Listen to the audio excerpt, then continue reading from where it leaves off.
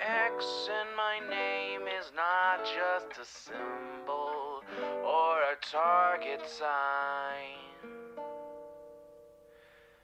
A spell that attracts all who spit facts online all the time. Can you see it? All the ones who drag my name every single day. Can you see it? Can you see it? Can you see it?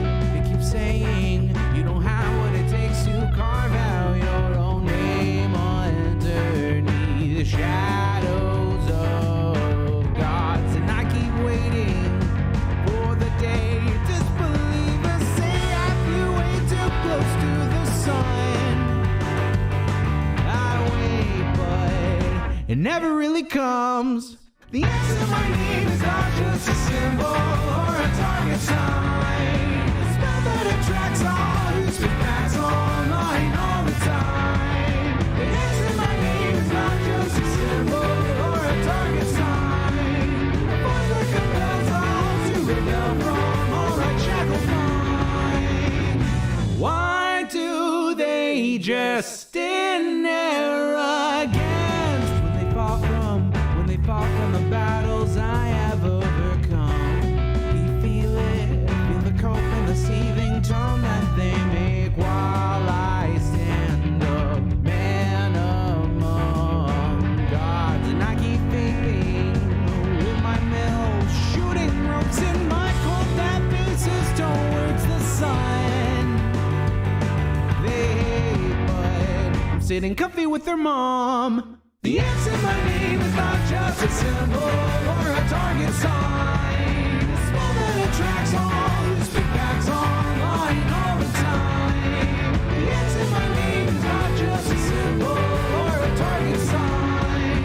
A voice that compels all to rebel from all that shackled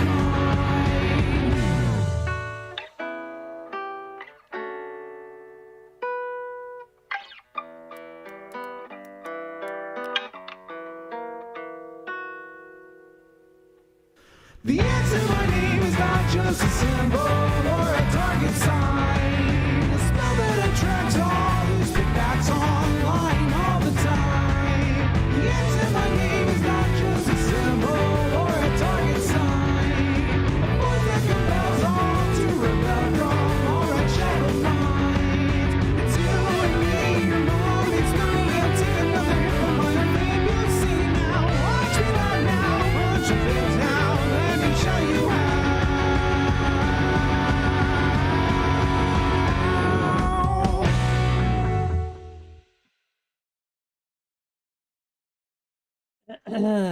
Oh, hello everybody.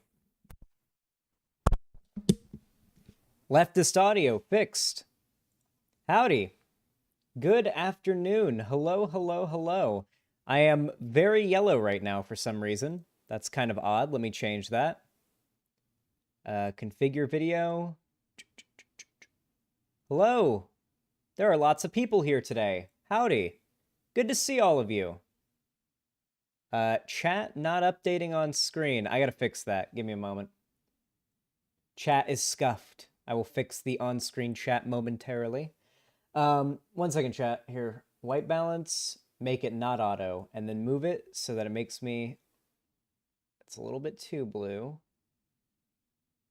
That seems about right. That seems about right. Did it turn autofocus on? It sure as hell did. Also turn on auto exposure. Yeah, it's the exposure I like to be at. I just like to up the gain a little bit to compensate for the low exposure. There we go. There we go. That's a good. That's a good. That's a spicy meatball. That's a spicy meatball. Got called by a Nazi by a tanky. Got called a Nazi by a tanky shortly after he advocated for the genocide of Ukrainians. Well, Wingo, that's what tankies do, my friend. Papa Gut found out why Destiny got banned. It's really crazy. I saw the video, and it was a meme video, and it was a joke, and it's not real. Xanderhal, are you a furry? I feel like a lot of lefties are furries or have furry tendencies. I do agree that a lot of lefties do tend to have furry tendencies or just outright be furries. No, No, I'm not. My biggest kink is MILFs. MILFs are by far my biggest kink. Um, yeah, it really is just MILFs. Yeah, it's more or less that's my go-to. If they had MILF conventions where you dressed up in a MILF suit, okay, maybe I'd be there. All right, but no, the furry stuff not really my thing. I'm not a furry. Shut. Oh, you're a furry, Poob. You are definitely a furry. Poob, you've never not had a furry avatar on VR chat. You're a furry. Hey, you know how you can tell who is and isn't a furry? Look at their avatars on VR chat. Do you know what avatar I use on VR chat? It's custom Spartan armor that Salty Ace made me with like my. It's basically like a Master Chief suit, like Spartan armor, only it's black and white, and it has my logo on it. It was custom made as like a Xanderhal theme Spartan suit. So that's my skin that I wear in VR chat. And other than that, I've got like an SCP agent. I've got the Uganda Knuckles and some other like meme ones. I don't have a single furry or anime girl avatar in VR chat. All right. If you want to know if someone's secretly trans or whatever, you look and see if they've got a bunch of anime girl avatars in their thing on VR chat, because that means they transform into those avatars all the time.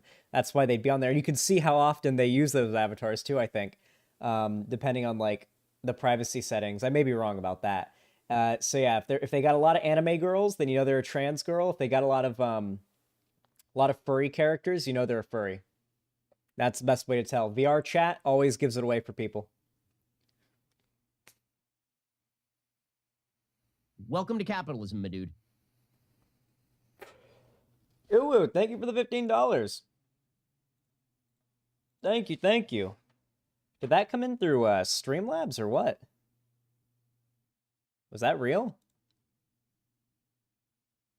Huh.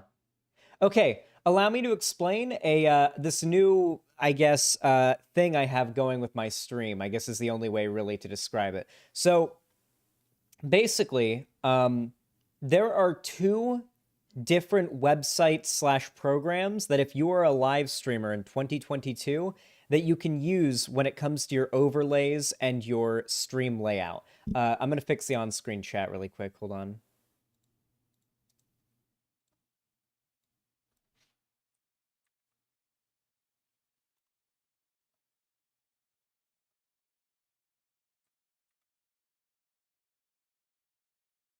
There we go.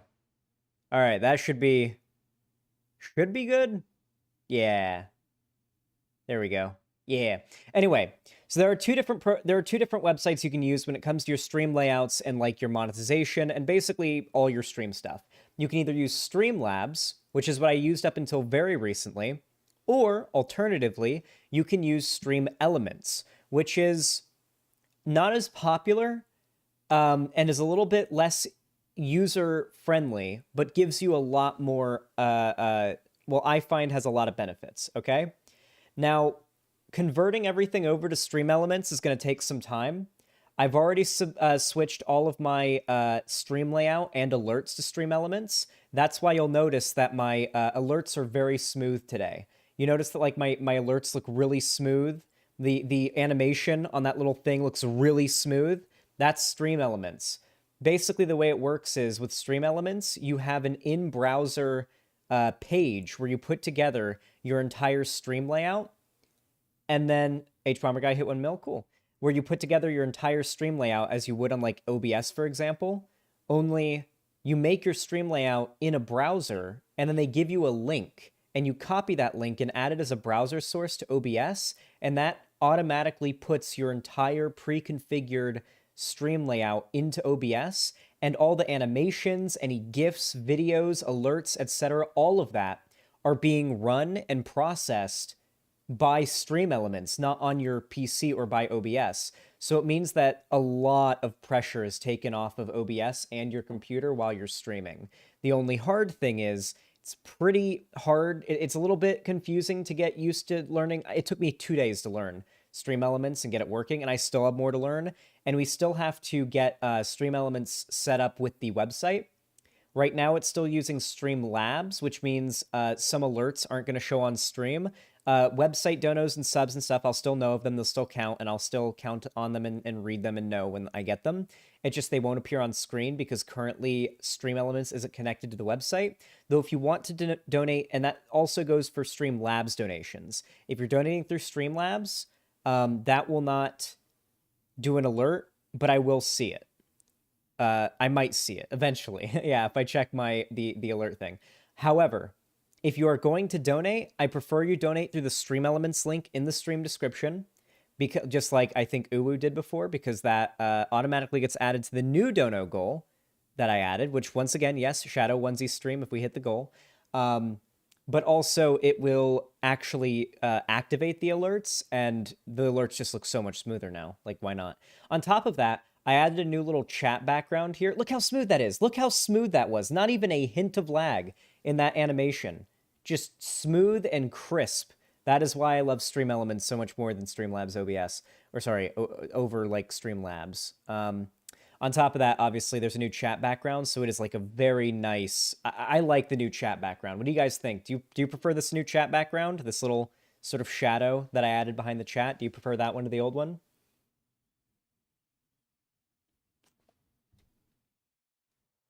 Looks nice? Hell yeah. I think it's the nicest we've had for sure. Yeah, and all the animations for the alerts and for that like unraveling socials little thing, those are all like really smooth now. It's really cool. Did Stream Elements show my message? No, it didn't, Ulu. I'm still working. I'm gonna have to search here. Let me search Stream Elements and see the most recent donation so I can read it. The weird thing about Stream Elements, the thing that makes it kind of where can I see my donations? I assume that they let you see the donations you've gotten, right? Activity feed? Yeah, there we go. Uwu, thank you for the $15 donation. I really appreciate that. Says, you said scuffed. You're an honorary Welshman now. Welcome to the team, fellow Kimiri. Yes, Kimiri is pronounced cum. Wait, Cymru? Is it pronounced cummy or Cymru? Because by... No, it'd be pronounced... Cymru would be how it's pronounced, right? Cymru. It would have to be pronounced Cymru. Right, Uwu? Is it pronounced Cymru? Cymru. Is it Cymru or Cymru? Or Cymra, maybe. Cymru? That's great. The Cymru I can't. Cymru copter. Whenever... Okay... Denim's taught me this, like, this mouth thingy that you can do to annoy people that is hilarious. She told her a friend of hers that's like a Twitch streamer taught her Welcome to this capitalism, thing. And I've been trying to practice it to get good at it. She does it on her stream sometimes. You got to go to her stream and ask her to do it, because I can't even do it nearly as well. Athena Samurai, thank you so much for the $5. Really appreciate that. Read the message in a second. I'm going to try my best to do it. I got to get my lips moist, though.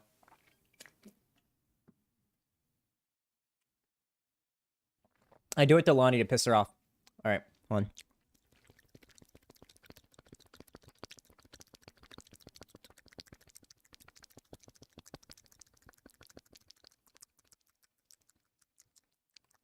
Yeah, I think I got it there for a second. I got it pretty close, but like you got to get better at it. You can do it way faster and way louder with very little mouth movement. Watch the new TikTok, Zan. Lonnie made a new TikTok. New TikTok. Where new TikTok? Oh, there it is. Lonnie made a new TikTok. Yes, get it, I guess. Howdy, how are you? Dude. I'm not okay. Oh, neither am I. None of us are okay. Howdy, how are you? Yeah, he has a black shirt on. He's white. He has a mustache. He has blonde hair. He's sitting down in a gaming chair. Yeah. Yeah, I think he's kind of hot too. Yeah. Yeah. Okay. You want me to hook you up with him? What is going on today? Yes, get it, I guess. Howdy, how are you? How are you? That's a good TikTok. That's a good fucking TikTok. Can I like my own? Oh, I can like my own TikTok. That's dope. That's a good fucking TikTok. Go follow me on TikTok, okay? TikTok ghosted her. Listen, okay, I've got a girlfriend, all right? I only fuck bi and pan women because then I can organize a three-way, all right? Because I don't cheat on my girlfriend. I'm a good man.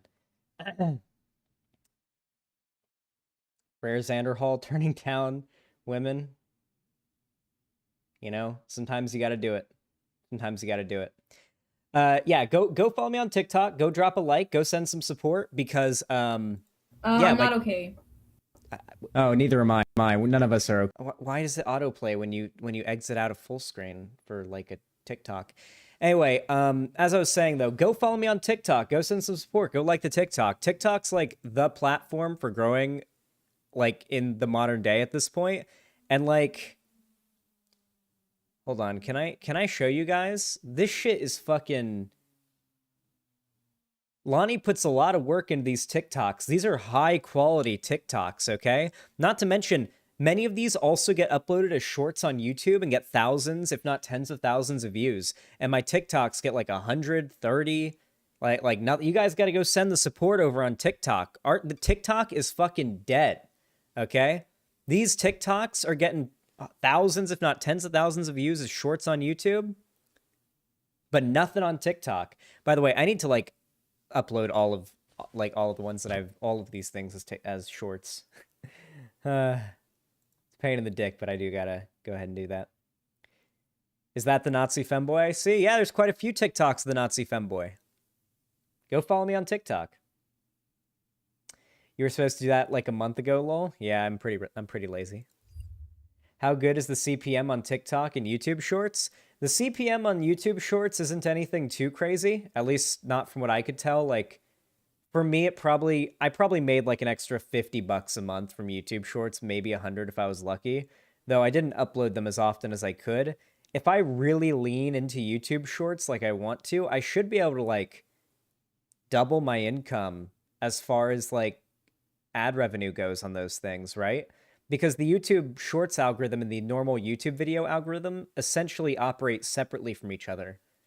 So like you could just have a YouTube channel where your videos get like 5 views per, like this is unlikely, but like your videos get 5 views, but your TikToks get millions. I mean, that is possible. If you do more Mega stuff, I'll make a ton of funny YouTube shorts. Oh yeah, I definitely want to do more TikTok. Has there ever been a given reason as for why a good chunk of femboys turn out to be Nazis? I think a lot of it has to do with the same reason why a good chunk of trans women were like reactionaries before realizing they were trans and coming out. I think that internally, like a lot of people realize that they've got like something about their personality or something about their preferences, sexuality, gender identity, etc. that's, as they would think, abnormal. And then as a method of overcompensating for society's acceptance, they become the most hateful advocates against what they are. I found that's fairly common, you know? Like Nazi femboys are like super duper in denial about being gay, or they get into that like they'll get into that like phase where they're like, yeah, I'm gay and I like getting fucked in the ass and I'm a femboy, but I'm still a traditional Catholic groiper conservative Nazi and I want that white ethno state with our traditional. It's like, bro, when your butthole's not tight enough for Nick Fuentes to have fun with anymore, they're just gonna kill you if the Nazis win. They're like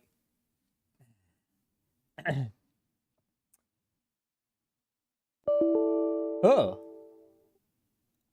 Thank you, OBS, for telling me now. Hold on a second. Settings. It would be in general, right? No, it'd be in output. Yes. Recording. Recording path. Can I change the recording path while I'm streaming? Oh no. Oh no, chat. I can't record any segments today on my computer. I'm not recording, Lonnie. It can't record without a path. Yeah, Cherry's gonna have to rip the VOD. Cherry hates doing that. Cherry hates doing that. You remember to hit record? Athena Samurai, this has nothing to do with remembering to hit record, no. Basically, the other night, I spent a couple hours cleaning out my computer, which also meant reorganizing some of my files, which Welcome meant to my capitalism, recording dude. folder is now not where it's used to being, which means now OBS, for some reason, needs me to relocate the same folder for them that's literally now just 2 clicks away from where it was. But I can't even click the field to enter the new recording path while streaming. OBS has to not be active. Like, I can't be live to do it. So I'd have to end stream, which would mean creating a whole new event, which means losing all my viewers and relying on all of you coming to that new event. I don't trust you guys enough for that. I know for a fact only a fraction of you would. Yeah, it's just, yeah. So unfortunately, we're going to have to not have that. Can't you free up space in the set folder? Cotton D-pad, you did not hear what I said. I did free up space in my entire computer. Space is no longer an issue. The problem is I also reorganized my files, which meant I moved my files and their locations barely, but enough that now OBS wants me to reselect them, which means I have to reselect the recording folder for them to send the recordings to before it'll even let me record anything. But I can't set a recording folder while live.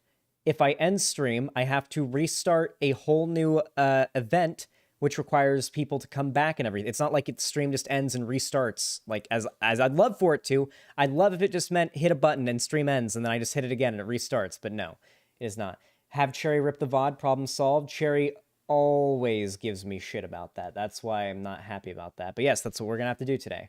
That is what we're going to have to do today. If you recreate the original path, it should just let you record, and you can change it later. You think so? Let me try.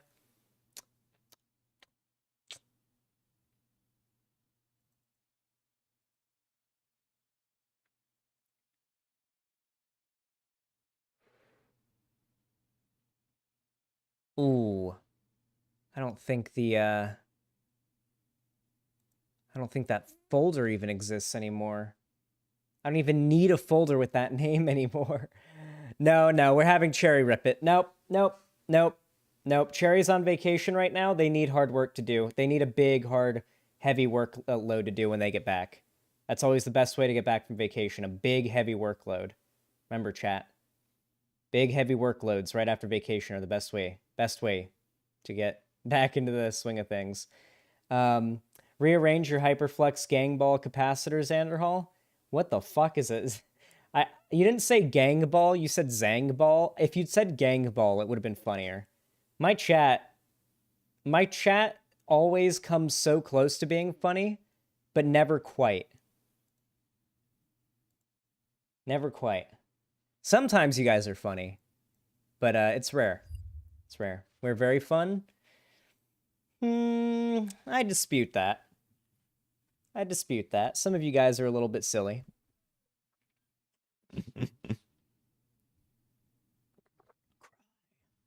Cry for me.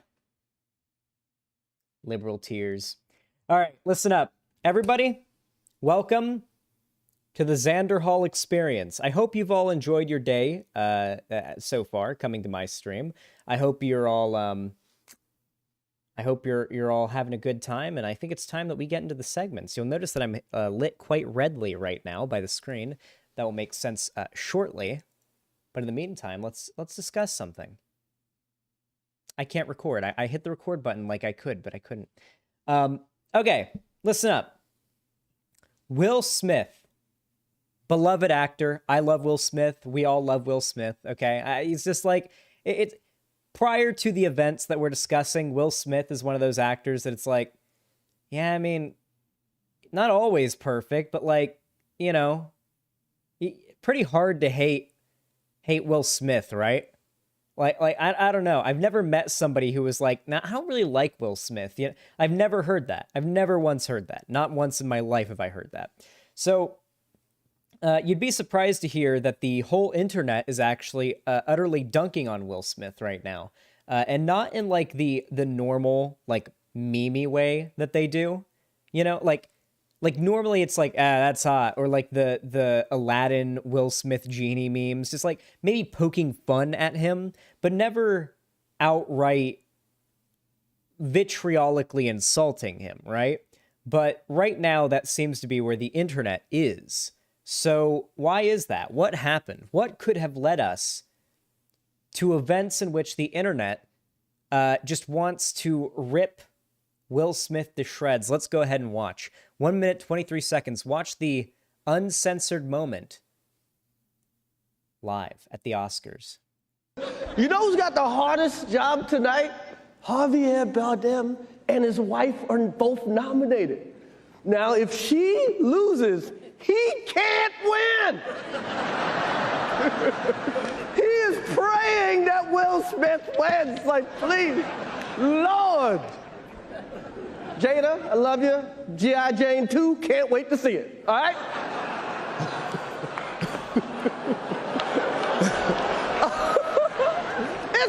That was a nice one. Okay. I'm out here. Uh-oh, Richard. Oh, wow. Wow. Will Smith just smacked the shit out of me. Keep my wife's name out your fucking mouth. Wow, dude. Yes. It was a G.I. Jane joke. Keep my wife's name out your fucking mouth. I'm going to, okay? Okay. Woo! Okay.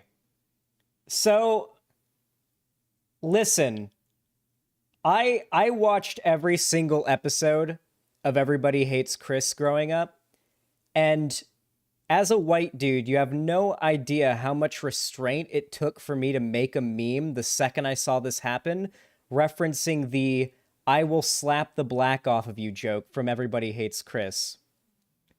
I wanted to make that joke, but I just knew Twitter couldn't handle it. But it's the first thing that I thought. Anybody who's seen Everybody Hates Chris, like, knew immediately. The first thing that came to mind, the first thought I had when I saw that was, oh, Chris Rock's gotten slapped much harder than that. I just realized my camera is like flipped. I need to do something about that, don't I? Look, fixed. Yeah, very, very severely underrated show. Yeah, it's sad I don't really hear about it much. Like, you don't really see many memes about it. It doesn't really, like, it never really, like, stuck around, I feel like, culturally on the internet as much. Very funny show, though. Highly recommend watching it if you haven't already. Anyway, that was the first thing I thought. Anyway, Chris Rock, famous comedian, very well known for dunking on mainstream celebrities. A lot of his humor is, you know, he is made fun of quite viscerally, in fact, probably everybody in this room.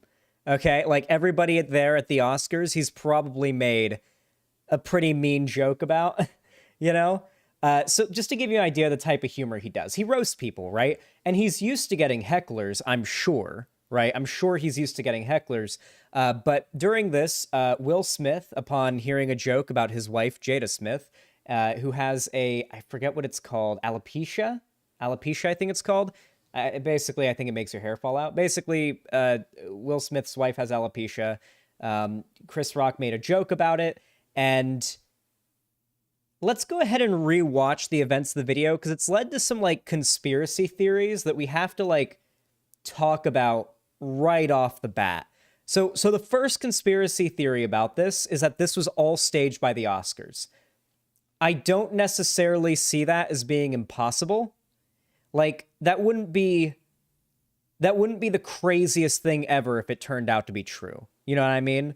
Like, the Oscars have been dropping in ratings like crazy for a long time. Staging a little, you know, fake slap event like this, you know, on stage, you know, like, it is greater than a zero chance. The circumstances do seem pretty perfect, right? Like Will Smith being right there in the front, you know, and the slap, let's be real, not looking that hard. Like, as hard as Will Smith could probably slap a motherfucker, he did not slap as hard as he could.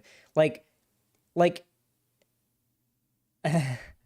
we'll get into it in a moment, but like, I don't know. There are chat broken. Oh yeah, I forgot this chat. Listen, guys, there's some growing pains getting into the new stream elements like layout thing. These shouldn't be like repeat issues. It's just the first stream with them. There's gonna be like some things and be like, oh, I forgot to do this. Gotta fix that. So yeah, there we go. Fixed. Anyway, so there are a lot of like conspiracy theories. I mean, there's really nothing other than that you can really call them. They're conspiracy theories. There's basically a bunch of conspiracy theories rolling around the internet that like this was staged by the Oscars. Is that crazy? It's not the craziest conspiracy theory I've thought of. It wouldn't be too out there, but let me get into the crazier one. And we're going to get into that right, upon, reinspection of this clip. Hardest job tonight, Javier Bardem and his wife are both nominated. Now, if she loses, he can't win. He is praying that Will Smith wins. Like, please, Lord. Jada, I love you. G.I. Jane 2, can't wait to see it. All right? All right. You guys can't see, so I'm gonna move it down, but oh no, chat. So as you can see here, it looks like Will Smith is, cracking up at that joke, while Jada Smith is looking quite offended about it and is like in the throes of like giving him the look almost. This is at least the what the body language experts on Twitter have been able to put together. It looks like she's kind of like rolling her eyes, maybe giving him a look. The camera's cut too quickly to be able to tell, but it looks like she's rolling her eyes. She clearly doesn't look amused at the joke, nor should she be. It's a, off-color joke to be sure. Hey, if Chris Rock's mom was sitting in this chair instead, or was just in the audience, she would have smacked Chris Rock harder than Will Smith did for that joke. Okay? At least if everybody hates Chris as anything to go off of, the smack would have been much harder, all right? For something like that, yeah. He could have just yelled, "Keep my wife's name out of your fucking mouth." Yeah, that too, right? But so it seems like Will Smith's laughing, and this seems like a genuine laugh too, but then, he's laughing. Now, here's where the camera cuts. We don't get to see really, like, at least I haven't seen on Twitter or anything. I haven't seen any of what happens in this time. For all we know, it could have just been Will Smith was, like, laughing like, "Huh, you said that, right? You're really going to say that about my wife in front of everybody? You're really going to say that?" That could have been the laugh he was doing. Very well. I mean, I think it's probably more likely than, like, his wife, like, as soon as the camera's cut, his wife gives him the "go smack the shit out of him" look, and he goes, "Okay," and runs up there and smacks the shit out of him. There's also been people saying that, like, apparently it's common knowledge that, like, Jada Smith was cheating on Will Smith for a long time, and he was, I guess, cool with it or something. And so people are calling him a cuck and saying that, like, I don't know. It's really bizarre. A lot of, like, the incel types have really jumped on board with this and have, like, been kind of weaving a certain narrative out of it. I don't really care for that narrative. They've been in an open marriage for years. That isn't cheating. Oh, okay, yeah, that doesn't surprise me. The internet has a tendency to basically, like, listen, if you're a public figure and you're in an open relationship, don't pull a Destiny. I assure you, you don't have what Destiny is capable of, okay? Don't be public about it. You will get utterly shit on. The internet is not capable of conceptualizing the idea of someone being, like, not jealous about their partner doing something with someone else and that not being a big deal. I can't understand it personally. Like, I'm not into open relationships and I wouldn't be okay with my girlfriend being with anybody else, but I don't judge others or shame others who are cool with it, The internet, on the other hand, does not share my opinion. My opinion is the more accepting one compared to most of the internet. That was a nice one. Okay. I'm out here. Uh-oh, Richard. So, like 8 seconds, maybe 6 seconds passed between him say like Will Smith laughing in the screen cutting and him saying "uh-oh," and then JoJo walks up on stage and just so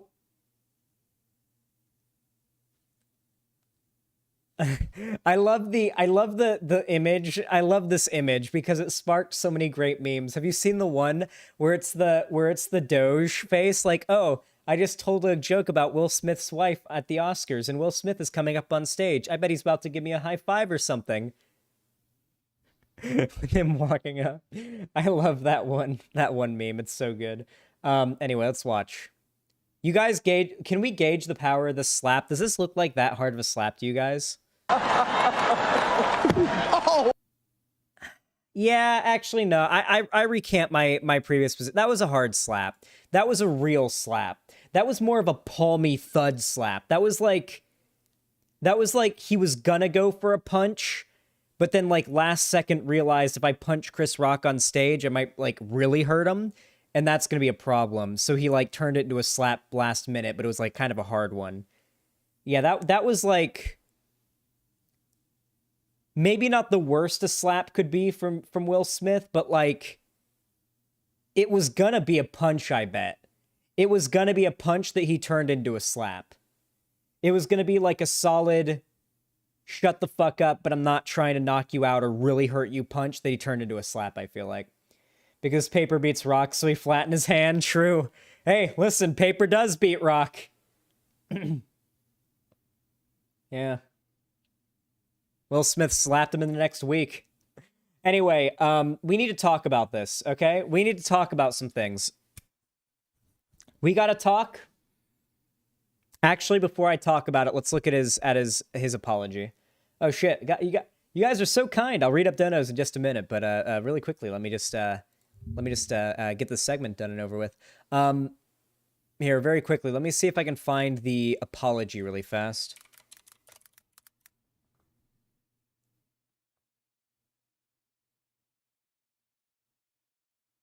Does anybody have his apology post? Not his on-stage apology, his post that he made, like, today. I can find it. If I have to.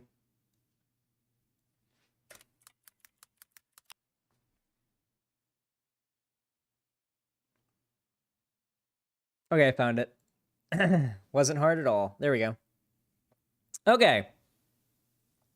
Will Smith has issued a full apology for his actions at last night's Oscars. Oh yeah, Will Smith also went on to win an Oscar and not be, like, kicked out of the building or, like, anything like that, so it's worth mentioning that. Like, there was, like, a standing ovation at one point, like right after the here, we can rewatch the video really fast here. Let's rewatch. Oh, wow! Wow! Will Smith just smacked the shit out of me. Keep my wife's name out your fucking mouth. Wow, dude. Yes. It was a G.I. Jane jump. Keep my wife's name out your fucking mouth. I'm going to, okay? Okay. That was a greatest night in the history of television. Okay. By the way, listen, he took it like a champ, okay? The best way for him to take this would be to say, almost in a starstruck way, I just got smacked by Will Smith at the Oscars. And then to say, this was the greatest moment in television history maybe ever. What a baller way to respond to just getting smacked on stage. I'm also going to go over his apology, and then we're going to get into the discussion about toxic masculinity, okay? We're going to do... I am going to play devil's advocate as hard as I can, but I am still going to fall firmly on one side of the issue. Though I hope that you guys, when I do give my take on this, that you guys will wait until the end of my take and hear my final opinion, because I'm going to sort of build up to it. You know what I'm saying? Like, it's going to start out as like, so here's what happened. Here's the thought process behind this person acting. Here's the thought process behind this person acting. And then lead to like a moral conclusion. And then I have a whole other segment at the end of this I want to talk about, having to do with how I think this event may contribute to online culture pushing more towards that of you know, the right being more dominant, because I do think that will lead to this will lead to that a bit more, and why that's also a problem. And we're gonna have a little bit of a talk about toxic masculinity. It's gonna be great. Anyway, here's the apology. Violence in all its forms is poisonous and destructive. My behavior at last night's Academy Awards is unacceptable and inexcusable. Jokes at my expense are part of the job, but a joke about Jada's medical condition was too much for me to bear, and I reacted emotionally. I would like to publicly apologize to you, Chris. I was out of line and I was wrong. I'm embarrassed and my actions were not indicative of the man I want to be. There is no place for violence in a world of love and kindness. I would also like to apologize to the Academy, the producers of the show, all the attendees, and everyone watching around the world. I would like to apologize to the Williams family and my King Richard family. I deeply regret that my behavior has stained what has been an otherwise gorgeous journey for all of us. I am a work in progress. Sincerely, Will. Just apologize to Chris personally? No, if you're a public figure, apologies, like, you need to do, like, a first and foremost private apology, like, reach out, text, call, talk, and say, yo, hey, I'm sorry, but a public apology is probably still warranted when we're talking public figures this large. This apology, first and foremost, okay. Hey, Begging Brat, how's it been? Good to have you here. This apology from Will Smith, well, what it most likely was PR. I imagine that somebody wrote this for him and he didn't write it. He's rich enough to hire people to write that. Regardless, though, the letter was this apology was probably to like save face and, you know, cover for him. But assuming that it wasn't, a lot of people have been attacking the wording of the first paragraph of the apology. And I need to talk about this really fast. I'm going to play a little bit of defense for Will Smith here. All right, so chill down. But violence in all its forms is poisonous and destructive. My behavior at last night's Academy Awards is unacceptable and inexcusable. Jokes at my expense are part of the job, but a joke about Jada's medical condition was too much for me to bear, and I reacted emotionally. A lot of people got mad when he said, but a joke about Jada's medical condition was too much for me to bear, and I reacted emotionally. A lot of people got really mad about that because they thought he was giving excuses. I'm going to talk really quickly about something the internet has a tendency to do that really does kind of frustrate me. Like really frustrates me. Okay. So there is such thing as like the courts, right? We have the law and we have the courts, where if you break the law, then you are tried by a jury of your peers and, you know, yada, yada, you got a lawyer. Yeah, you have a fair trial, ideally, so on and so forth, right?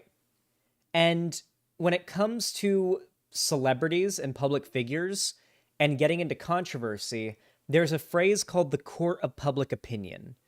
And this phrase evokes the term court for good reason. There are a lot of comparisons to make between the courtroom legally and, you know, how someone could be condemned there, and the courtroom of public opinion where, you know, you need to prove to the broader masses that you are worthy of not being condemned, essentially, right? There are some parallels to be drawn there. Something I find interesting, though, is that when somebody on the internet does something wrong, or a public figure does something wrong, and they put out an apology for it, regardless of whether or not the apology is you know, deemed to be genuine or not, we can't really know that. It always feels like if there's ever any inclusion of an explanation for why the person did what they did, that it's making excuses, which is weird because in law, the police and like prosecutors and all our criminal justice system encourage the criminal or the suspect in question to give their side of the story and their reasoning as much as possible, because that means they can get as many details about what happened in the crime as possible and get like a story out of it, like a coherent line of events out of it, which helps them prosecute, right? And yet it feels like when it comes to the court of public opinion, if you ever, and I'm not saying that that's maybe the case here with Will Smith. I'm not even trying to defend Will Smith specifically. This is just a tendency I've seen a lot. If you so much as dare explain the motivation behind your actions, like, I don't know, like you're a human who made a mistake, like maybe you're not like evil and like you maybe had, you know, understandable motivations behind your actions that if explained might maybe not make you look a little bit less like an evil piece of shit than you did before. Like, it feels like the internet takes so much issue with like trying to humanize yourself when you make a mistake. And I understand where there can be a soft spot for that, but like, God, sometimes it can be really obnoxious. Anyway, now we need to talk about the real meat and potatoes of this topic, okay? The real meat and potatoes. And that is toxic masculinity. In our society, Joe, come on, you guys know what emo to type when I say society. In our society, if you are a man, certainly if you're a cis man and you're straight, and you have a wife or a girlfriend, society basically measures your worth as a man and how much respect you deserve as a man on how you are able to defend yourself and your property. In our society, a man who can't defend his home, a man who can't defend his belongings or his own life, isn't very well respected. Is anyone going to disagree with that? I'd be surprised if you did. Any man who can't do these things is generally, broadly by society, not as well respected as a man who can. People look up to dudes who give off an imposing stature and can obviously defend themselves and their property. And naturally, in our society, a very misogynistic society, whether we realize it or not, we do treat women like property when it comes to relationships. Even the most progressive of us do at times. We do. It's even, you know, obvious in our language, you know? Is that your girlfriend? I mean, we do it with, you know, obviously your boyfriend, right? But there's a level of possessiveness right there, right? And then on top of that, you know, our society encourages monogamy a lot as well, which encourages jealousy and other things like that. So it leads to this sort of playing field in which if somebody takes a jab at your girlfriend or wife or whatever, or like does anything like that, then you as a dude are put in a situation, right? Either you let it slide and you look like you can't defend your property to, I guess, the more chauvinistic and toxic masculinity like aspects of society, or you step up and you do the masculine stand up, defend milady's honor thing, which may potentially come off better to broader society, but may also upset the person in question that you're trying to defend. Because something you have to remember is women aren't necessarily thrilled about society treating them like objects or like possessions of men that they're in relationships with. So the implication of having to defend milady's honor, at least from a woman's perspective in many cases, is essentially a reinforcement of the idea that she is just a guy's property and that this is like a dog defending their property, right?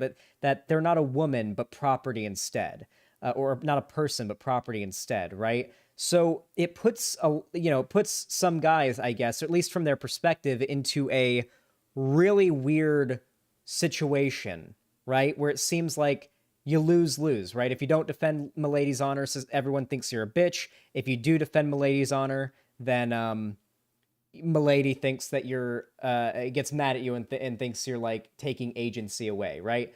And for good reason, right? It's an upsetting situation that a lot of dudes do feel like they're in. However, enough playing devil's advocate here. Well, that may be a very real sort of, I guess, dilemma to be in. That does not give an excuse to act unacceptably. If you're in if my fellow men out there, if you're watching and you're ever in a situation like this, and you're like at the bar, and like some dude, and you're with your girlfriend and some dude walks up and like starts hitting on her, you probably shouldn't attack the dude. As much as it may seem like the macho masculine thing to do there, probably think for a moment and don't do that. Our society has reached a point where encouraging violence isn't really like, or engaging in violence whenever you get mad isn't really going to work out well for you. If Will Smith wasn't a celebrity and he just walked up to some random person on the street and done that, it's very possible he could have gone to jail. Like, don't realistically think that you can do something like what he did. Like, if somebody starts insulting you or your family or your partner or whatever, you can just walk up and punch them or smack them. Most likely you're gonna get taken off to fucking prison. Okay? Yeah, like, it's probably not worth it to throw hands with people, but it is up to you. Here's where I'm going to dip into another aspect of my opinion. I'm not mad at Will Smith. I'm not mad at him at all, because I do think that overall this isn't a very big deal. The fact that it was televised to a lot of people is what made it a big deal, but on its own, the idea of a guy smacking another dude in the face over insulting his wife isn't really, you know, anything to be concerned about at the end of the day. It's not really that big a deal. And frankly, nothing that, like, if my friend did what Will Smith did at a comedy, if like me and my friend were at a comedy club with my friend's girlfriend, and then my friend walked up and smacked the comedian on stage in the face because the comedian insulted his girlfriend, do you think I would end my friendship with that person or have less respect for that friend? Of course not. I mean, like, fuck. I mean, talk shit, get hit, I guess. I mean, not what I would have done. Maybe not the smartest decision, but I mean, I'm not going to get pissed about it. Like, I've certainly not lost a drop of respect for Will Smith over this, frankly. People are talking about this instead of the amount of anti-Semitic hate crimes going on right now. It's disgusting, Xanderhal. Okay. People can talk about multiple things at once, all right? I hate when people say people are talking about blank instead of blank. And it's like, okay, I understand that, but if it's like if people are only talking about blank instead of blank, then sure. But like, people can multitask. I can tweet about Ukraine 1 minute and then the slap the next minute and then Elden Ring the next minute and then back to Ukraine the next minute. You know, like, it's not like once I've tweeted about the next thing, I've moved off from, like, or I guess society has moved off from the last thing, you know? For the most part, the environment this joke was being set in is an important factor to this. That is true. Overall, as far as the slap goes, anti-Semitic Xan exposed? How? As far as the slap goes, it's not that big a deal. I really don't. I think that most likely, like, it's... I don't know. It's just not a big deal. Like, I don't know how else to word it other than nothing insane is going to come out of this. Though, the one thing, the most significant thing that I think will come out of this, unironically, has to be the comedy, the community of comedians and, like, the sort of push to the right it's taken recently. So for those of you guys that aren't aware, back in 2014, there was this prevalence in comedians talking about how they can't make certain jokes without getting people offended about it. That PC culture had gone too far and that it was just too much. South Park made fun of it from 2014 to till today. They've still got PC Principal as a character. Gamergate came about making fun of the SJWs. And there was this whole push during this time, particularly around the Trump election period, where all the comedians were super mad and dunking on PC culture, political correctness, as they would say. And when Trump got elected, and like, they were all complaining about essentially getting canceled, complaining about people not being able to take jokes, complaining about people getting offended at their jokes, yada yada, complaining about losing gigs at comedy clubs, you know, so on and so forth. And, you know, this all sort of contributed to a societal push in which we saw, honestly, right-wing sentiment dominate modern culture and Trump win the election along with that.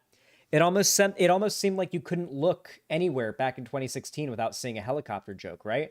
Like chat, do you guys remember like the like you could not look anywhere in 2016 without seeing an attack helicopter joke if it was anything having to do with trans people. Does anyone disagree with that?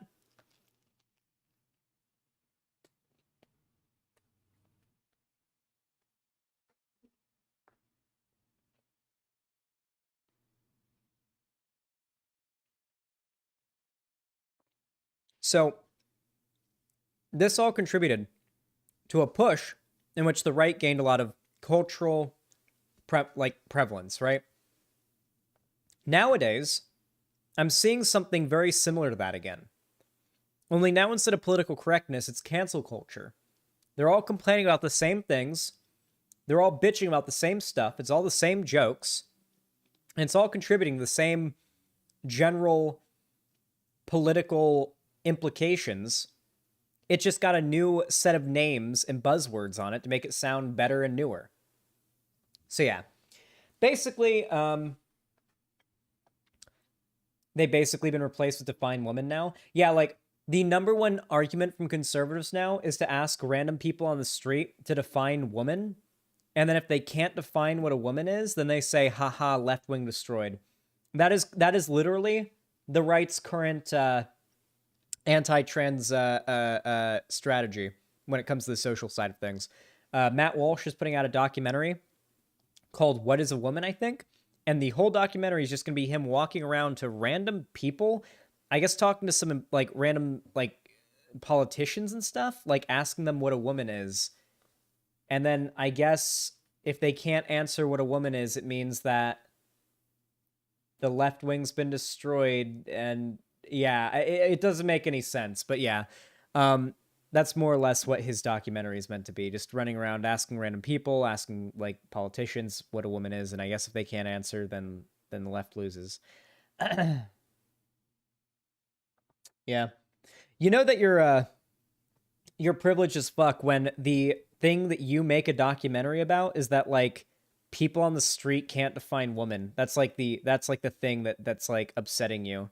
And like when you watch documentaries by progressive, it's like, hey, here's like the incarceration rates and how disproportional they are in the history of how like black people have been discriminated against in America. Oh, here's like the long history of like LGBT discrimination and the rates of violence committed upon them in our society.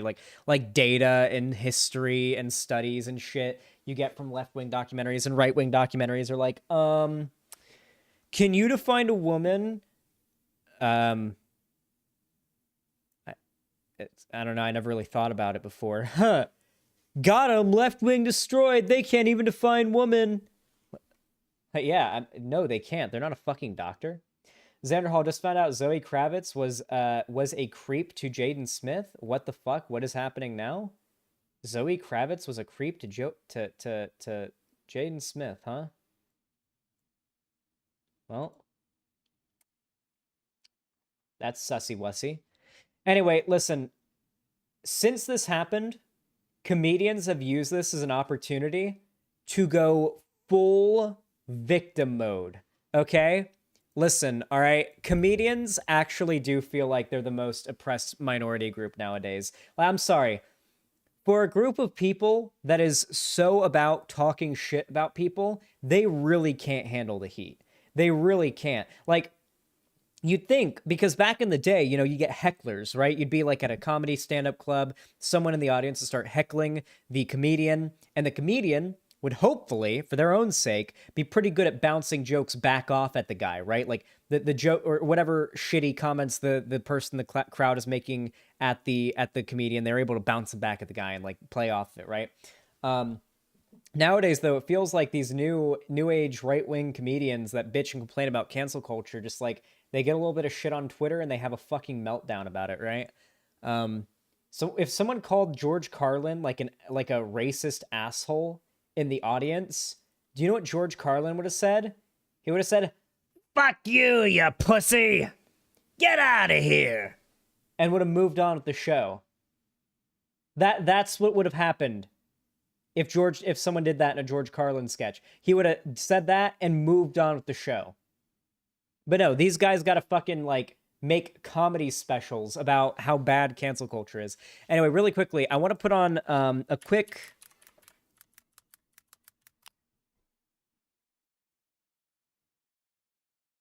I want to go ahead and put on a very quick clip from the new Philip DeFranco episode about the thing that happened. Because it's a little bit relevant. It's a little bit relevant to what I'm talking about here. And comedians playing the victim. Let's watch.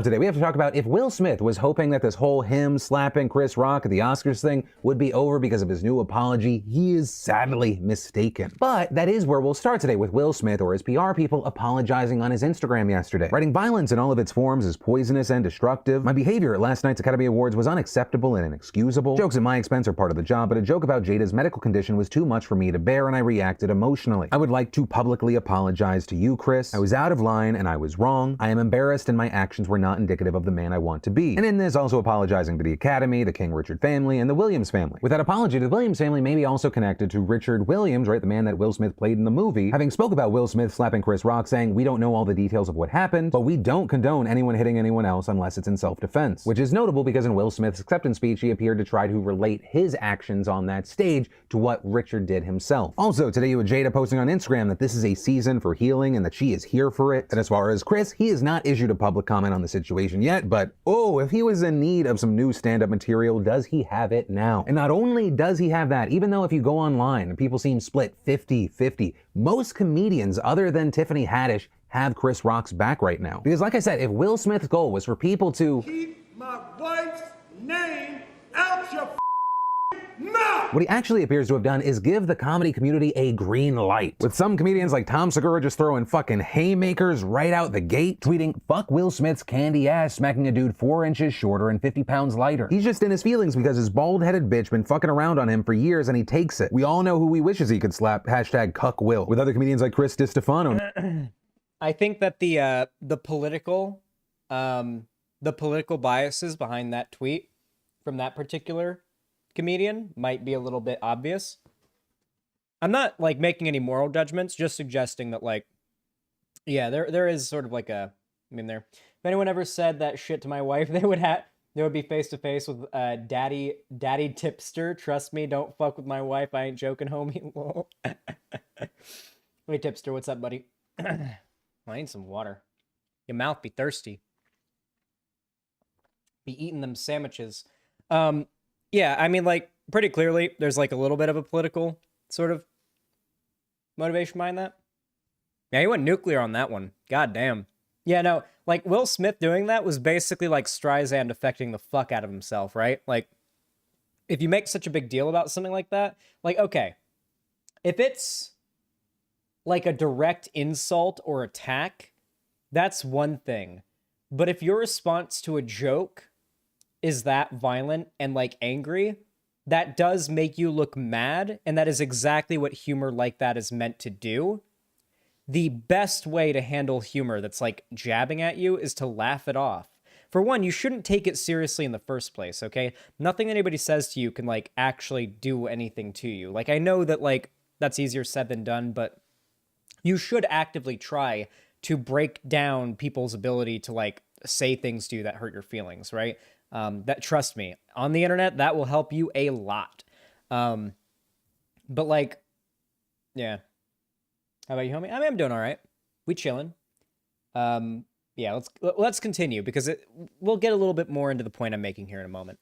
And he takes it. We all know who he wishes he could slap, hashtag cuck Will. With other comedians like Chris DiStefano making kind of impromptu videos from their car saying, "I am 100% on Chris Rock's side. I mean, really? You're gonna slap a guy over a freaking G.I. Jane joke? I don't care what happened in your life before this, or he's been making fun of Will Smith and Jada Pinkett Smith's relationship for a long time. It's like, what did Chris say after the Oscars? If he didn't make a joke about getting smacked into another dimension, then we need to cancel Chris Rock. Car rant, true. Fucking boomers and their car rants. If you ever see me upload a car rant on YouTube, just I give you permission. I give you permission to find me and kill me if I ever upload a car rant on YouTube. Oh yeah, that was good. Holy shit. So that's where all the room in my stomach was. Who the fuck cares about what some old guy vaguely related to Will thinks on this? Day after day, I'm pushed to believing corporations are using Satanism to brainwash people into giving a shit.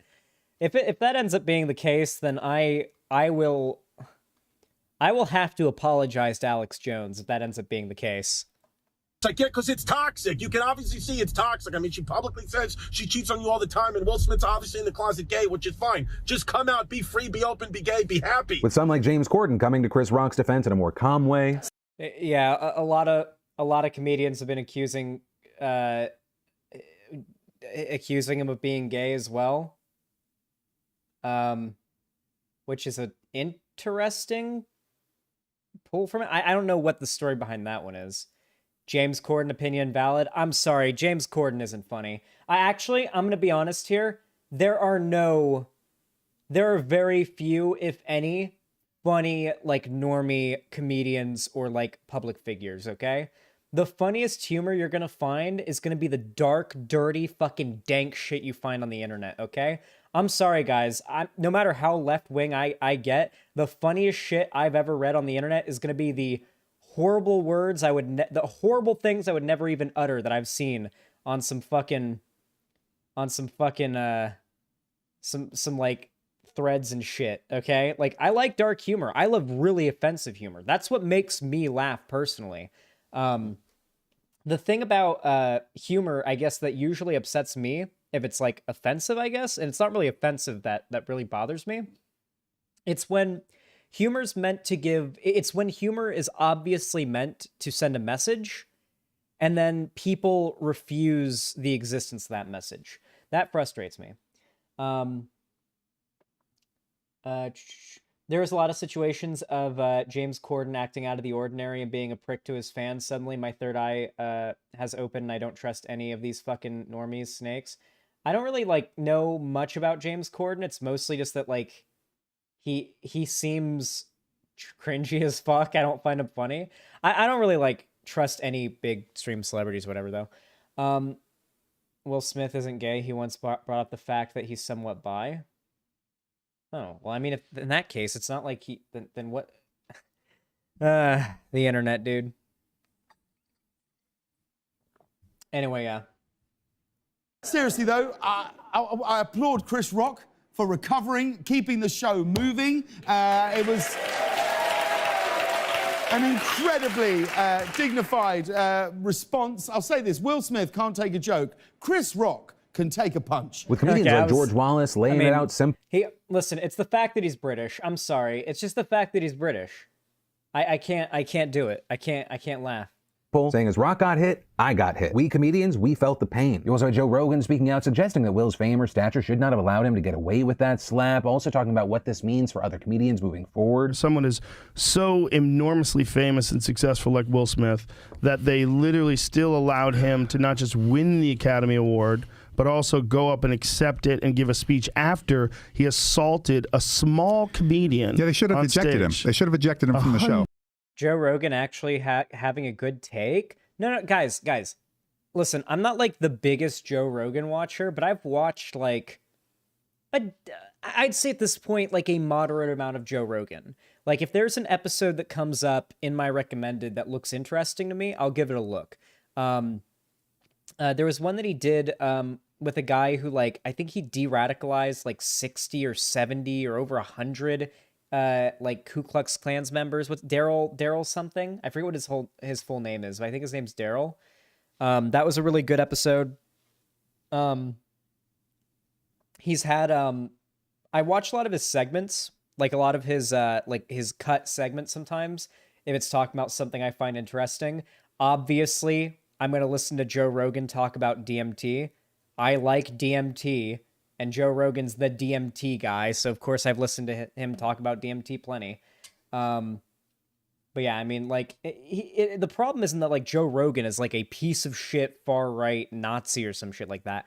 The problem with Joe Rogan, at least from my perspective, and I'd say most reasonable lefties' perspective, has always been that, like, Joe Rogan's whole thing is that he just talks to people, right? He's just like a bro They sit down, they hang out, they talk. Very appealing, right? There's a reason why people enjoy it. There's a reason this is the biggest podcast in the world. And one of the biggest appeals that Joe Rogan has is the feeling that he doesn't preach to you. Joe Rogan doesn't preach. He doesn't. Joe Rogan never, ever preaches to his audience. He just kind of like talks with people, and then that's it. And the audience comes out of it with whatever opinion they come out of it with. The problem with that, though, is sometimes he brings on people who are not quite as credible as he makes them seem. And then those uncredible people say things and spread lies or misinformation that millions upon millions and millions of people think that, you know, he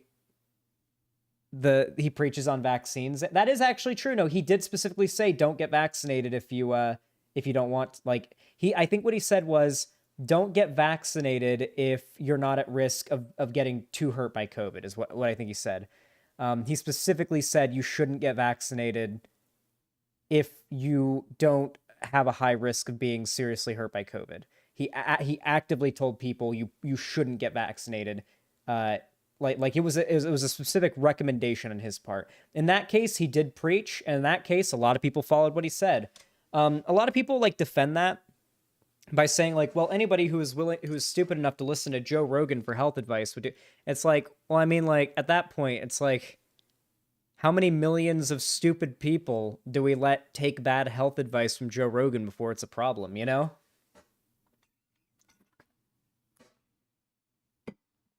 Like, I'm sorry, are stupid people dying in mass from you know, taking bad misinformation about a disease not seriously, like not a problem? Ben Shapiro has no understanding of anything relating to politics or history, as he frequently lets his conservative side take over when judging certain topics. He fucking sucks. After Joe Rogan spoke his mind about COVID, I suddenly no longer felt good about getting my booster shots. Can't tell if that's like Tipster just memeing in chat. Okay, let's continue. 100%. 100%. I agree with that. You can't just go smack a man in the face in front of the world and then go about business as usual. First of all, it sets a terrible precedent. Yes. In so many different ways. It sets a terrible precedent for comedy clubs. Yes. Like, are people Yeah, sorry. What Joe Rogan said specifically was, if you feel young and you feel healthy, you shouldn't get the vaccination. Yeah, that's what he said. If you feel young and you feel healthy, don't get vaccinated. There hasn't been enough research into it.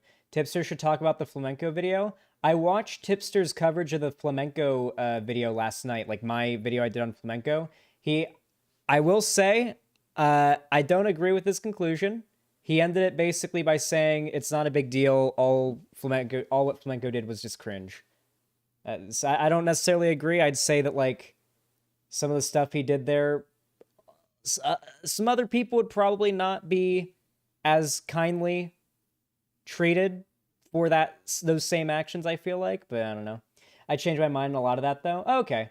Yeah, I mean, your mind very well may have changed since like the stream. That's happened with me as well. Tommy C also covered it and was sympathetic to. I haven't seen Tommy C's coverage. The only coverage I've seen so far has been Tipster's, because Tipster was the first person to cover it. And like the first day I dropped the video, I was like keeping an eye on Twitter and like watching how the video was doing and like seeing like how the general response was, because I was admittedly a little nervous releasing the video because, as I said before,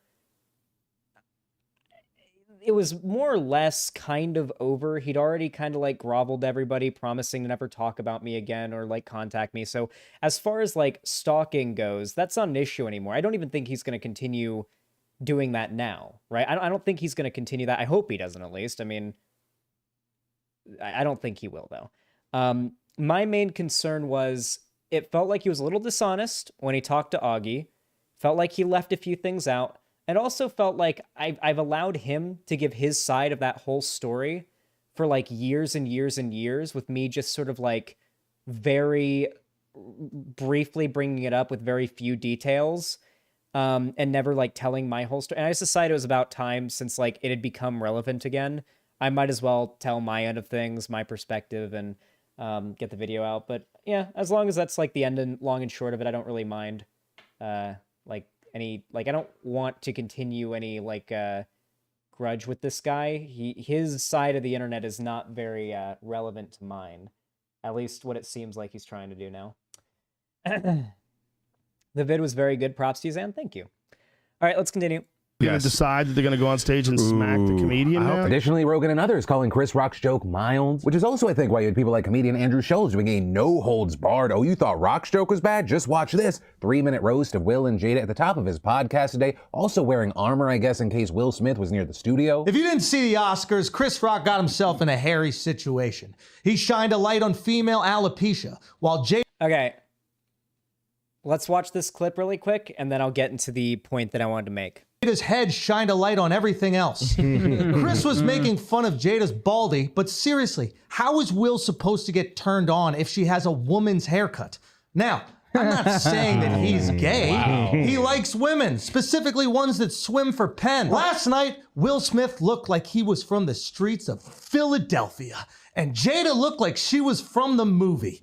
Now, after all that drama, Will Smith still took home an Oscar. I'm talking about the award, not a Mexican guy to f his wife while he watched in the corner. Okay, you gotta chill though. Now, to clarify, Will won the Oscar for Best Actor. People were saying it was for the Lifetime Achievement Award, and no, that's not it. That Oscar goes to the plumber that unclogged Jada's shower drain. Will, let this be a lesson to you. If you want to keep your wife's name out of other people's mouths, make sure to keep your hands off comedians. With Scholes also making a point that I've seen other comedians make, where it very much feels like this is the comedy community versus the Hollywood community. With him noting that even though the crowd was kind of in shock that this was a thing that was actually happening, they very much appear to be on Will Smith's side. Keep this in mind. All the people in that crowd have been made fun of by Chris Rock for the last decade. That's true. These are people who live in their own little Hollywood bubbles. Nobody ever gives them pushback. Nobody ever teases them. Nobody ever says nothing to these people. They don't have a sense of humor. You go see these shows and they're like groaning about all these jokes and then applauding when the joke is virtuous, right? Yeah. They see they have to go to these events because they want the public applause. Yeah. They want the public validation, but they know that they're going to get caught in the crosshairs from a Chris Rock joke, and it drives them crazy. And they were happy. With the likes of Jim Carrey also taking aim at the audience reaction and that is the part in particular that I wanted to talk about.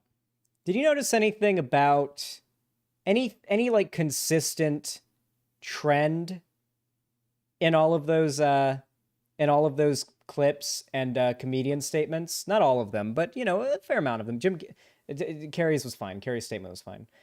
Did you notice anything, like, in particular that kind of stood out to you? Anything, perhaps? Anything in particular? Okay, I don't think that's the real tipster. You're just spamming in the chat, so I'm just going to ban you, homie. Anything? Yeah. Yep. Yeah. Consistently, throughout all of these clips, every single one of them, in fact, well, it seems as though, like, all of these comedians, all of their jokes, every single one of them, they all consistently say the same thing. They kind of put up this sort of idea that there's a fight or a war between the woke, virtuous, soy, thin-skinned Hollywood echo chamber SJW. They really wanted to say SJWs. Like, you know that, like, they were basically just wanting to say SJWs without saying SJWs. Like, that was basically what they were doing. Versus these based comedians who are just trying to defend free speech and jokes. And the whole crowd was clapping when Will Smith walked up there to slap Chris Rock because they finally saw this as an opportunity for them to get revenge on the comedians. I'll admit that is one very, very, very, very, you know, let's just say they're talking themselves up a little bit there to claim that, like, all the celebrities are really that in their head about these comedians. And two, I think this is going to contribute to exactly the same phenomenon we saw back in 2014 to 2017, 2018. Comedians are, just like they've been for a while now, but it just seems to be ramping up, and events like this are only going to contribute to it, are going to take... Okay, how do I explain this in a way that doesn't make me come off as like an SJW? We gotta Got to be careful here, chat. We don't want the clip chimpers to get all dishonest. They're clipping. Okay. Being a comedian is a tough job, okay? Because naturally, you're going to get to the point where you're going to make jokes that are going to offend people, and you really didn't mean to offend people, and to stop making those jokes would be ridiculous for you to do on several different levels, but the constant pushback from it is no doubt very frustrating. I know this experience. I've been canceled for... Do you guys want to know some of the jokes that have gotten me like legit canceled before? Like to the point where it was serious, like subs lost significantly, me having to make response videos, like massive amounts of people having to get blocked on Twitter. Let me tell you the first joke that caused that. Some trans people in my community would make jokes about how Pig Puncher was my dead name because I changed my name from Pig Puncher to Xanderhal. So I'd make jokes, repeating jokes from trans people in my community that Pig Puncher was my dead name. And then trans Twitter got mad about that, accused me of being, I started that joke. Oh yeah, Balthazar did that, start that joke. Accused me of being transphobic. And then like it legit, you've been canceled. Oh yeah, Eric, MG000. Oh yeah. That was a big one. What else? The Philosophy Tube stuff got you canceled. That one was... I don't know. I don't know if we can retread the Philosophy Tube one. That was when I just had to take the L on because at that time, it just the online left wasn't ready to get, just wasn't ready back then. I had to take the L on that one. Oh yeah, I know you've got like a rough fucking history with cancel culture, Old Man Laundry. You got like fucking slandered. Though regardless, you know, I've been canceled for some pretty dumb fucking jokes, right? Like jokes that absolutely contribute no tangible harm whatsoever to the world, that are just cute little funny jokes, hell, maybe even just outright hilarious.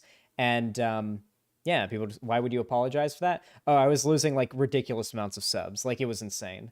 Like it was probably actually, I'd say the one I had to take an L for, the one I had to apologize for, the one with the whole what was it called? Okay, let me give you guys a rundown of what happened.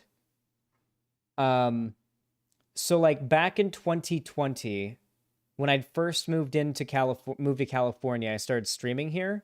I'm not walking back the apology. I'm just saying what had happened. Back when I first moved to California, something I'd do is I'd do streams where I'd play Minecraft Hardcore and react to like new ContraPoints or new like Philosophy Tube or whatever videos. And this was before Philosophy Tube came out as trans, New Age Bomber Guy videos, etc. And we were watching a Philosophy Tube video, and I made like a joke about how I think Philosophy Tube is trans. And at the time, nobody was upset about it, to be clear. When I made the joke initially, because at the time everybody thought that Philosophy Tube was cis, I just joked like, haha, how much you guys want to bet Philosophy Tube's trans? And everyone's like, ha, so funny, yeah. Right? Real funny times, real funny times. Skip forward a little while. Philosophy Tube comes out as trans. And I end up tweeting something along the lines of, holy shit, I called it. And that tweet got so much hate. The main criticism was that I was, and I quote, making it about me. Was the biggest criticism. Which I think that one's ridiculous. The criticism that I took the L on, I should say, was the idea that it's inappropriate to speculate on people's gender identity. The one thing I'll say in my defense, though, is trans Twitter has no right to cancel anybody over speculating on someone's gender identity. That might have been the most hypocritical thing trans Twitter could possibly do. That's all I'm saying. I still apologize. I still took the L, but I will never back down the position that the people canceling me were massive hypocrites because they all regularly speculate about people's gender. The term egg exists for a reason. Let's not pretend like I didn't get canceled for that because I'm a cis dude, okay? That I got canceled for that because I was cis, okay? Let's make that very clear. If I'd made that joke and I was trans, I wouldn't have been canceled. Just as, by the way, another example of this, Philosophy Tube, before she came out as trans, made a joke where she quote tweeted an article by like, I don't know, some fucking media organization, and it was about Trump transitioning out of the White House for Biden. It was like something Trump transition, right? And Philosophy Tube makes a trans joke about it and says, I wish her well in her transition, yada yada. And trans Twitter just absolutely fucking dogpiles her, saying, you're cis, you can't make this joke, this is not a joke for you as a cis man to make, yada yada. And then, like, a month later, she comes out as trans, and then now the replies to that tweet are just a fucking graveyard. Deleted tweet, deleted tweet. This tweet has been deleted by user. This tweet has been deleted by user. This tweet has been deleted by user. This tweet has been deleted by user. Just a graveyard of deleted tweets. Yeah, it's just, yeah, like, let's be real here. Your identity in the online left does give you a shield from criticism and getting canceled at certain times, and in certain cases will guarantee you get canceled for certain things at certain times. Just the reality of things. You just got to live with it. I'm not going to complain about it. White boy is going to be a lot easier to cancel than like a trans, black, queer, disabled, non-binary person who's like subject to shit tons of oppression.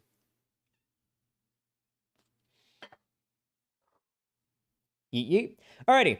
If you enjoyed this segment, leave a like, subscribe, ring the bell icon, follow all my social media linked down below. And of course, if you want to support me financially to help me keep on streaming to you guys and creating content, consider donating, subscribing, or gifting a sub over my website, xanderhal.com/live, supporting me on YouTube, Twitch, Streamlabs, Stream Elements, or through Twitch or Patreon. By the way, the Patreon is about to go hard, okay?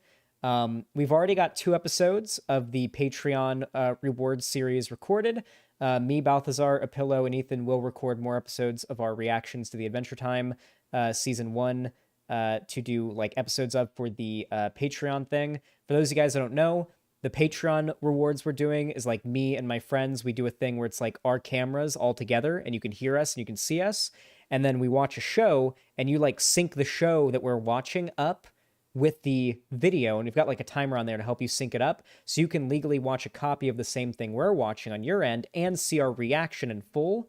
And it's almost like, I think it's a cool little extra reward for those of you guys that want to go and support me on Patreon. You get to like see more of what I'm like when I'm not on stream talking politics. Oh yeah, we're watch partying Moon Knight. Doesn't have to be legally. You don't have to get it legally. The best part is, I'm pretty sure Xan has a fuck ton of trans people in his audience. Oh, of course I do, yeah.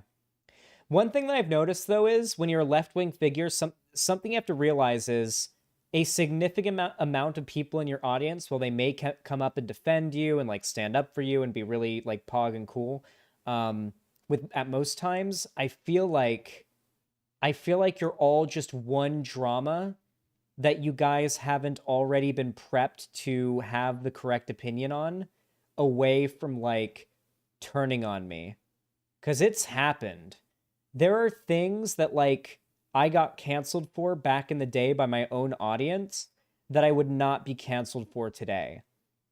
Like, do you guys remember back when it was controversial in the online left to acknowledge the existence of woke scolds? To even call someone a woke scold was seen as like, whoa, come on, buddy. Don't bring yourself down to the same level as the right. To criticize, to say that lefties could potentially behave in abusive ways and use woke language and progressive talking points as a way to mask their abusive behavior, that idea prior to like 2020 or 2021 would get you shit-talked even by the most reasonable lefties in this space. Most of those same people have now changed their opinions with time. But let's be clear. There's some stuff, okay, that I got canceled for back in the day by my own audience that you guys have now been prepped for not to get mad about and get like super irrationally angry and unhinged about because of other dramas that have occurred that have proven point. Think about it like this. Were it not for the constant debates that Vosh has had with woke scolds that would come onto his stream and be incapable of defending their positions back in the day, how many of you guys would not believe that woke scolds were a real issue if it weren't for all those debates he did with those people? Because that was like one of the biggest things that like popularized that term, was him, like at least on the left, was him getting canceled, debating the people that he was calling woke scolds about it, and then them proving all of Vosh's points. That's more or less how it started. And now, you know, nowadays it's completely acceptable to say, yeah, like, hey, do you guys remember back when like acknowledging like hell, the only reason that back when okay, let me tell you guys something. Here's a perfect example. Do you guys remember the no lip white boy drama? Who remembers? It was back when I was playing Firewatch. I did a video in which I criticized black separatists and like the black like racial like superiority stuff, like the Black Hammer type stuff. Way back before the Professor Flowers stuff, I criticized that. And Black Twitter fucking went after me hard. And for weeks, it was nothing but no lip white boy and death threats in my DMs and in my replies and in my notifications and everything. Just nonstop death threats, no lips white, like actual specific attacks attacking like my skin, Mayo Monkey, all that kind of stuff, right? Nonstop. Absolutely nonstop. That's what I got for one video calling that out. And I even got shit from my own fans and from people in my audience saying, this isn't a big deal. Why are you talking about this, Zan? And then Vosh did the Professor Flowers debate, and it feels like Vosh had to like forcefully pull the like at least his own audience and a lot of the online left at least into understanding, oh wait, when it comes to race issues, black people can be wrong. Doesn't it feel that way? Doesn't it feel like that's like I feel like prior to the like the Professor Flowers stuff and like the broader online left realizing that like wait, this shit is insane, to imply that a black lefty activist could be wrong on race issues.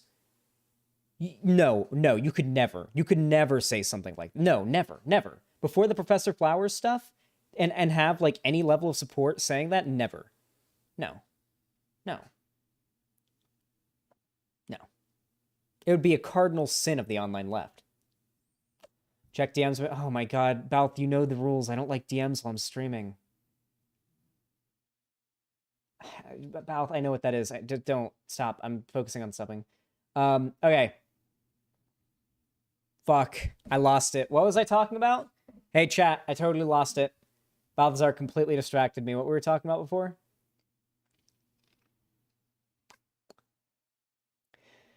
You're just psychic and predict internet trends like a fucking god. Like, I will admit, an unreasonable amount of my cancellations have been caused by me, have been, maybe not caused by, that's me talking myself up a little bit. In some cases it has been, but at least connected to me correctly predicting the future. Have you guys noticed that? A ridiculous amount of my cancellations generally have something to do with me correctly predicting the future. Afghanistan, the philosophy tube thing, what else? The Black Hammer thing. I predicted the Black Hammer thing and them just like completely falling apart. I remember I said, there's no way this is going to work out. This is going to be a complete failure. A week from now, they're going to have disbanded off this land. And then like 3 days later, the police report came out where, oh yeah, it turns out they didn't buy the land. They were trespassing. The cops moved them. They didn't put up a fight, even though they said they would if anyone did try to come take. They were all posting pictures on Twitter of their guns. Like if the KK cops, like KKK OPS, if the KK cops try to come for us, they'll meet this, and it's like a picture of their gun. And then the cops came and moved them off of the land they were trespassing on that they never really bought. And there was no incidents because, of course, they all left when the cops came because they're all a bunch of terminally online pussies, okay? Listen, these types of people are terminally online pussies. The second the cops show up, they're going to put down their fucking weapons, they're going to put their hands up, they're going to run, or they're going to, like, hide or get on the ground. They are not going to fight the fucking police, okay?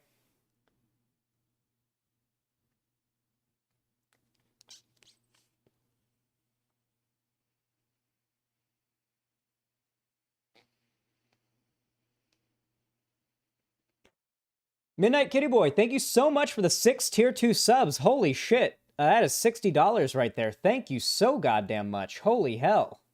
That is a lot of money right there. Thank you, thank you. Gifted to Leo, Crimson Teevil, Sleep Deprived Frog, Wild Spider, Wolf Spider, Anno, and the Begging Brat. Thank you, I really appreciate that.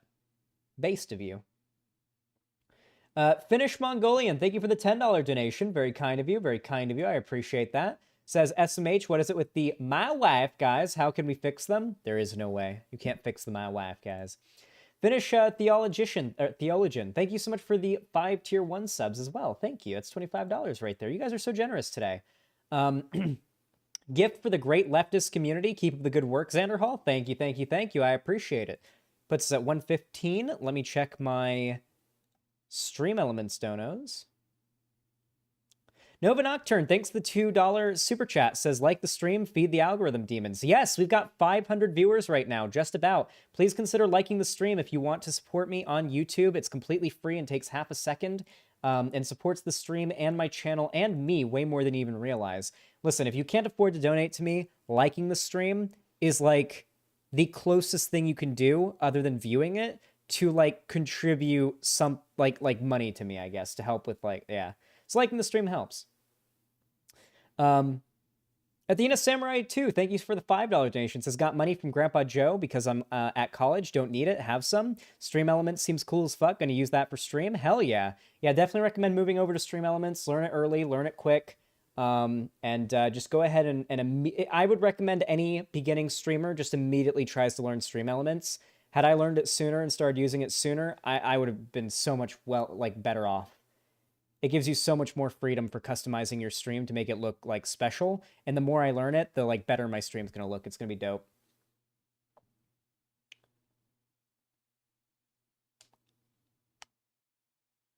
Like the stream and spam all the top comments, like what I do as a broke bait. Yeah, that's what we gotta do.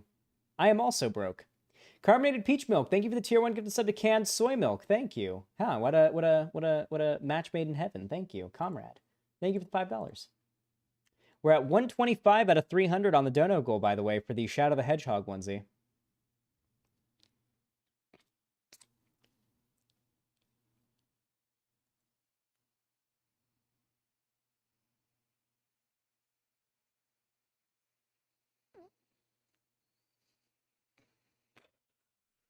Oh, yeah.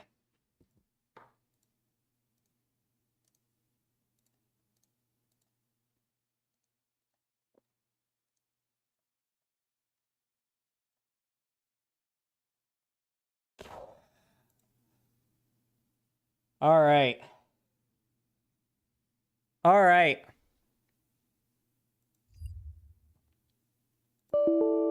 Damn it. I always go to hit that record button. You all know him. You all probably hate him. It's the quartering. He needs no introduction. But you know what does need an introduction? That thumbnail. Holy shit. Can we get a look at that thumbnail? Oh, yeah. Disney goes full pro grooming. Interesting. What do you think maybe the quartering is referring to in this thumbnail when he says Disney goes full pro grooming? Well, if we go ahead and take a look at the title, we can see Disney just vowed to overturn the Don't Say Gay bill from Ron DeSantis, and people are not happy. So, the quartering is fully jumping on board with the teaching kids that gay people exist is grooming thing now. Yeah, it should go without saying that the quartering is a homophobe. It is well known at this point.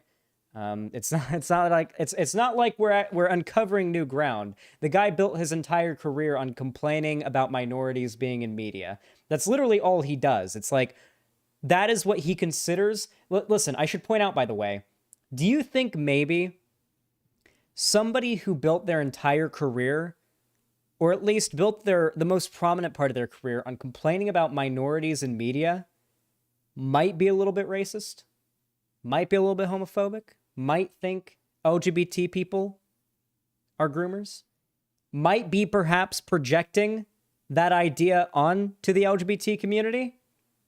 Perhaps. I mean, listen, all I'm saying is, do you guys remember that really, really hateful, really homophobic, like the most homophobic of homophobic preachers that would you just go on and on about how gay people are horrible, yada yada. Gay people are trying to take over the world. They're infesting the media. They're corrupting our children, yada yada. And then a video came out of him just deep-throating a giant black cock. Just going ham on that dick. I saw a censored version of it that was on YouTube, so it was very censored, but like I had it described to me by a person who was watching it. The YouTuber who showed like the censored image was describing I think it was Cult of Dusty. It was an old Cult of Dusty video that I learned about this from, and he's like, "Oh man, he's really going to town on that dick." Listen, okay? I may not agree with Cult of Dusty on everything, but he can be funny at times, okay? Listen, all I'm saying is I find that when it comes to far-right people, they have a tendency to really, really project. So, all I'm saying is the quartering thinks the LGBT community are groomers, and there's no evidence to support that. However, right-wing people have been consistently trying to preserve child marriage in this country, and that's provable. Well. While everyone was watching their Will Smith video. Hey, Lonnie. I'm almost out of weed. Could you go to the dispensary to get me some, please? I love you. Thank you, baby. I love you. Everybody say Lonnie is poggers in chat, okay? Everybody send a Lonnie heart to Lonnie in the chat, okay? Everybody. She's going out to get me some weed. She is a good girlfriend. Go send Lonnie hearts.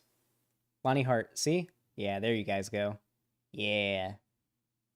Yeah, I love her. She's great. Videos today, and I think I'll be done. I mean, I think 3 in a row was perhaps even Brie Larson levels of commitment. There is other things going on. Commitment's a word for it. On today, including, while nobody was looking, Disney essentially came out today, loud and proud, pro-groom. I don't really know any other way to describe it that would be reasonable. Yeah? The passage of the bill in Florida that prevents teachers, again, from kindergarten, 1st, 2nd, and 3rd grade. We're talking about instruction to kids who are 5, I think, 5, 6, and 7. About what? They aren't allowed to teach like gender politics and bedroom stuff. Bedroom stuff? You mean basic sex ed? Hey, chat, I have a question for you. Like, I have a genuine question for you. Like a genuine question for you. And I'm curious if anyone in the chat can answer it. What excuse is there for why it's inappropriate to teach like a young boy who's in kindergarten what a penis is? I mean, they have one. Shouldn't they know what it is and what it does? Like, I would have loved if when I was a kid in class, I'd been taught, like, here's how your cock and balls work. Here's how to, like, dude, holy shit. Listen, all right, I've always had, like, junk that could be a little bit intrusive, okay? There can be some issues, okay, with the intrusiveness of my junk, okay? It can get in the way at times, all right? Particularly my nutsack. Just really could get in the way at times, all right? And I would have fucking loved some just real advice at that age, especially because I was raised by a single mom. I would have loved some fucking advice on how to deal with that at that age. Did not have it, very unfortunately. Do not sit on your own balls. That is an important lesson to know. But in all seriousness, though, I think some basic level of, like, biology should be taught for sure. And as for, like, sexuality and gender identity, the quartering could not win a debate against me about how it's bad to teach kids this if I had, like, earmuffs on and my mouth was taped shut. I think even then I could beat him on a debate about this. There is literally no reason whatsoever for why kids should be unable to, at any age, should be unable to learn about sexuality or gender identity. I'm sorry. I am straight, okay? I am straight. I like women, okay? The first time I kissed a girl and had my first crush was in kindergarten, okay? Maybe that's a little bit more early than most people, perhaps. That may be true. But, like, I knew I was, at the very least, attracted to girls when I was that age. I'm not attracted to dudes, but I knew it back then, at least, that I was attracted to women. I had my first crush back then. I'm sure plenty of you have had your first crush, perhaps even your first kiss that young. How is teaching kids that there are such things as some boys like other boys, some girls like other girls, some boys like girls, and some girls like boys? It's all fine, no matter what you like. Like, it's all normal. It's fine. Treat everybody equally. Like, literally, what is the problem with teaching kids that? They already know straight people exist. What do you think? How is it bad exposing kids to, like, a gay couple walking around in public? What's the difference between that and a straight couple walking around in public? You have to be of the position that gay people are inherently immoral to hold the position the quartering has. To argue that being gay or LGBT is something inappropriate for children to learn about means you must hold the position that being gay is immoral and wrong, while being straight is moral and good. Because we're totally fine with shoving straightness into kids' faces all the fucking time. We're totally fine with it. Now, all these people that have successfully remarketed this bill as some sort of anti-LGBTQ bill, they have bright futures in marketing, because there's absolutely nothing in the bill that is remotely against LGBTQ communities.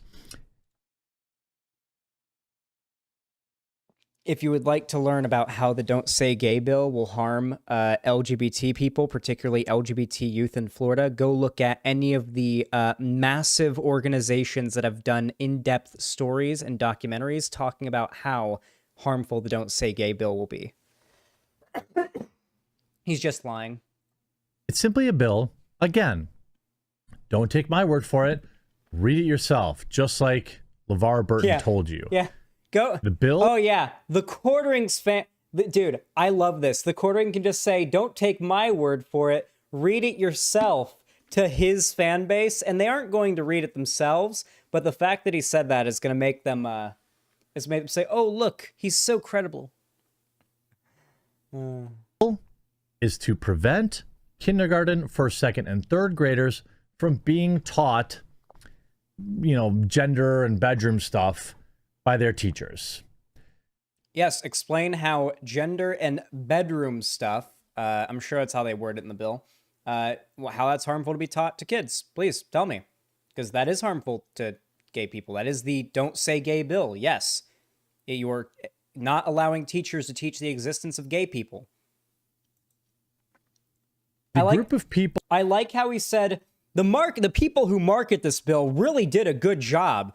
They said it's called the Don't Say Gay bill, when in reality, that's not what it is at all. All it does is prevent teachers from being able to talk about people being gay in classrooms. It's almost like they can't say gay.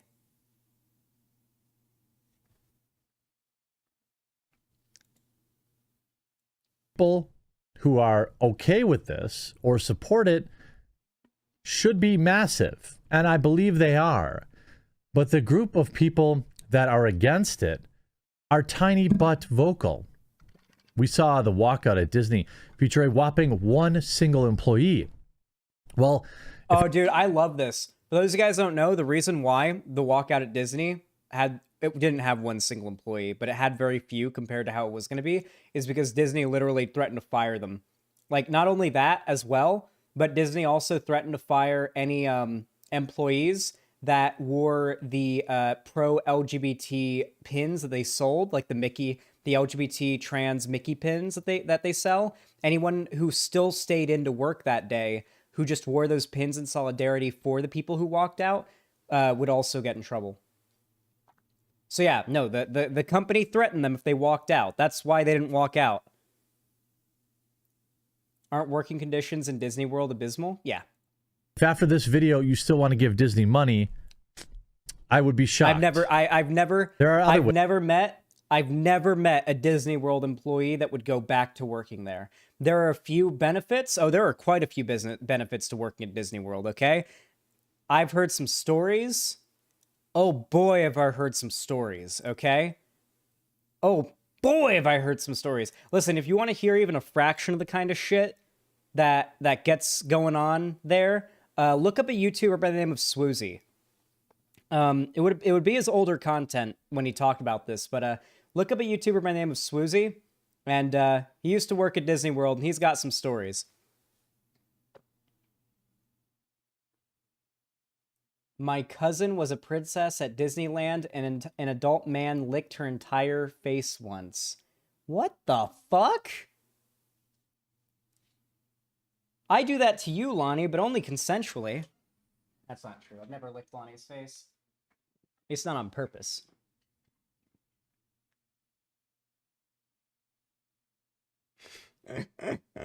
Okay.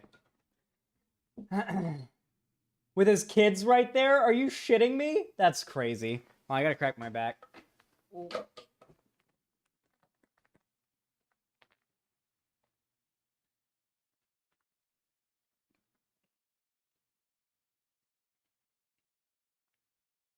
During a photo? Jesus. Meme Joy, thank you for the $5. Says, you should do a debate review of a Pillow's first debate stream from sometime. Give some pointers and advice. Good idea, Meme Joy. Yeah, we can do that tonight. Thank you for the $5, Meme Joy. I appreciate that. Yeah, would you be down for that, a Pillow? Would you want me to, like, on stream review your first debate and, like, give you pointers and tips?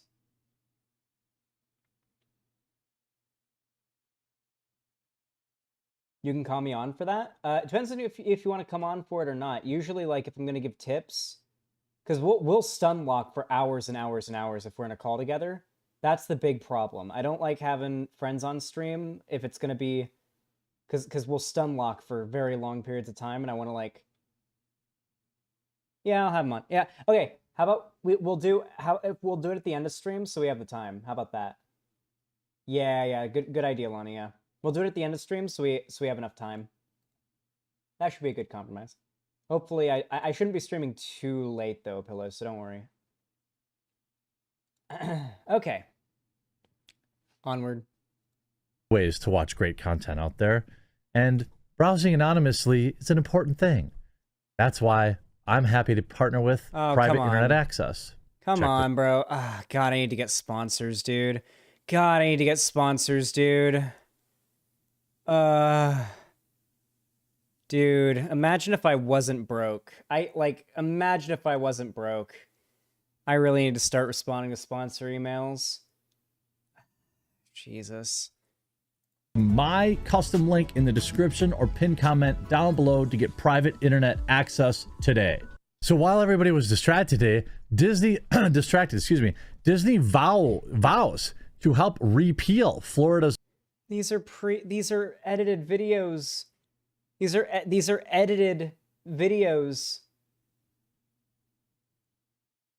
Like these are edited videos.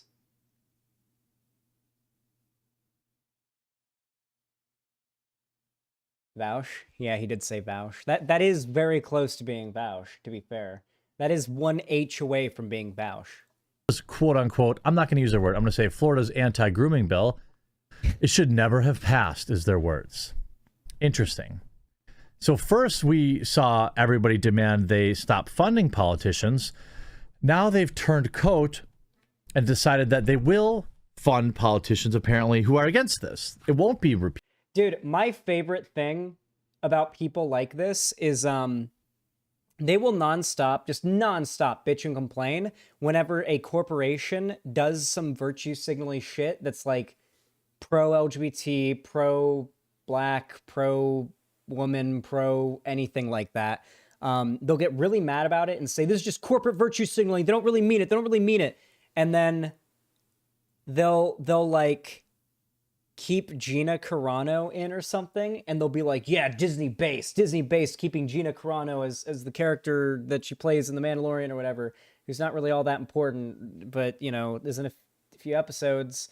Yeah, like these people literally flip-flop between praising and shitting on big corporations whenever it fits them. Because these guys don't actually mean it when they say, oh, corporations are just virtue signaling. What they're really doing is they're switching up their arguments when it's most beneficial to them, okay? So it's not virtue signaling when Disney funds Ron DeSantis's run, or basically through means of Ron DeSantis's governorship in Florida, Disney essentially funded the Don't Say Gay bill.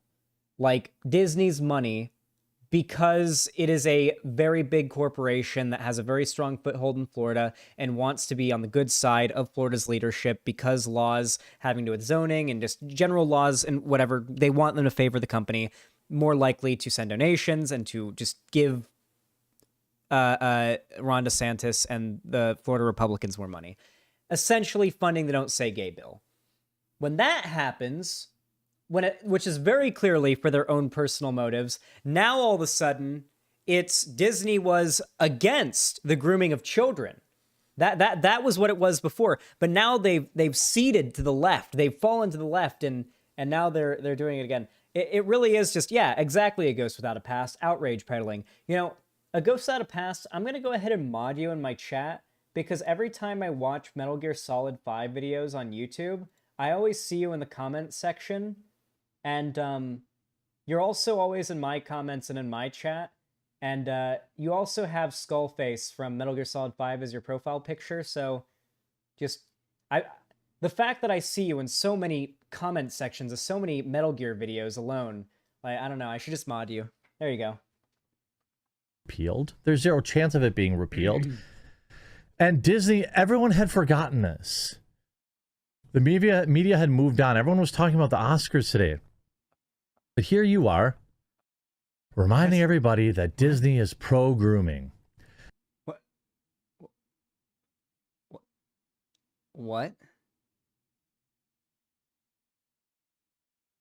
Are we doing the world can only focus on one thing at a time meme right now? Are we doing a humanity can't multitask and care about multiple things at once moment? Is that what's occurring here? I think that's what we're getting here. As Florida Governor Ron DeSantis signed the Florida's HB 1557 bill into law on Monday, the Walt Disney Company issued a statement vowing to help repeal the controversial legislation. The Quartering thinks sex ed is grooming. Of course he thinks sex ed is grooming. By the way, I should point out the reason why conservatives are so against teaching sex ed is because rates of child sexual abuse go down when those children have been taught proper sex ed. Sexual education allows young children to be able to identify when adults in their life are taking advantage of them sexually, and this is something that conservatives rely on very heavily for child rape. They really, really rely on children not understanding when a conservative is raping them. So yeah, they need to push the idea that stuff like sex ed is child grooming because it helps them groom more kids. Legislation. And by the way, Variety, can you describe to me what is in a video game controversial about that? Listen, though I will say, all right? I will say, okay? I do not have a long history of complaining about a 16-year-old cartoon girl not being fuckable enough, okay?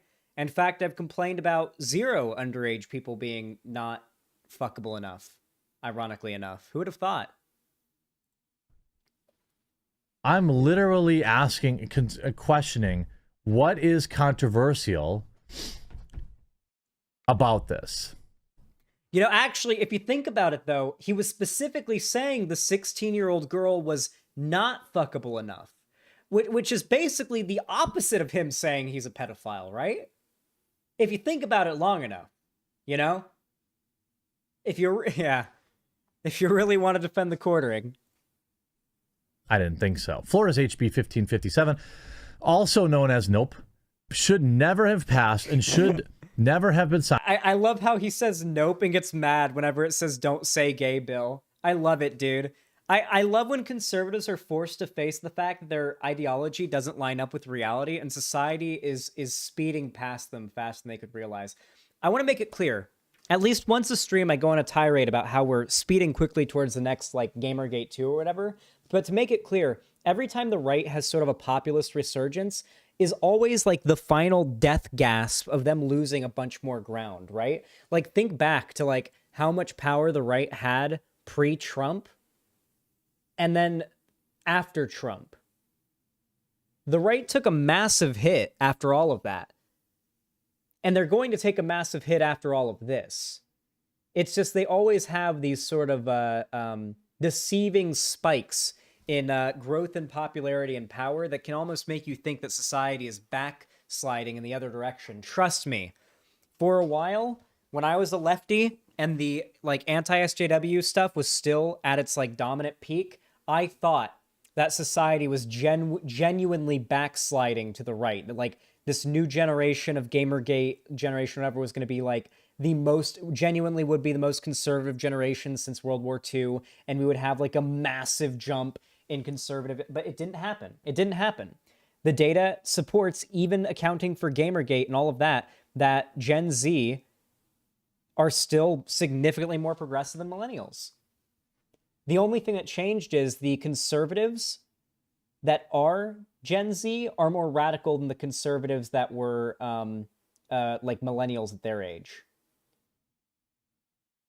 Signed into law. Yeah, also 1 to 5 Gen Z adults identify as queer, so that's also like a pretty significant part of it as well. The statement reads, our goal as a company is for this law to be repealed by the legislature or struck down in the courts, and we remain committed to support the national and state organizations working to achieve that. We are dedicated to standing up for the rights and safety of LGBTQ members of the Disney family, as well as LGBTQ community in Florida and across the country. This could be Disney's biggest mistake ever. Oh yeah, man. I'm sure Disney's going to take a big hit from this one. Standing against something that the overwhelming majority of people, at minimum, like, completely understand. Okay, if you're asking for a source on what the quartering is claiming here, his source is dude, just trust me. Trust me, dude. The vast majority of people totally agree with me. Just trust me, dude. If not outright support, so that you can get some likes and retweets, is very odd. Is very, very odd.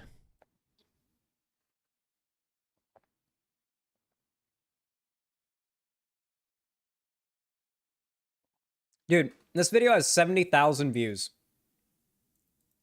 I should make it clear, by the way, talent or having any entertainment value whatsoever is not a requirement to be a successful conservative YouTuber and make very high 6 figures per year. I don't know that I could condone people spending money on... Like legitimately, have you heard him say, like, has he been entertaining at any point in this video? Has he said anything that even if you were a conservative would be, like, worth clicking on this video to see? Absolutely nothing. Not a damn thing. Yet 7.6k likes, 70,000 views. They eat this shit up. This video got uploaded yesterday. They eat this shit up. They don't have fucking brains. They just want to hear the same talking points they all agree with, regurgitated to them over and over and over and over and over again. Hey, I bet he bots views. No, he doesn't. PewDiePie is a fan of the quartering. Did you guys know that?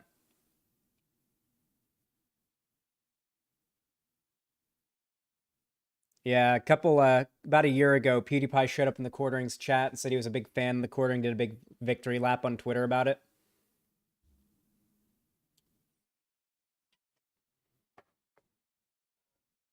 Yeah, I mean, or he used to be. I'd be surprised if at this point PewDiePie was still a fan of his content. I don't believe that PewDiePie is a reactionary myself. The evidence of PewDiePie actually talking about politics explicitly just seems to suggest more progressive leanings. Yeah. On Disney products anymore, which includes Marvel. Now, I'm not saying you can't watch it your own way. Okay, watch your movies however you like. But whether or not it's, on Disney Plus or in other fashions, that I suppose that would be up to you. But this is an organization that says it is important that Disney wants you to know that they are for second grade teachers teaching second graders about, what quartering? Bedroom stuff. Bedroom stuff. Dude, what is this shit? Can I hold on? No, I'm doing it. I'm doing it.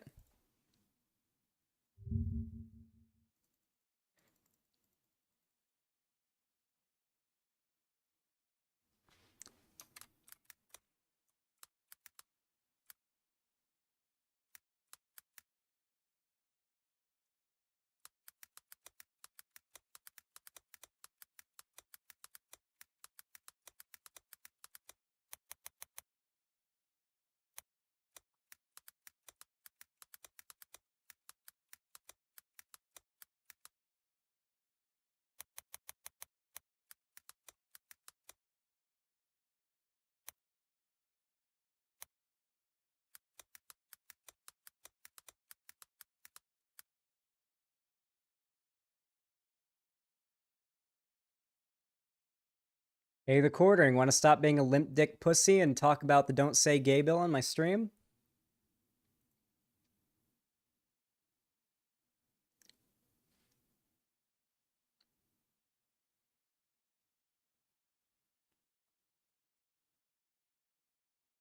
You guys know what to do.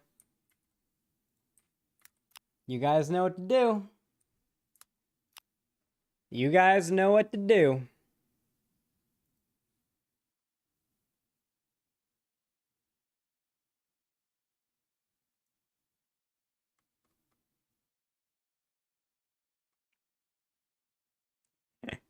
We already got the like from Bo Blacks. Oh, shit. Oh, let's go. Retweet it, too. Retweet it. Let's see if we can get them. I want to see if we can get a response. I have my notifications set to only people who follow me, so I'll have to...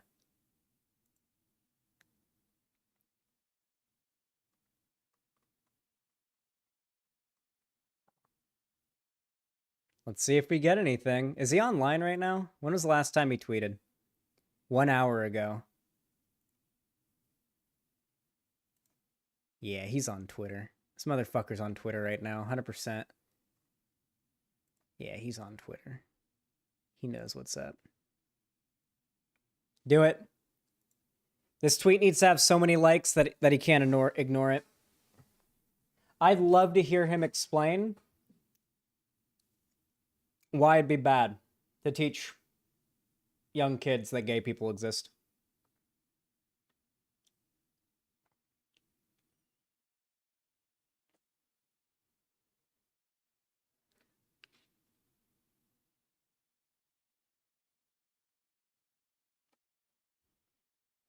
Now we wait.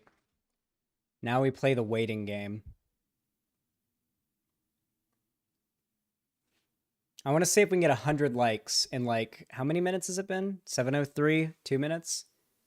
Let's get 100 likes in 3 minutes.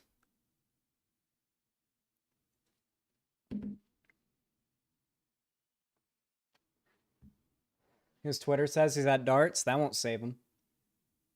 He's got a dartboard in his fucking basement. Think that motherfucker goes out?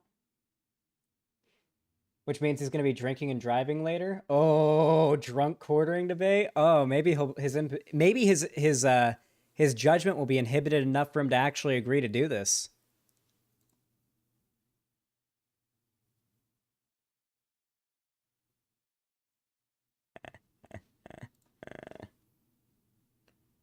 The quivering wouldn't debate if he had a gun to his head? Yeah.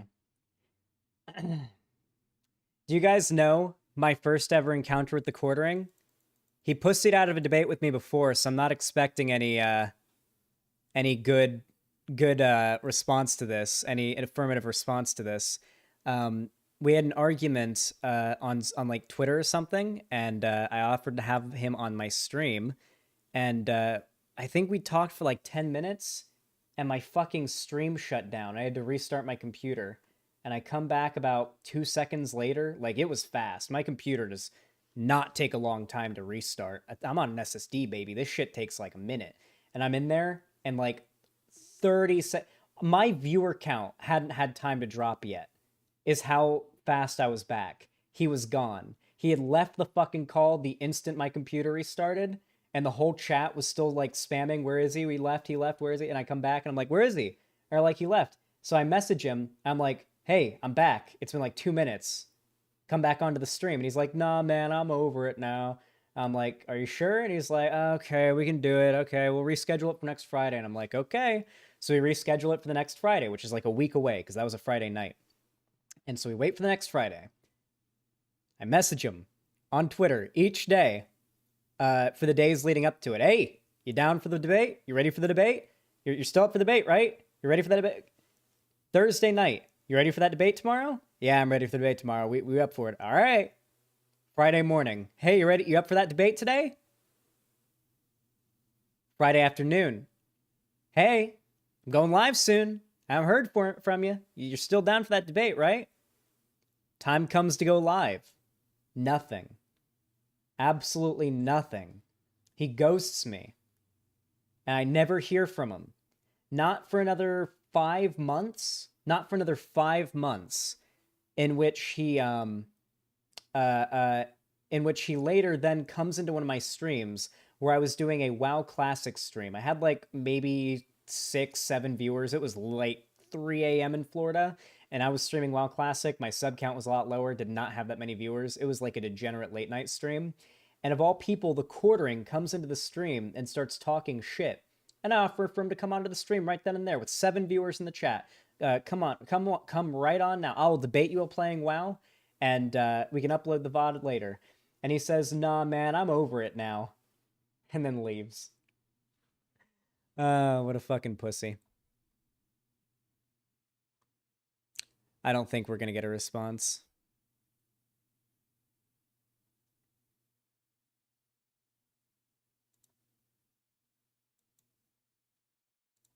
Already 156 likes. Alright, we'll have to wait and see if he responds. The Libs of TikTok person is also very strongly supporting that bill and constantly attacking teachers and LGBT individuals constantly. Of course they are. Like the Libs of TikTok accounts are reactionary? Who would have thought?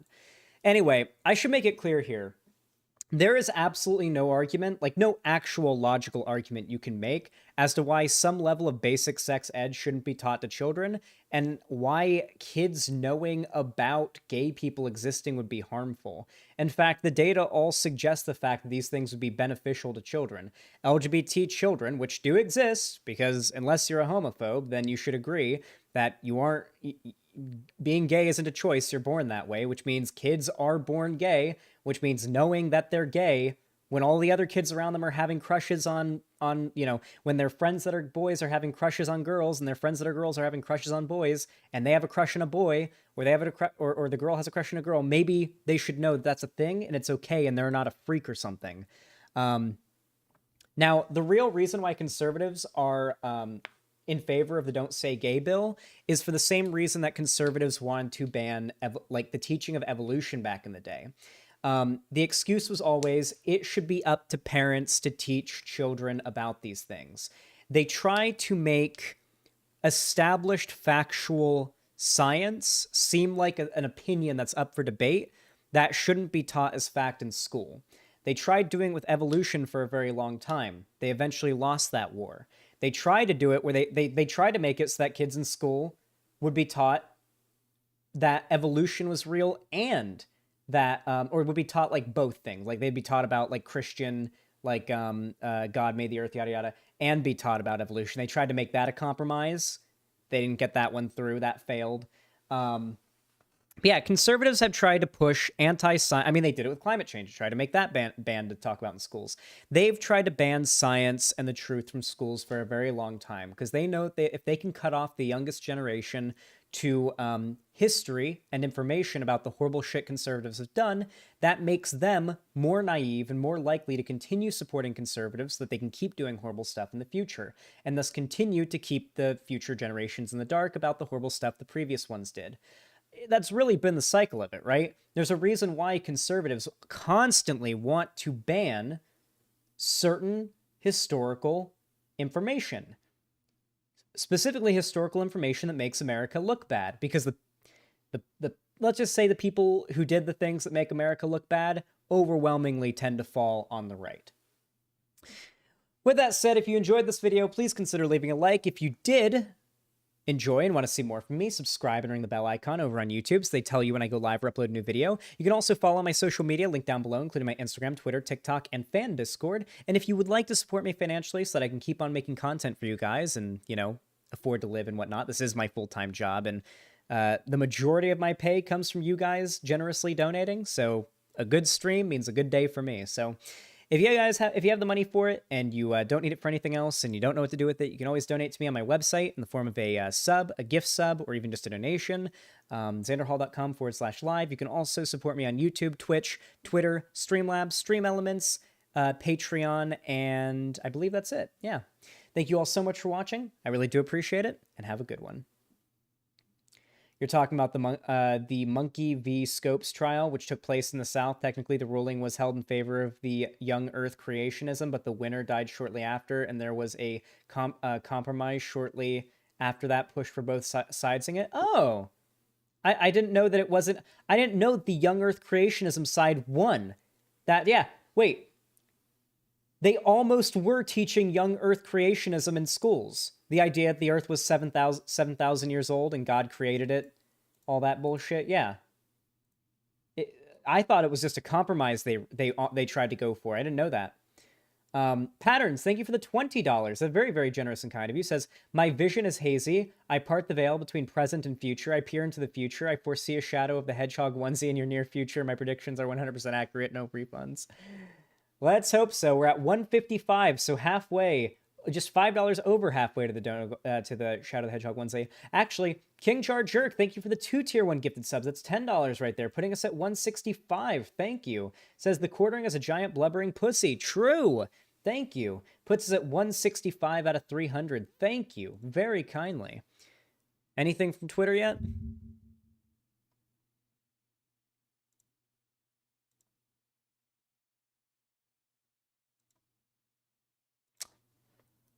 Nope, nothing.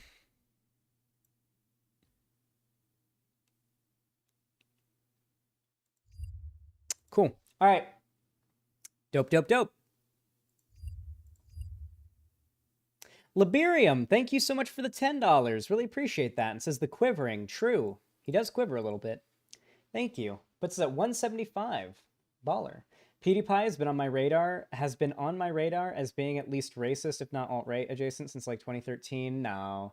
Dude, there's clips from like there's a clip from, okay, the most political PewDiePie has ever gotten explicitly is in a clip from 2014.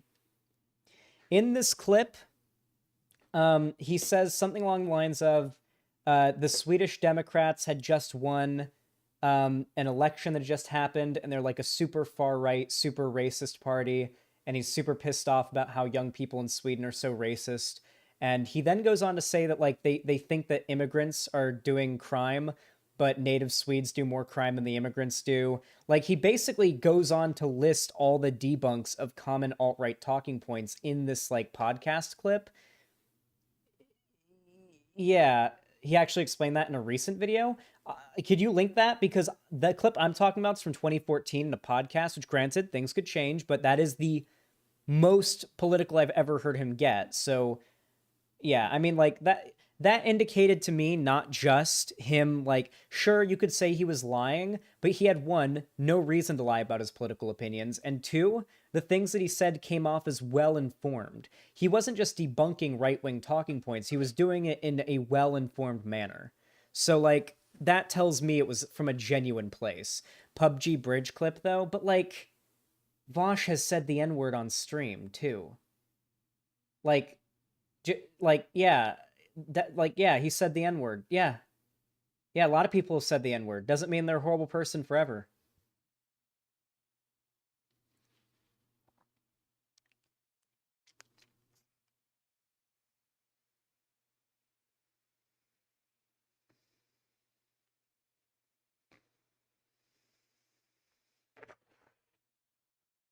You gave a moderately favorable review to Jordan Peterson's book. Did you watch the review of Jordan Peterson's book that he did? Because in it, he goes on for, like, multiple minutes about how there's, like, a bunch of weird conservative, like, traditional, like, stuff in there he wasn't really a big fan of, but he thought that his like, PewDiePie's position on that book was literally the same as me and most, like, left tubers' position on Jordan Peterson, which is his political opinions are weird and dog shit, but when it comes to the stuff that he's actually, like, got a degree in and has, like, the education to talk about, he's usually on the money about it because he's got a degree in it and the education to talk about it. The problem with Jordan Peterson is that he steps out of his lane.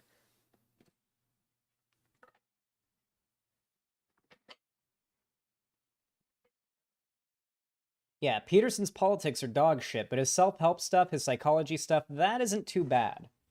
I mean, he has a degree in the shit. Like, he's not an idiot. Anyway, thank you all so much for the support so far. We're at $175 out of $300 for the Shadow Onesie stream. I'm sorry I can't live update the dono goal until White Nervosa gets the new dono goal thing built, but she is working on that. And yeah, let's continue on. So, I have not seen the new Batman movie. I haven't seen it.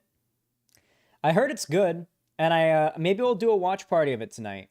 Probably not. It's gonna be pretty late. I probably don't have time to do it tonight. Haven't seen it yet. I heard it's pretty good. I heard it's ridiculously long. The only thing I've seen of the movie is this. And when I saw the original video on Twitter, I thought it was real. And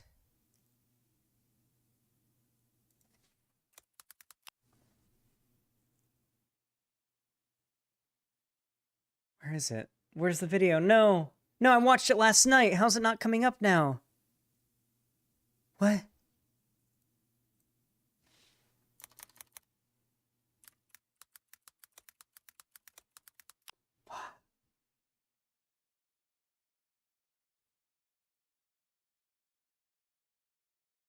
Oh yeah, here it is.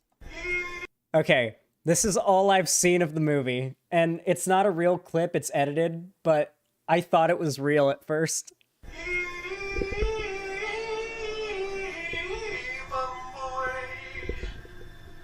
What have you done? What have you done? Stop singing that fucking song! Just shut the fuck up!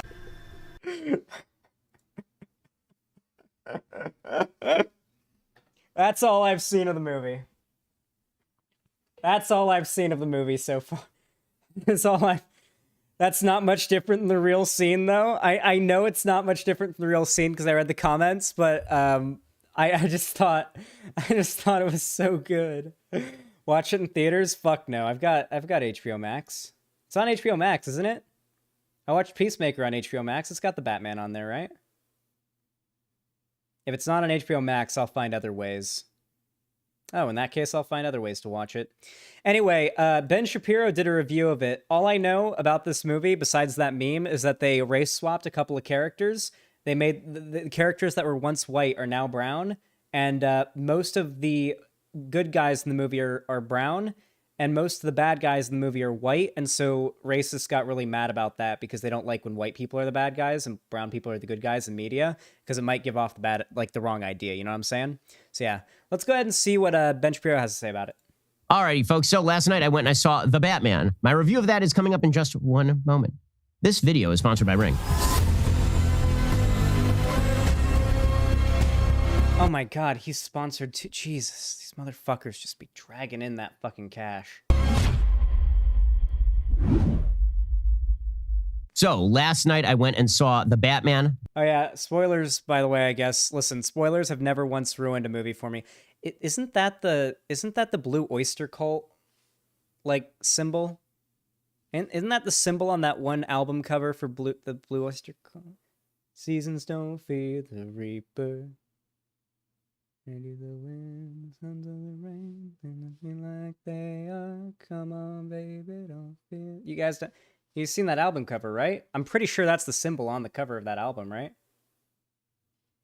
Went and saw it with my wife. It is 1 million hours Close long. to it. And it's one of those movies where I started off and I was like, okay.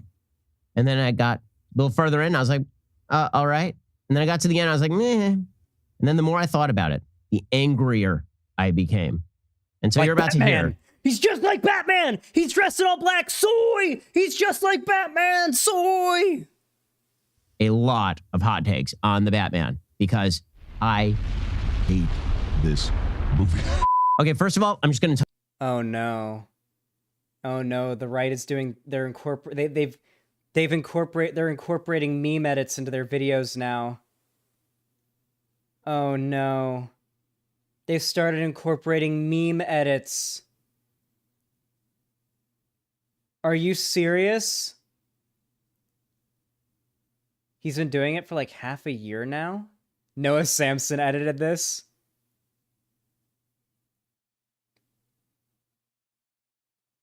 Oh.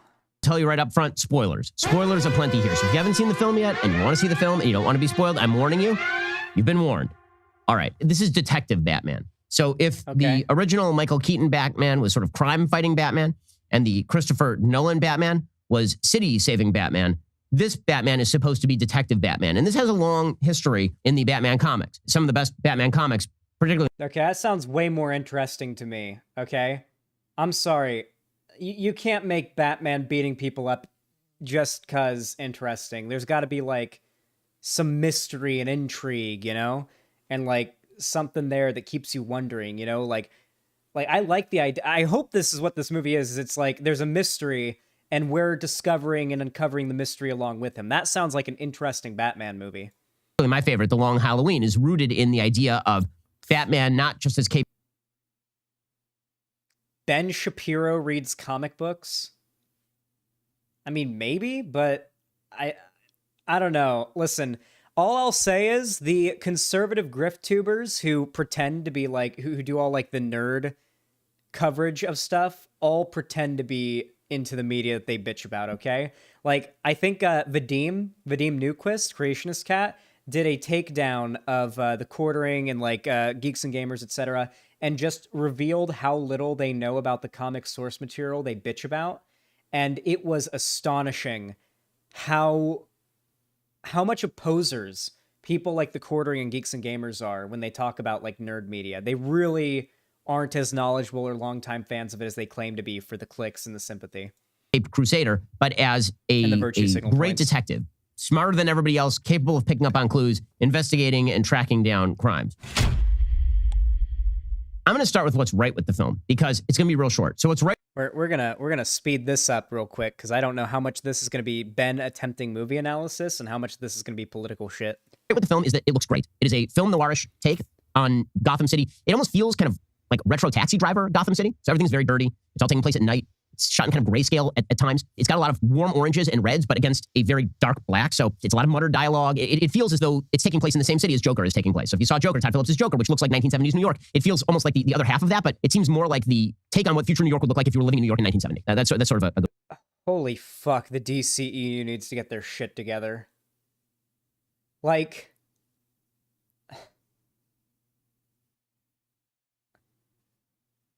They really need to get their shit together if they want to compete with the MCU for real, as far as storytelling goes. Like, how many Jokers have there been in the DCEU continuity at this point? Or movies released since this continuity started? Joaquin Phoenix, this new Joker they've teased. There was the Jared Leto Joker. How many fucking Jokers are we gonna have recast, killed off in this fucking like time? It makes no fucking sense. Like I've watched a decent amount of these movies, and I don't know why Warner Brothers keeps making the decision to like, you know what it is? It's because Warner Brothers doesn't give a shit about developing characters. Like Disney and like Marvel Studios or whatever, they at least give a shit about developing characters over a long period of time.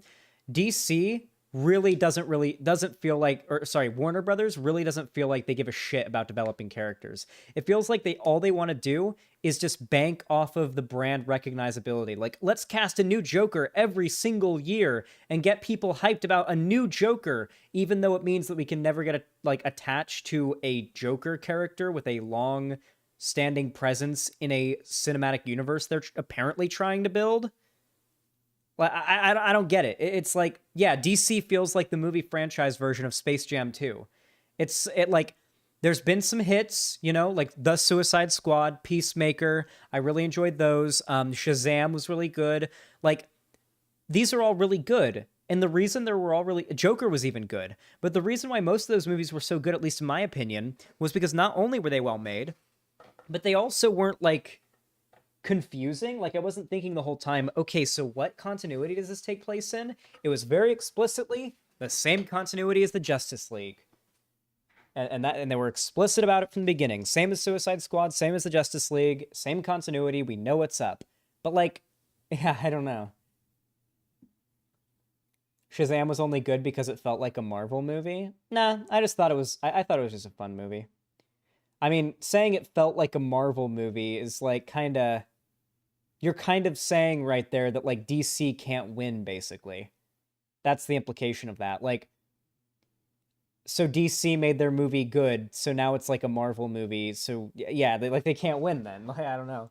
Good way of putting it. The music to the film is okay. I think that Michael Giacchino tends to be a little bit derivative in how he does the scores to the films. This one, he basically takes the music that Hans Zimmer and James Newton Howard wrote for Batman Begins in the Nolan trilogy, which the theme goes da-da, and here he just inverts it. So instead of da-da, it's da-da. Okay, fine. So it's a little bit derivative, but the score is totally fine. The acting is okay, as we'll find out in a second. They give Robert Pattinson nothing to do as Batman. Nothing to do as Batman. I didn't think that Zoe Kravitz had any sort of chemistry with Robert Pattinson, so she's fine. She's kind of flirty. I didn't see anything particularly wrong with her performance. I just didn't see She's very hot. Listen, one thing I'll say is Robert Pattinson turning down steroids, like, for his workout regimen for this movie, very, very admirable. I've seen pictures of what's his name? I forget his name, the actor. I saw pictures of him in the movie, and, like, he's in good shape, but he's in, like, normal human being good shape. Like, a lot of the actors that like you see, particularly like Chris Hemsworth, Hugh Jackman, definitely on steroids and lying about it. Like, I've been digging a little bit, okay, into the fitness side of YouTube, and it is not even controversial among, like, bodybuilders and gym bros that, like, Hugh Jackman and like all the big, like, Marvel superhero, like, the guys that are jacked, they're all on steroids. They're all on something. Like, once you see the difference between, like, someone who's like, because it does take literal years to reach the like the level of muscle growth and lack of body fat percentage that some of these actors build up in, like, 6 to 8 months for a movie role. For a normal person, it takes years of stringent, diligent training to do that. You need to be having some sort of... You're getting juiced for that. You're getting some...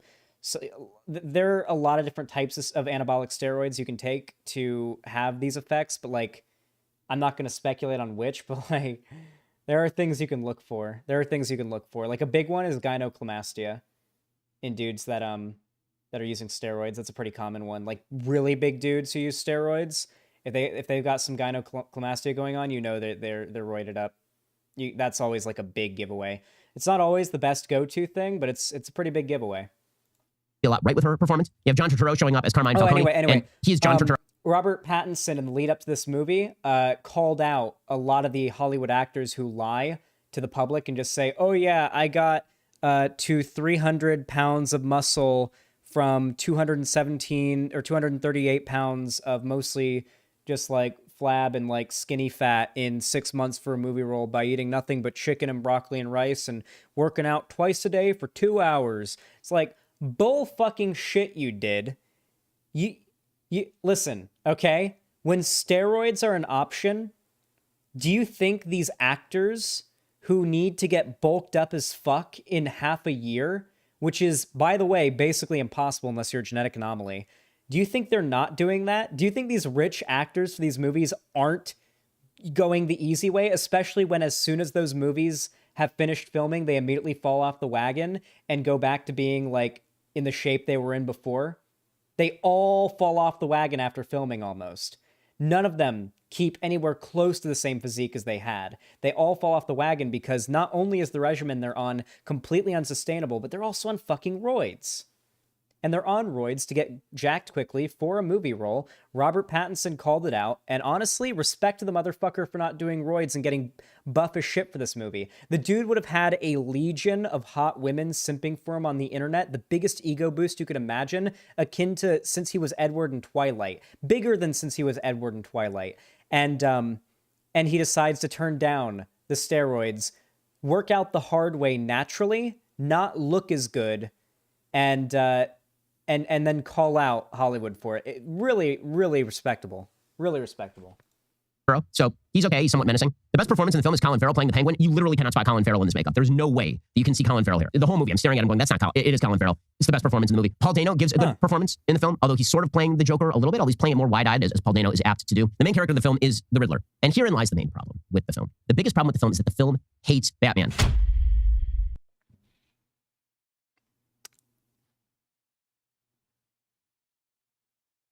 Interesting. Does it happen to be because he is a rich white man? Like the actual Batman character hates the Batman character. And this drives me up an absolute wall. The biggest problem with the film is not the wokeness. Yes, there's some woke touches. You have Catwoman, who is a woman of color, who is, of course, good. And you have the black female mayor, who is good. And you have the black Jim Gordon, who is good. Every white character is apparently bad. Like all.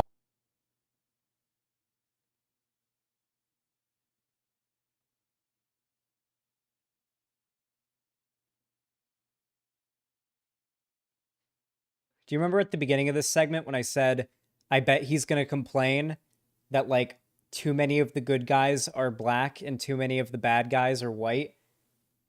And they don't like that because that might give the wrong idea? Yeah, I know, Ben. I know, Ben. We don't want to be teaching those impressionable kids out there watching this movie that, brown people can be good and white people can be bad. We got to be real careful about that. Don't want to give the wrong impression. I know what you mean, Ben. All of them. Fine, whatever. I don't really care about that. That's fine. You have Catwoman say stuff about white privileged elites, and she makes a suggestion that Bruce Wayne as a child, when his parents were killed, he doesn't really have a right to be super upset. Also, let's be real. I'm sorry, aesthetically, canonically, and just overall, I feel like it just makes more sense for Catwoman to be black, you know? She wears a black suit. Her whole thing is that she's like a black cat, kind of. That's what she evokes. I don't know. I just always thought of her as being like a sexy black lady. Maybe because that was the first ever portrayal of her that I saw on screen, was a black woman portraying her, but like that's always how I imagined her. Whenever I saw like Catwoman was already was Halle Berry. Like that's what I'm saying. Like that's what I've always imagined when I thought Catwoman, you know? Or Eartha Kitt, yeah, she also played Catwoman. Yeah, this isn't like anything new. This is nothing new. This isn't even like anything close to a crazy race swap. This, if anything, this precedent's been set, you know?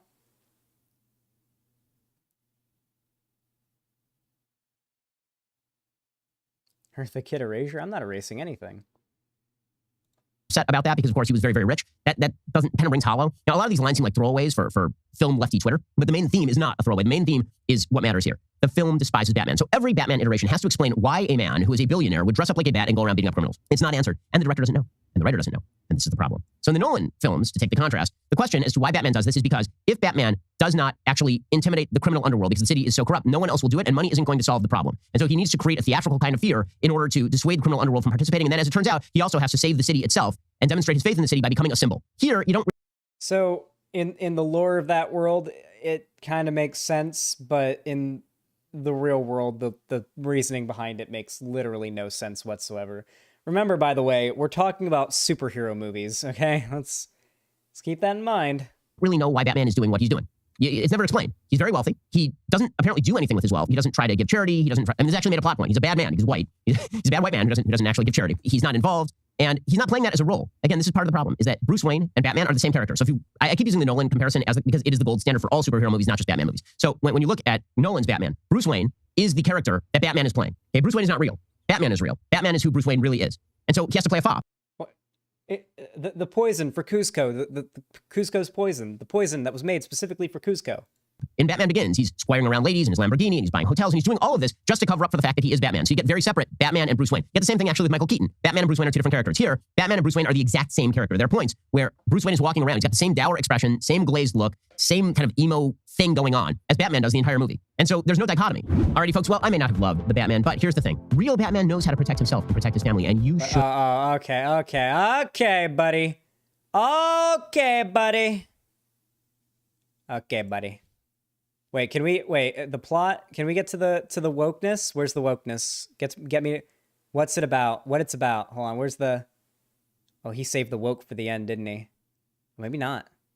All right, plot of the film. Batman has only been Batman for a couple of years, so he's not really good at Batmaning yet, and he is tracking down criminals, and he gets drawn into a plot by the Riddler. The Riddler is giving clues so that Batman can track down all the way through the system of Gotham, this city. No, I'm not streaming on Twitch. There's no ads. Wide corruption that apparently is going to bring down the entire superstructure of faith in the city. Meanwhile, you have Catwoman, who's Selena Kyle, played by Zoe Kravitz. And Zoe Kravitz is similarly engaged in an attempt to commit a robbery against one of these underworld figures, but she's drawn into Batman's orbit by a murder that both of them are investigating at the same time, the murder of her roommate, maybe something more going on there. The Riddler is the main villain of the movie. You see the Penguin a fair bit. Carmine Falcone is one of the big characters in the movie. You get a little bit of Alfred. Of course, you get Jim Gordon, whose main job in this film is apparently just to say Jesus over and over again. Christ is Coulson. Whenever something bad happens, he just goes, Jesus. And that happens like 6 times. Like, Jim Gordon does nothing except for basically stop Batman from getting arrested a lot. That's pretty much all he does. He's a bad detective. He doesn't do anything. The plot is that all these people get killed. Batman uncovers it. He realizes that his dad was corrupt also, or that his dad engaged in corruption with Carmine Falcone. Finally, we get to the end. Paul Dano does it's such a ripoff of Seven. He gives himself up. He doesn't get captured by Batman. Batman does not... But I actually believe that Ben, watched this movie and paid attention. He's, actually ranting about this movie's story. ...a single one of these deaths. Batman, in fact, is complicit in one of the deaths by accident. And he doesn't actually capture the Riddler because he's clever. The Riddler gives himself up by sitting in a diner and getting arrested. Then he unleashes a bombing of Gotham that essentially causes the flooding of the city. And Batman goes to the Madison Square Garden, where a mayoral event is now being held for the brand new mayor, who is an uplifting black female who has no other story or backstory, so she's really uninteresting.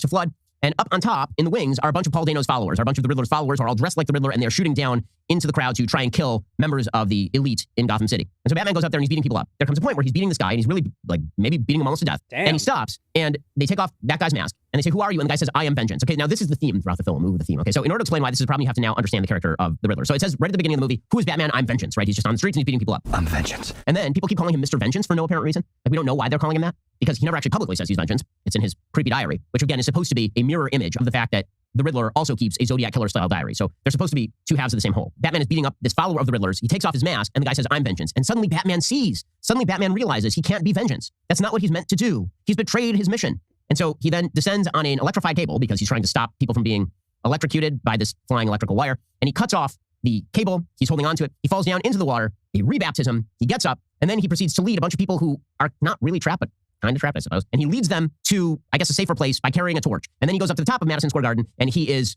helping people be airlifted and evac'd out, medevac'd out. And this is how he has learned fulfillment. So what is this movie about? This movie is about how fighting criminality does not actually help innocent people. He says this at the very beginning. He says, "I'm not sure I'm doing any good. I'm not sure I'm doing any good. By fighting the criminals, crime is still up." It turns out that Batman has to stop being Batman. Batman has been missing it the whole time. What Batman really has to be is Superman. Batman needs to go into areas like Madison Square Garden and not fight the criminals. He needs to...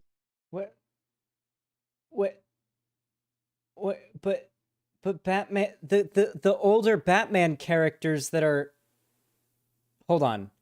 The older Batman portrayals that we see are ones where he's older and more mature, and I'm pretty sure in most of those spends a significant amount of his money on public works projects and helping people with he actually does donate to charity and helping they've written that explanation for that a long time ago. This isn't a plot hole that the writers forgot about. Obviously, yes, he does. I mean, from the looks of it, and I haven't seen this movie yet, but I mean, just listen to Ben Shapiro's synopsize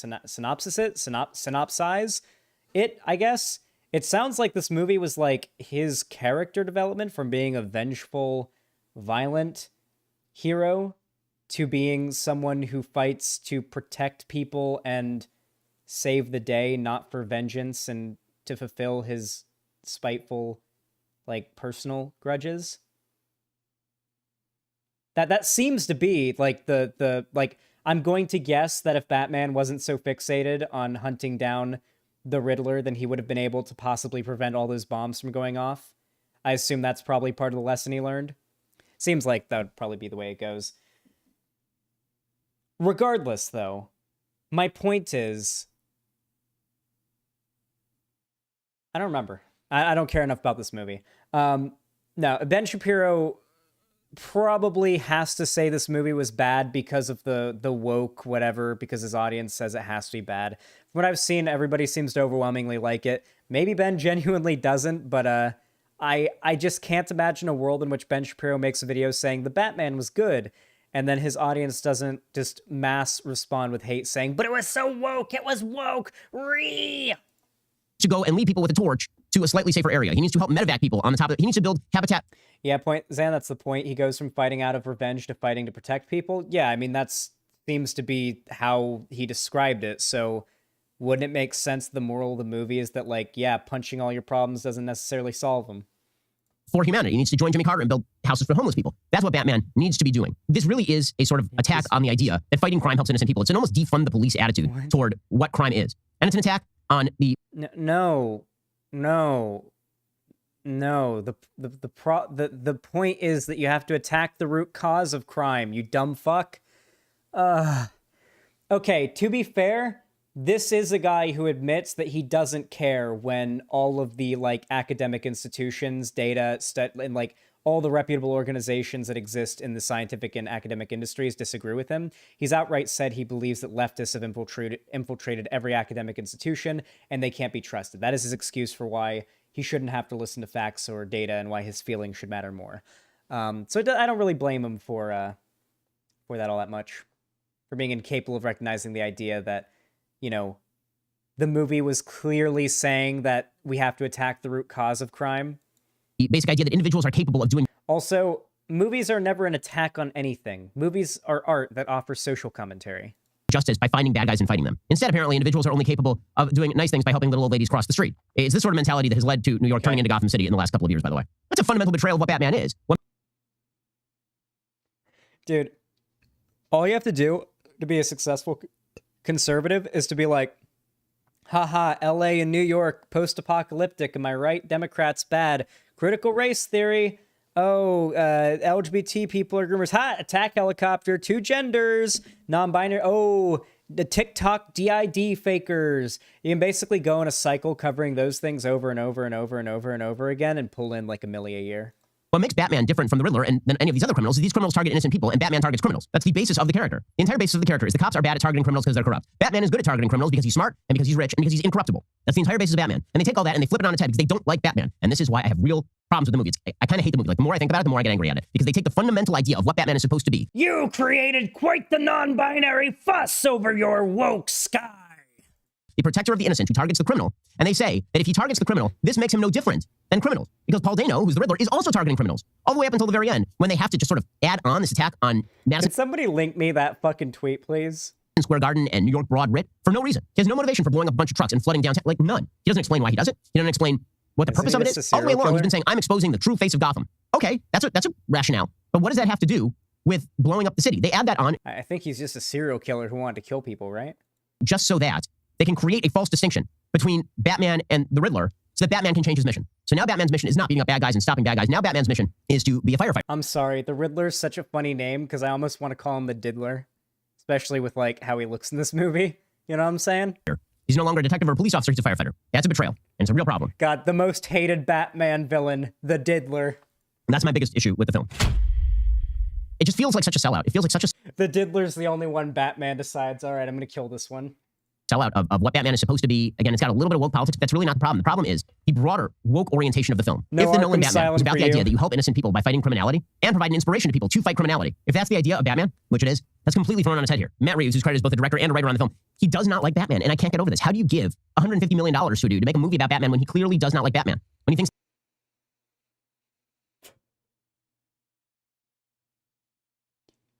I'm sorry. Are there not like several examples of directors creating like some of the most beloved film adaptations of an original work that like specifically didn't like the original? Oh wait, here's a good example. The people who are making The Boys TV show do not like The Boys comic at all. Which is probably a good thing, because The Boys comic kind of sucks, and the show's much better. So, yeah, there you go. There's an example of how something good could come out of that.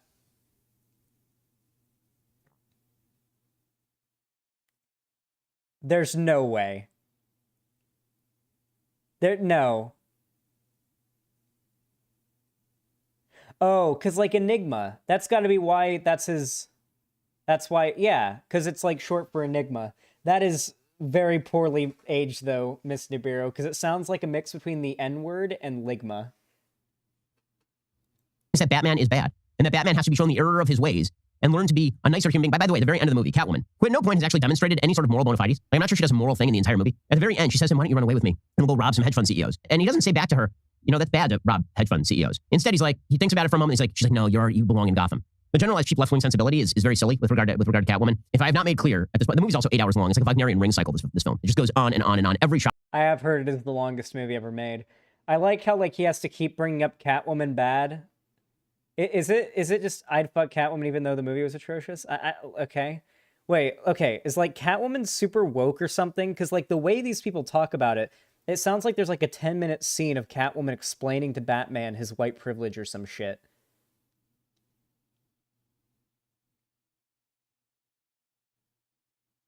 Black equals woke. She says one line.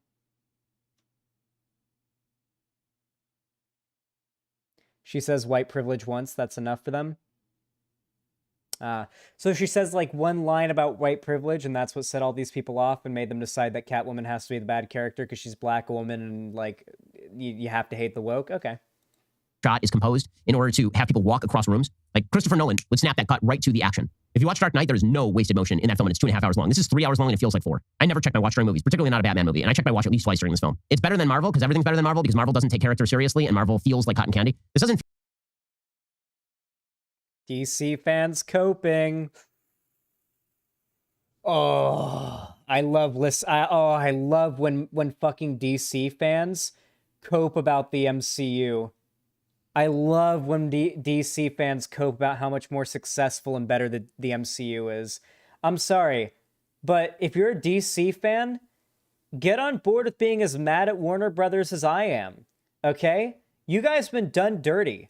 Warner Brothers does not give a fuck about the IPs that they own and have been butchering them, okay? It has been flukes and lucky breaks when we have good portrayals of DC characters. The MCU has been consistently pumping out successful bangers, reliably successful bangers, for the last 20 years or some shit like that. Not 20 years, but like, you know, it's been a long fucking time. It's been like over 10 years. Feel like cotton candy. It just feels like a fundamental betrayal of the character, which is just, it's lazy writing. And more than that, it's not nice to the audience. The audience wants to see Batman be Batman and be good at being Batman and know why he's being Batman. They don't want to see Batman learn the lesson that being Batman is bad. That defeats the purpose of going to a Batman film. Alrighty, so that is my review of The Batman. I know. A lot of people really like the movie because, hey, it's Batman. It's hard to dislike Batman. But folks, if you like this video, please like and subscribe and recommend. Hey, do all the things that he's saying here, but do it to my channel. And it's hard to dislike Batman. But folks, if you like this video, please like and subscribe and recommend some other movies that are coming up in the near future you'd like to see me review, or just leave a comment below and tell me how wrong I am, or maybe how right I am. Do those things, but to me, okay? Do like the video, comment, subscribe, ring the bell icon, follow my social media, link down below if you enjoyed watching. If you want to support me financially, consider donating, subscribing, gifting a sub over my website, xanderhal.com/live. Helps me keep me out of the desert. And of course, consider supporting me on YouTube, Twitch, Twitch, Streamlabs, Stream Elements, or through Patreon. With all that said, thank you so much for watching, and have a good one. Alrighty. What are we doing, chat? Are we watching a Pillow's first debate? Is that what we're doing? How long have I been live? 3 hours? Okay. Call me a Pillow. Call me on Discord.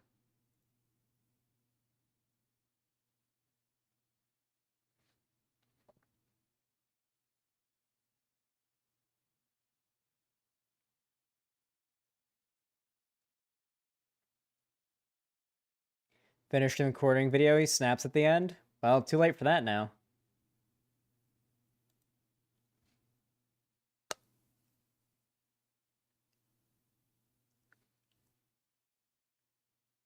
Give me the memes. Howdy. Hey, what's up? Nothing much. Pretty fun night, you know? Had a yeah. Thank you, babe. What? Scooch, scooch, scooch, scooch. Yeah, chat, you got to see my legs. Hope you enjoyed. All right. So, you've come to me for guidance, have you? I have great master. Oh, God. Zan, I have a question actually. Yeah, what's up? When was the last time you dusted your mic arm? A while.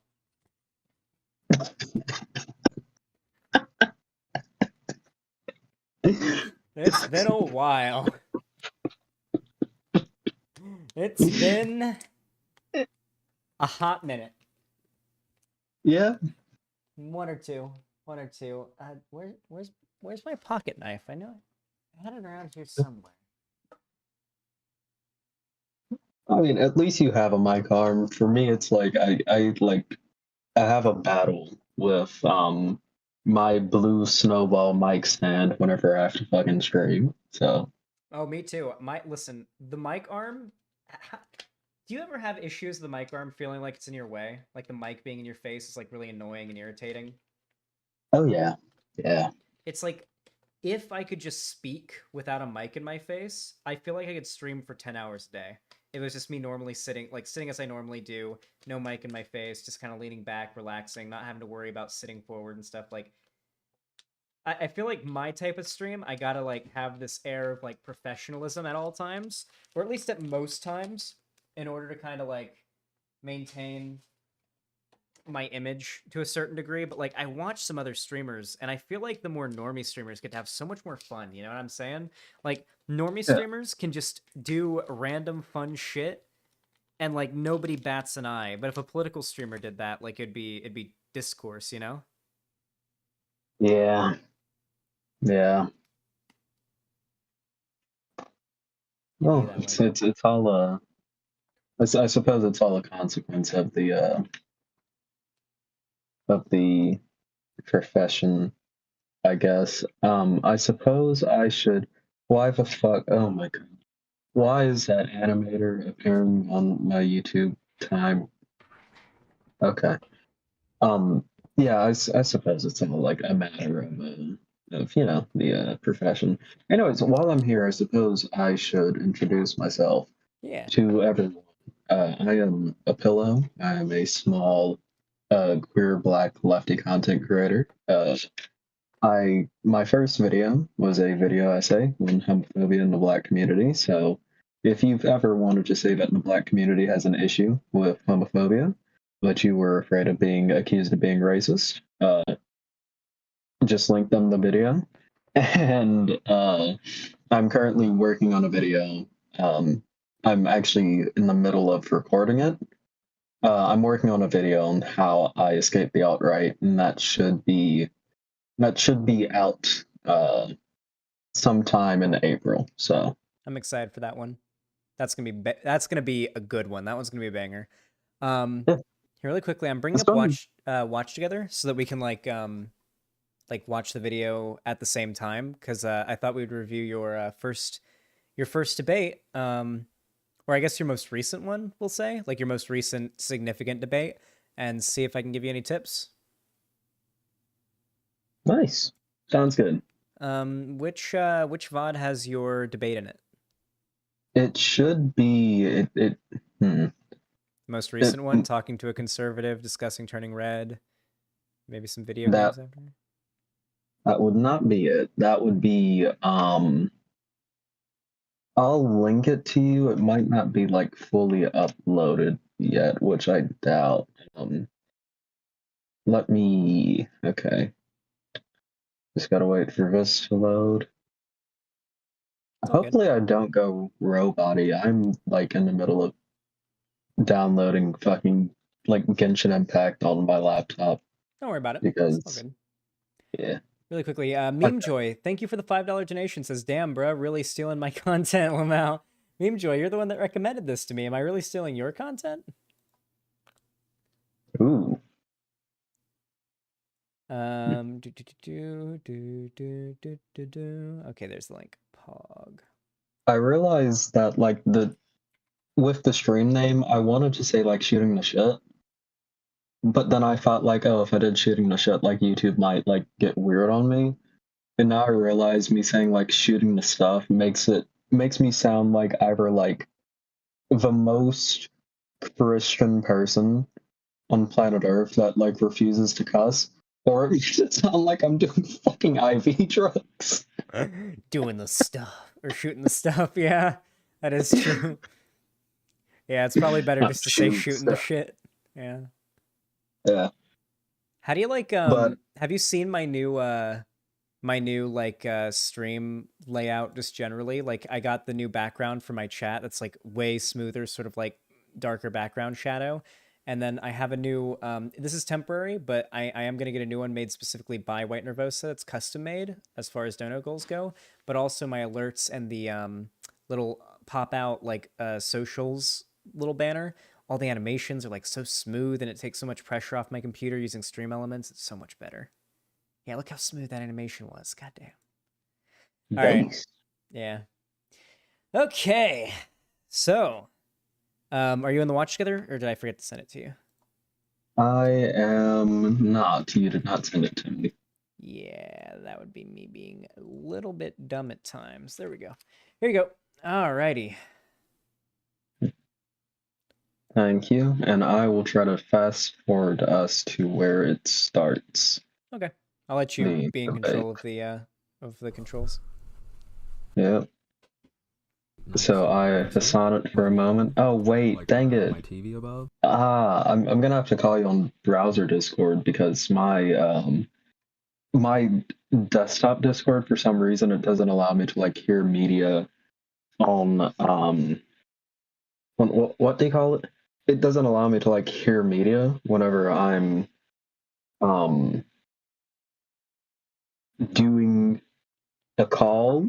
Oh yeah, I had old headphones. I had this old headset that like I could either have sound or I could use the mic. I couldn't do both. Yeah. It was weird. Anyway, yeah, go ahead and do that really quick. But also, you might be using the wrong mic as well, because your audio in here sounds a little bit worse than it does in your stream. I don't know if you're using your Snowball right now. Let me check.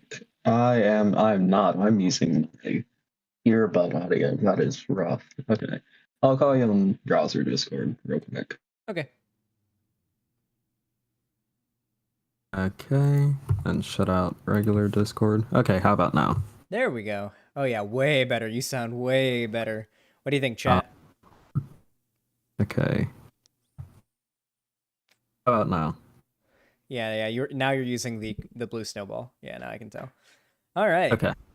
Or blue Yeti, blue snowball. Which one are you using? Snowball. Yeah. Alrighty. Okay. Are you ready for your first Xanderhal debate training session? I'm ready. It's like Rocky. The Rocky movies. I'm gonna run up the stairs and punch someone in the face. Hell yeah. Let's go. All right. Press play when you're ready.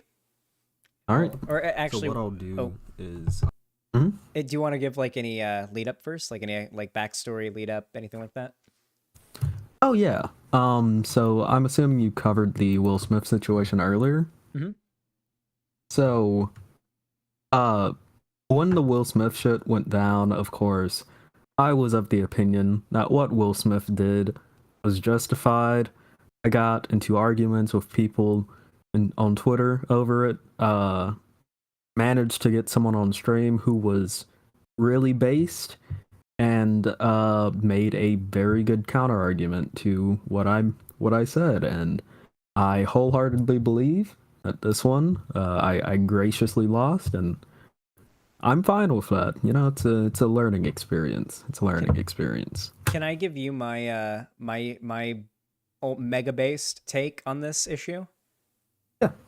If you and I went to a comedy club together and you brought, like, let's say you've got a girlfriend, I don't know if you have a girlfriend, but let's say you got a girlfriend or a wife, and we go to a comedy club together and we sit in the front row and the comedian on stage points at your girlfriend, wife, whatever, and starts insulting her with like insulting humor, and you got mad, got up on the stage and smacked the shit out of that comedian, I would not lose an ounce of respect for you. I would not think an ounce less of you. Nor do I think an ounce less of or have any less respect for Will Smith. My issue with Will Smith here would probably be twofold. One is that what he did was probably pretty irresponsible. Will Smith is seen as kind of like a wholesome figure and has a lot of like young people that look up to him as like a fairly wholesome role model, you know, like his music doesn't get dirty. He's like, he knows he's got a younger audience that kind of looks up to him sometimes. So there's an argument to be made about like we shouldn't be encouraging his younger, you know, fan base that might look up to him to, you know, immediately jump to violence in a situation like that. And another one is the so we know comedians have been trying to play the victim for a while now. Cancel culture, PC culture. It's just constantly they're being canceled. Constantly people won't let them make their jokes. They always got to be playing the victim. They're using this as basically an extreme version of like woke Hollywood's hatred of comedy. They're like weaponizing this as like this is what the woke Hollywood actors would do if they could get away with it. They were all cheering because they finally got to get their revenge on the comedians that have been making fun of them because they all live in their little echo chambers. Their woke little echo chambers. They only clap at the self-righteous woke jokes. Like this is given the right and like the types who try to spew the narrative that like comedy is right wing or whatever, so much ammo. Those are my two main criticisms of Will Smith here. Understandable. Yeah. Alrighty. All right, let's go. All right, let me get TV watch together and try to find where it starts. I have like a little. And for some reason, I can not hear myself on watch together either, which is last time I was certainly. Oh yeah, they were not. Yeah, and also like fucking. I forgot about this. Like at the very beginning of the stream, fucking Dylan Burns hopped into chat. Oh. Which is weird because I've never interacted with Dylan Burns in my life. That means you're probably gonna get on the next Hippy Dippy. You might get invited. I might. Like if Dylan's like now knows of you and you're like Dylan, especially with Destiny now gone, Dylan's gonna be looking for as many people to be getting on Hippy Dippy as possible. Invitations are gonna get shelled out like crazy. So yeah, highly recommend you look into that. That could be a good opportunity. Getting scouted. Yeah. Yeah. Let's go. Hope it ends up going well. Okay. Those voice Let lines. me figure out where That might. it starts and then try to sort my audio issues. I don't know what's going on. I wonder. Okay, I'm gonna leave like call real quick and see if that fixes it, and then I'm gonna see if I can like jump onto something else. Cause yeah. Okay. Or where's my phone? Do I have to? Okay. I gotta log in manually on my Discord. That's fun.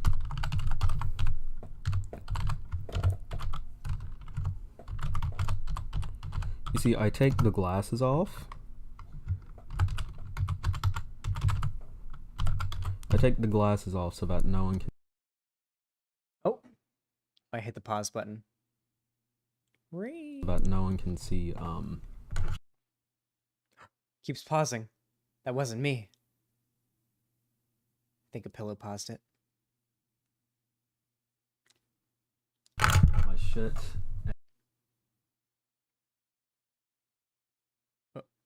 Oh yeah, it's pausing. Okay. I'm so confused. Okay, I'm back. For some reason, it was like my earbuds not allowing me to do it, which was weird. Odd. Yeah. You were getting your earbuds out in that clip. All right. Funny. Yeah. Very non-things, which is pretty based. Yes, very, very based, my brother in Okay. Christ. That's very close to the beginning. This way. The ultimate knowledge and the ultimate belief that Twitter.com fucking sucks. True. Alright. Okay. That's about to be like the very start of it.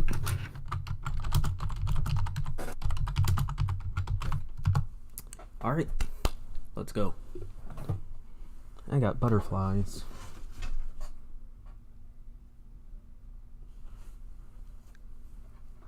Hold on, let me see if I can. Oh, if it helps you, I still get nervous before even like the most guaranteed to win debates, by the way. Like even like debates I know are gonna be a layup. All right. Like I know I'm gonna win, even Love those my I hair, still get holy nervous shit, for. thank you. Yeah. Yeah. I was mainly just worried because like I used to debate people all the time in like Discord chats, but like I haven't debated anyone in a while, so I felt like I was like really rusty going into it.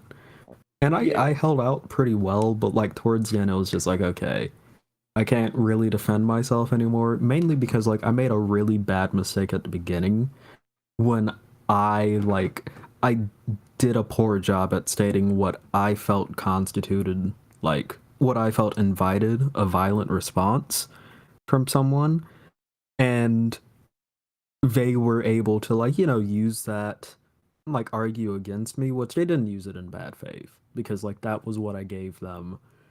They argued well against me. It was my fuck up, but you know, it's a learning experience. Yeah. I think that like to debate that Will Smith was in the right is like impossible. Like I don't know if I Yeah. could debate anybody on like it's such a subjective opinion. This is like a very like it's more of a matter of, are you the type of person who gets it when somebody feels personally insulted by someone they love being personally insulted, even if it's a joke, and acts emotionally in response to that? Like, if that's something that like really upsets you and puts you off, then I guess you can be of the opinion that's completely unacceptable and whatnot. But if it's not, if it's like I said, if you and I were in this situation, I saw you just walk up and smack a comedian who insulted your wife, or if I just had a friend in general, like any friend, like anybody who I knew personally who wasn't a public figure who did exactly that in a situation, exactly that, but not in front of a bunch of people, like a broader audience, I would not judge them for that. Like it's just not something that I get too mad about personally. Like I am a believer in talk shit, get hit. Like I won't personally. I've never attacked anybody over something they said, but I've never ever gotten upset because somebody who was talking shit got hit. Like I've never. You're never gonna see me. Like if it wasn't completely. All right, hold on. I gotta be careful here because I don't want to give off the wrong idea. Clearly what was happening there was not like an insult, like, hey, fuck you, Jada Smith, on the part of Chris Rock, right? What Will Smith did was not even close to like matching the energy of what was going on there. But if you want to defend Will Smith, I feel like it has to be on a personal level. Like, it doesn't really, what he did doesn't really bother me. If I was there, or if I wouldn't have bothered, I wouldn't be too upset. Like, I feel like that's the best way to go about it. Yeah. The angle that I approached it at was more so what Will Smith did, I understand it, Mhm. and I will defend it. But I argued from a more like are we fine with, because like I angled it from a place of like bigotry. I basically, what I wanted to really talk about was bigotry like concerning like black women's hair, which is like a niche issue, but it is still like an issue surrounding that. And it's an issue that Chris Rock knows about because he was, I mean, he was like a major figure in a documentary specifically about black women's hair. It's an hour 40 minutes. It's on YouTube like for completely free. So like he knows it's an issue when it comes to like discrimination against black women and their hair, and he still made that joke. So I argued it from a position of what Chris Rock was doing and telling that joke was a form of violence in a way. Maybe not physical violence, but like, you know, like verbal violence. Like what he does is he was further cementing like bigotries that people have against black women and their hair. And Will Smith's response to that, while it may not have been directly to that particular facet of bigotry, it helped start the conversation around why that is an issue and why that needs to be addressed. And I defended it based on that perspective primarily. That's an interesting route to go, but I would posit two questions. So if somebody runs out of, or okay, if there's like a guy holding a pocket knife and sees somebody and wants to kill somebody, and they see somebody run out of a grocery store and just decide to tackle that guy and murder him right then and there. But then it turns out that guy actually, the guy that was stabbed was actually chasing down a woman he was attempting to attack and rape and murder. And it turns out that guy's a hero. But is he really, though? If his motivation was just he was going to go kill some random dude? I guess the point is like, I don't know if that argument works as well if Will Smith wasn't acting with those intentions upon doing the slap. Though I do agree with the issue that you bring up, that yes, that I'm personally of the opinion that like, listen, all right? If Chris's mom was there, the slap would have been harder. Oh god. The slap would have been much harder. Okay? Yeah. I wanted to like the joke that I immediately wanted to make was it's too much of an effort post, but what I would have done is try to find every clip of Rochelle from Everybody Hates Chris saying either I will smack you in the next week, I will smack you in another dimension, I will smack you in another ethnicity, I will smack the black off you, I will smack you into middle-aged, I will smack you back into a baby, I will smack... I want to get a clip of every one of those and say, damn, he recovered from that smack very fast. He was trained well. I mean... Or something like that. Like, he's got experience. I don't know. Shit, with enough time and effort, someone could... I would be willing to like rewatch Everybody Hates Chris to make that. I fucking love that show. I would rewatch Everybody Hates Chris, but I don't know if I could be reliable enough to clip every instance of that, get it all together, edit it, and make that effort post, you know? That might be too much effort.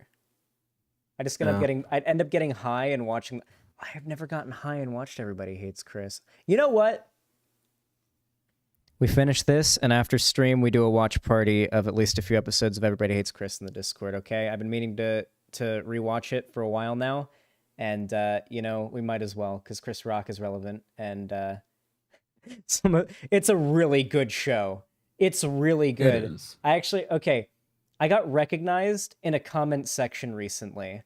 So for those of you guys that don't know, there's a running joke in Everybody Hates Chris about the dad, Julius, and the fact that he is a genius. So he's really cheap, and there's a running joke where like if somebody spills like a droplet of milk, he's like, "That's 2 cents of milk you just wasted." You know, like something like he's like to the penny, to the fraction of a penny, he can count exactly how much electricity, how much anything is worth. It's a really funny running joke. So I watched recently, like a month or two ago, a clip compilation of those scenes on YouTube and commented down below something along the lines of, I'm surprised nobody's ever pointed out that, like, with the skills at math that Julius has displayed, if he was working for NASA, he could have gotten us on Mars in the 90s. And that video or that comment ended up like blowing up in the comment section, and there were a bunch of people commenting, "Oh, Xanderhal, didn't expect to see you here. Oh shit, it's Xan. Hey Xan. Oh wow, wild Xan spotted." And it happens a couple times where I get recognized in comment sections on videos that go viral. It's always really nice. Yeah. It is weird getting like recognized like that. I've had it happen like a few times where like I've been added to like a group chat or like someone's followed me. Or not someone's followed me, or like I followed them and they're like, holy fuck. It's a pillow.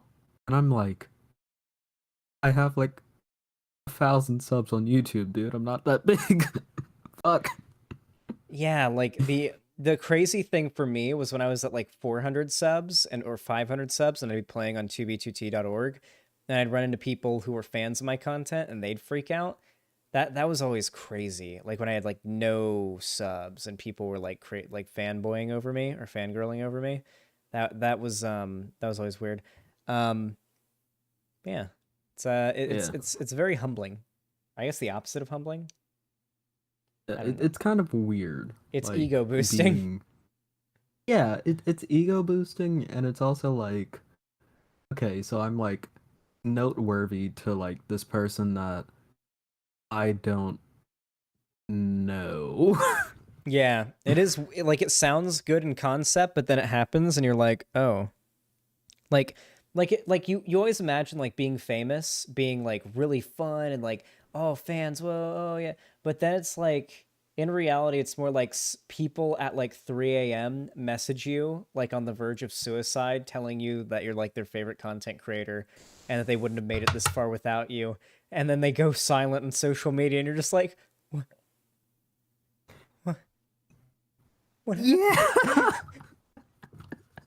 Yeah. Yeah, that's definitely one thing I've gotten to. Not that extreme, but I've definitely gotten like people like doomering in my DMs, and it's like, okay, fuck.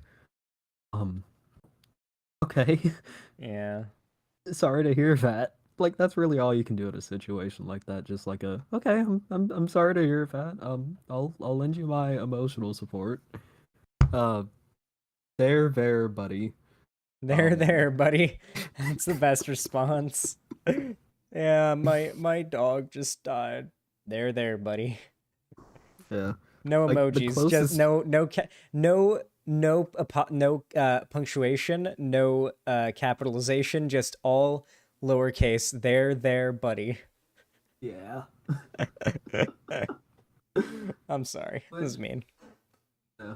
I mean, like sometimes though, it is like occasionally like okay, I can turn this into something good. Like I do know one time someone came into like your stream chat and they were like, ah fuck, like I got denied. I think they had like gotten denied the ability to like get HRT by a doctor.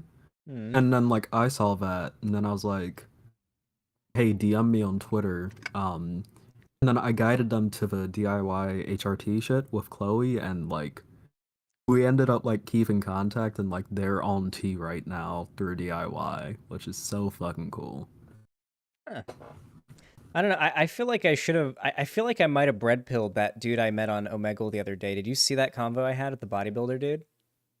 I might not have. My work schedule's been like really conflicting with my ability to watch your streams recently, but yeah. Well, what happened? I did an Omegle Nazi debate trolling stream a couple days ago, and we ran into this guy who was a conservative who was a bodybuilder who had serious body dysmorphia, and that he's like, you know, basically at the peak of where he can get, he feels like, as far as his bodybuilding goes, and he really wants to get on, you know, anabolic steroids, get bigger, get more muscular, get more bulky, all that. But he, you know, it's not covered on his, like, in Canada, it's not seen as like a necessary thing, so it wouldn't be paid for by whatever Canada's health service is. So he was really upset about that, and I was like, and then we started by debating about trans people, and I was like, my friend, my good friend, I think trans men might just be your best friend. And it was like, why is that? And I was like, have you ever heard of DIY hormones, my friend? And I imagine, like, if you go through, like, I imagine the routes through which you can go through to get, like, DIY testosterone. I imagine very easily through similar routes you can get, like, easy DIY, possibly cheap bullshit, like, it'll work, but I don't know how safe it is, which was basically the guy's mindset. He wouldn't care if it was, like, gonna kill him in a year. He just wanted to get, like, buff, like, I don't know, something, TRT, some, like, Anavar, or, what was the other one? There's a bunch of them. Not Anavar. That's the crazy stalker. Anavar, not Anavar, Anavar. There's also, like, there's a bunch of different types of steroid. I've been watching a lot of fitness videos, so yeah, that poor dude. I hope he actually, like, went and found some trans dudes and was like, hey, where'd you get the DIY? No, hopefully he didn't do that. Hopefully he ended up not being transphobic, moving in more to the left, and meeting some trans people that gave him some help, finding some help with his issues, because that dude does need some steroids. That dude, if he wasn't lying to me and memeing, that dude needs steroids, or he's probably gonna kill himself. Yeah, that fucking. I do wish him the best. I also have to say how ironic that a guy who is being denied the ability to get hormones that will allow him to reach his desired body type and has body dysmorphia over it, is a transphobe and can't empathize with trans people. That was a very ironic conversation. Yeah. Right, That's how it fucking happens sometimes. I know, like, a few weeks ago, I got in an argument with a fucking dude on Twitter, and, like, they did, like, the whole, like, Vosh is a pedo thing. Their account was I'll actually DM it to you. Was it lolly shit? It was Shota shit. Oh, yeah. So just child porn, not of little girls, but of little boys. Great. Yeah. So that should go to show, by the way, guys, exactly what we mean by a projection with these people. Oh yeah, it's fucking horrific. Every fucking time. True. Everyone who calls Vosh a pedophile is themselves a pedophile. All right, ready to resume? Oh yeah. Well, I will say one thing before we do. One thing I've learned is that whenever you get in an argument with someone on Twitter, the easiest way to end it is just to go on their account and either search the term I dropped something. And to either search the term lolly or Shota. Do not click images. Holy fuck, do not click images. But just, like, read the text, take screenshots, quote retweet them, and say this you. Immediately done. Actually, they finally added a feature to report child porn on Twitter without having to fill out a separate form. You can finally go to report. I think it's under hateful or harmful content, and I believe child sexual assault material is now an option to report now. So you can report the lolly and the Shotokan and all that shit now without having to go to a whole different form and fill out some bullshit. You just do it do it the same way you'd report any other tweet. So yeah. Report those pedophiles on Twitter. They finally did it. I know. I think I tweeted about it, but I think I need to do a whole little segment maybe after after this. I'll do, like, a little mini segment talking about how Twitter finally made it so you can report the pedophiles. All right. Let's resume. Yeah.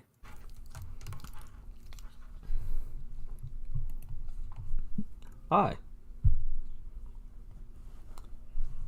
Yep, I can hear you. Okay, let me cut on my desktop audio. Can you speak real quick? Hello, it is me. Okay. I am talking. You are lighting up green. So, how are you doing today? I'm doing very well. I'm on the eve of vacation. I have a Truly in my hand. I'm feeling great. How are you? I'm doing pretty fine, thank you. I'm doing pretty fine. Eve of vacation. I remember you saying that you will be going to a city of very much so very not pious things, which is pretty based. Yes, very, very based, my brother in Christ. Indeed, I'm guessing it's can I you say will what have to city? What repent city? after that I'm trip. guessing it is. What? You can. Oh, I'm thinking it's Las Vegas. It is. It is. Pog. But I think it's easy to go ahead and start out and introduce yourself. Who are you? Name, pronouns. For sure. Exactly. Yeah. For sure. So online, I go mostly by Golden Goat, and in person, I go by Joe. My pronouns are he, him, and they, them. All right, based. And if you want to like plug anything, like, I mean, I doubt that I could make much leeway for you, but if you want to plug anything, your Twitter, your if you have a YouTube, your YouTube, etc. Okay. If you want to plug that, go ahead and say we it can out, honestly and I'll skip put over it the in intro the stuff. And Yeah, sure. Yes. If you wanted want, to get yeah. to like the really contentious parts that you think you want the most commentary on, that's ideal. All right, sounds good. The stream description after. Okay. My guess is that while I do hold I will say, going into this, you definitely have the position. It's easy to go ahead and start out and introduce yourself. Who are you? Name, pronoun, even Twitter name. Is that Minecraft in the background? Oh, what do you mean? I just heard like a Minecraft villager, like, huh. Oh, that might have been my chair. That is a fun chair noise. Okay. Let's see. Okay. So you had some interesting takes on Will Smith slapping the shit out of Chris Rock. I definitely would say that. I will say, going into this, you definitely have the position that is far easier to defend. But I would agree. I'm gonna try my best to defend mine to the best of my ability. So, you're the guest. You state your position, please. Okay. Will Smith had no right to resort to physical violence when handling his emotions over defending his wife. Given the circumstances, I understand why he would be upset. I would also. However, I would not march up there and assault someone for saying that. First, I wouldn't have the chance to. My wife would be the first one yelling at him. Second, I've learned through my own experience with anger issues that violence is not the answer. What's it called? Let's see. I would like to agree with Will Smith himself in his apology when he posted on Instagram yesterday. Violence in all of its forms is poisonous and destructive. All right. Still trying to figure these earbuds out. I barely use them. Oh, okay. Yeah, only use them for YouTube. Try to figure out what's comfortable. But I suppose I'll go ahead and state my opinion after a quick little drink of tea. Can I pause for a moment? You may. I think we all have to like find a way to reconcile our very inconsistent standards of when words can be deserving of violence, right? Like obviously nobody gets upset when Richard Spencer gets punched because his words can translate to real world harm because the rhetoric that he pushes.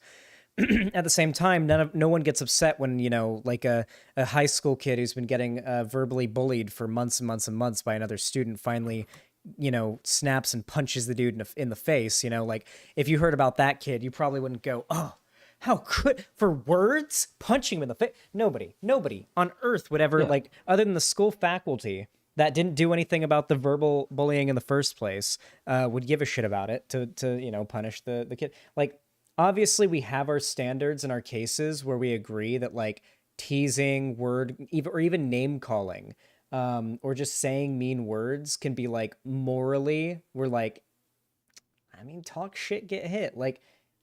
There are so many cases where we're totally cool with talk shit, get hit. And I feel like this is a talk shit, get hit situation. Maybe it's not I don't agree with that philosophy, though in many cases, we're cool with it. And I feel like we're just a few small details about this changed.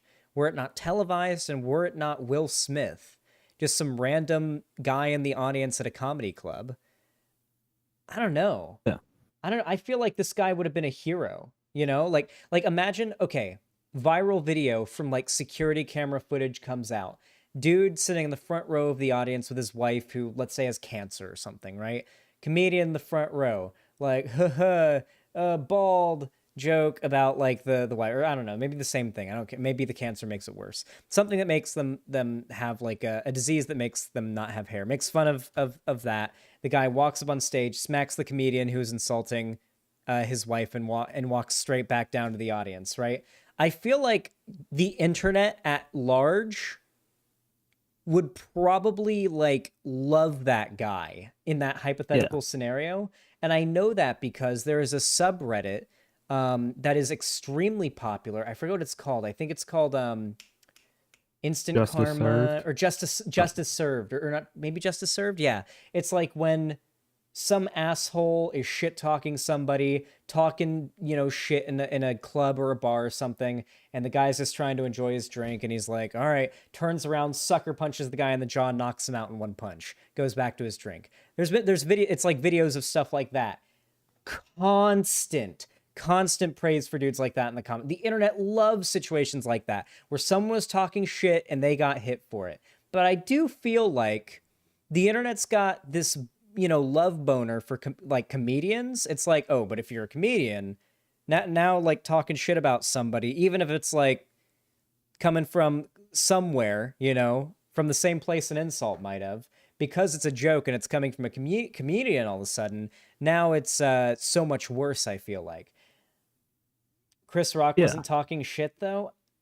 Yeah, he was. He was. Yes, he was. Humor can be talking shit, okay? She was on the receiving end of the joke. The joke was meant to punch down at her. Yeah. Yeah. Like, even if you think that, like, Will Smith shouldn't have punched Chris Rock was talking shit to whomever said that. Yeah. Like I said, though, my position is still what I said before, where I'm literally I'm playing devil's advocate right now for like Will Smith as much as possible. I do feel like most of the internet in a similar situation with just a few variables changed, it not being Will Smith and not being the Oscars and Chris Rock, I feel like a comedian saying the same thing to some random guy, the same event happens, it gets caught in video and goes up on like Justice Served or Instant Karma, the internet loves that guy. I feel like that's how that alternate universe, like, reality goes. That's just my opinion.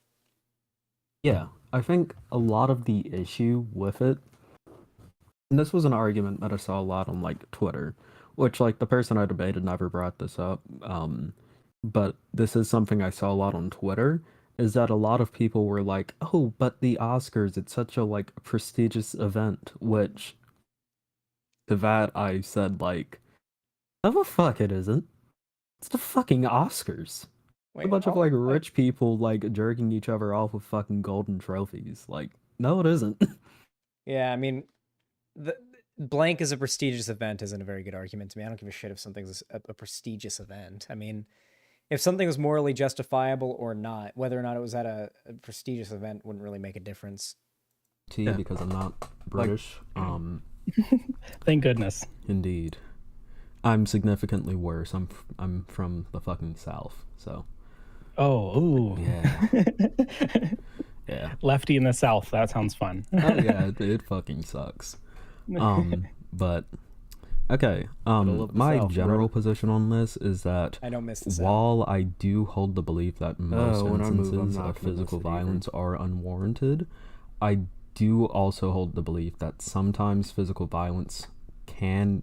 Okay, let me reword this. This is where I fucked up. Go ahead. Okay. Try to get the words to come to me. It's like I was. Can I word what I think a good way to word what I think your argument would be here?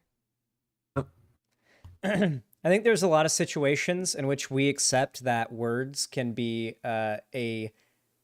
violence can be a good response to words. And we morally justify this. I mean, there's some of the examples I listed earlier. You could have used some of those, I suppose. You know, that we even have, like, I think we even have like fighting words, right? Like like even people like talking enough shit like you want to fight, you want to go down, like those are fighting words, and in certain states that can like mean legally that you're allowed to fucking throw down. I don't know. You could have that would have been a good way to start. Like we do have standards where we're cool with like words being responded to with violence. So why is this not an example of it? That would be how I'd start it. Yeah, and that was something which we didn't like fully get to go as far with the convo as I wanted because Dad had to leave early. Hopefully we can schedule something to like finish it up later. But that was like one of my arguments that I brought up like on Twitter. Like, what if instead of it being like Jada Smith having alopecia, what if she was a trans woman and like Chris Rock made fun of that, or like what if she was blind? What if she was deaf? Like, would Will Smith's actions then have been justified? How about the other example? And What if it was so, cancer? What if Yeah. what if she had cancer and that's why she was bald? Yeah, I think that's a much better analog. I yeah, feel what like you if she has did- cancer and that's why she's bald, the internet goes a little bit more on Will Smith's side. You know? Yeah. You know, and maybe obviously, you know, even if it's like a non remission, whatever. Yeah, like it's not like a full on death sentence situation, you know? Like I don't know.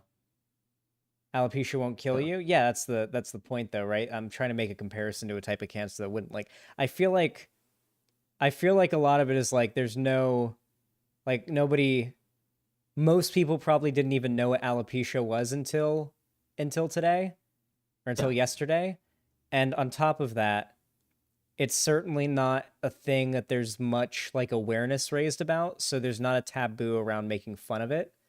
So a lot of people aren't going to have like if Chris Rock or okay, if Will Smith's wife was a trans woman and Chris Rock had just made like a really transphobic, like Dave Chappelle transphobic kind of or even worse like tier joke at Will Smith's trans woman wife, that would I don't think many lefties would be arguing that Will Smith would be in the wrong. You know what I mean? Like Yeah. I don't know.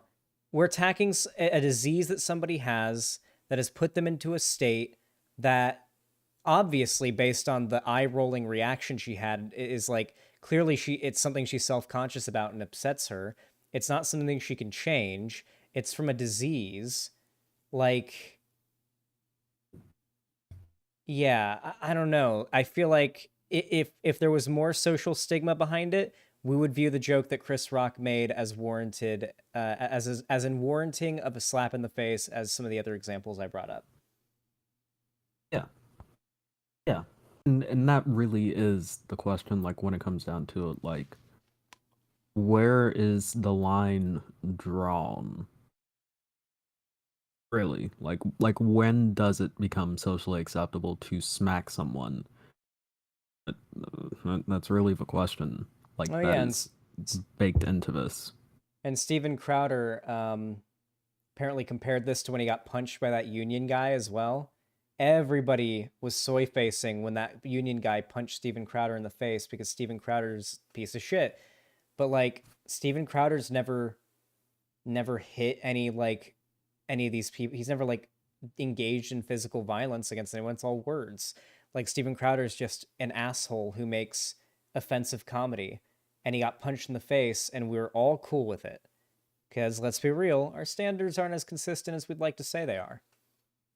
Yeah. But we should fight to And, try to like- make them more consistent. That can change. Yeah. Yeah. And like that was something like I brought up a little later, not the Steven Crowder situation, but Richard Spencer getting like sucker punch. Like, was that right or wrong? Because technically he never made any direct calls for violence, but he did so stochastically. So if it's a case of someone doing stochastic violence and like arguing in favor and quote unquote joking in favor of systems of oppression, is it okay to punch them? Because if so, while Chris Rock certainly was not doing it to the extent that Richard Spencer was. Chris Rock was still feeding into a societal bias that is heavily discriminatory against black women, and especially black women's hair. Yeah. Okay, I have a question for you guys in chat, and I hope that like this works well. Do you guys believe it's possible to have like a personal like moral compass that you would like apply to yourself and like friends based on the context of situations that you specifically will have information that can sort of add more nuance to it, that you can make a more nuanced, grayer decision on a situation if you know it personally, but you have a separate moral compass that you suggest or believe that society should follow, that is a little bit more broad because not everybody can know the every little detail of each situation. I feel like this is one of those cases, right? That's what this feels like to me.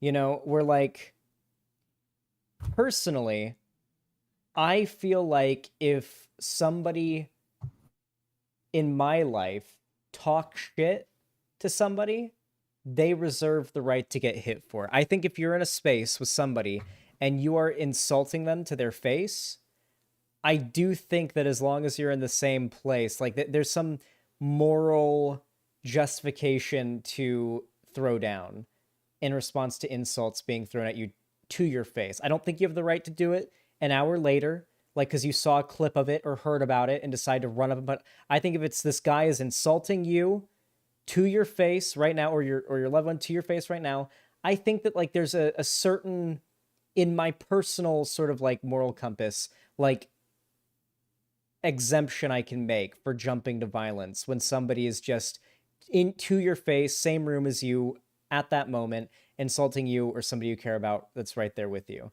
Like, while I don't think that standard should be applied broadly, I feel like in most cases that I've seen, it's been rare where somebody punched someone in the face in response to words. And I didn't think, fuck, well, he kind of had it coming, Like, he had it coming. Yeah. There's a term for that. He had it coming. Like sometimes someone gets punched in the face and he had it coming. I'm not saying that was one of these scenarios, that this is that scenario. All I'm saying is, like, I feel like either we're cool with violence in exchange for words or not. And I would argue as well. Now, you could say this is like backward, like reverse, like what's the term for it? Like where you use events that happen later to justify an event that happened in the past. Hindsight? There's a term for it. Retroactive justification. Yeah. Maybe? Yeah. Retroactive justification is probably the term. Basically, if we look now at the types of people and comedians supporting Chris Rock and condemning Will Smith, it has been torrents of homophobia, sexism, fair amount of racism, and even transphobia as well. Post hoc justification, thank you. Like a ridiculous amount of that, all in the name of protecting comedy from the woke SJW Hollywood people. So you could make an argument that like Chris Rock's narrative and like for one, you could make an argument that like not only was what Chris Rock did in bad taste, you could also make an argument that Chris Rock's actions have empowered reactionaries to keep on pushing this right-wing agenda that they have. Yeah. Dab or die trying. You're not arguing against anything I actually said. Good try, though. I love it when people in chat think they're arguing against something I said. All right, let's resume. All right. I literally took a shower before this. I was going through my head how I'm going to say this, and then it's just... So, okay. Yeah. I believe that the use of physical violence should be weighed against other forms of violence that are being committed. So, going by... Basically, violence, to me at least, is any action taken that hinders someone's personal freedoms. And part of that personal freedom, to me, is the right to not be unjustly defamed, not defamed in the legal definition way, but defamed in the more social way, part of that. And in my humble opinion, I feel like what Chris Rock was doing, even though it wasn't physical violence, I felt like what Chris Rock was doing was normalizing a more sinister form of violence. You said people condemning Will Smith and supporting Chris Rock are just alt-right, transphobic, homophobic, racist, etc. people. How is that not arguing against what you said? Hey, chat, did I say that the people condemning Will Smith and supporting Chris Rock are all alt-right, transphobic, homophobic, racist, etc. people? What do you guys remember we said? Did I ever say that? Or did I say you should have seen some of the comedians that were condemning Will Smith and supporting Chris Rock saying all sorts of racist and homophobic, transphobic, etc. stuff about this and using this as a jumping point to push conservative agendas? I feel like that's what I said. Not everybody defending Chris Rock is a Nazi. I don't believe that's what I said. So yeah, try to keep your responses to stuff I actually said, please. The bullying chat arc continues. Than what very Will Smith homophobic did. stuff, yeah.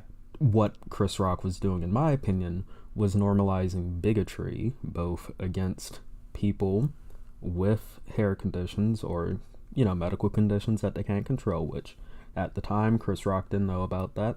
That's understandable. But I also feel like Chris Rock was also normal. Wait, he didn't know about the alopecia? Yeah, he didn't know about the alopecia. Okay. Which so in is that like... Okay, so in that case, then we have to view it as him making fun of a black woman's hairstyle. That might make it even more justified. You have an even better case now.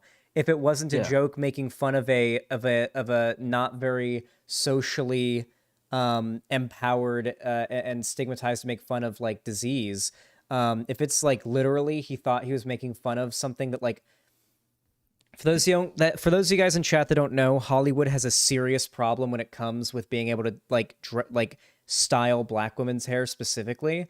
It's like there's like I think 4 different like hair types, like main hair types. I think it is like there's like I know that's like a huge issue that if you're a black woman in certain areas, finding a hairstylist that can actually like do most hair styles that you might want to go for is going to be very hard. And it's an even bigger problem in Hollywood, which means that a lot of black women either have to wear wigs with like something to keep their hair down or shave their head to wear wigs for roles because there's just like so many projects they're on just don't have a hairstylist that can like do their hair.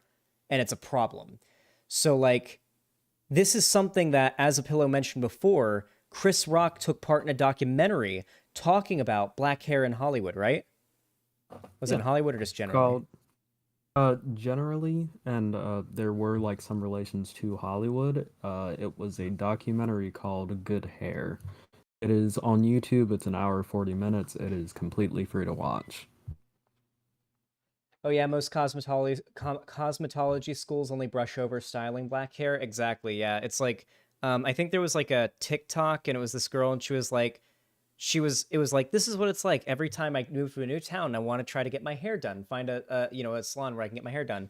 And it's her for 3 hours calling every salon in her city, like asking if they have anyone who can do, I think it was like type 3 something. Like I don't know hairstylist terms, but yeah. And it's like a real issue. 3C.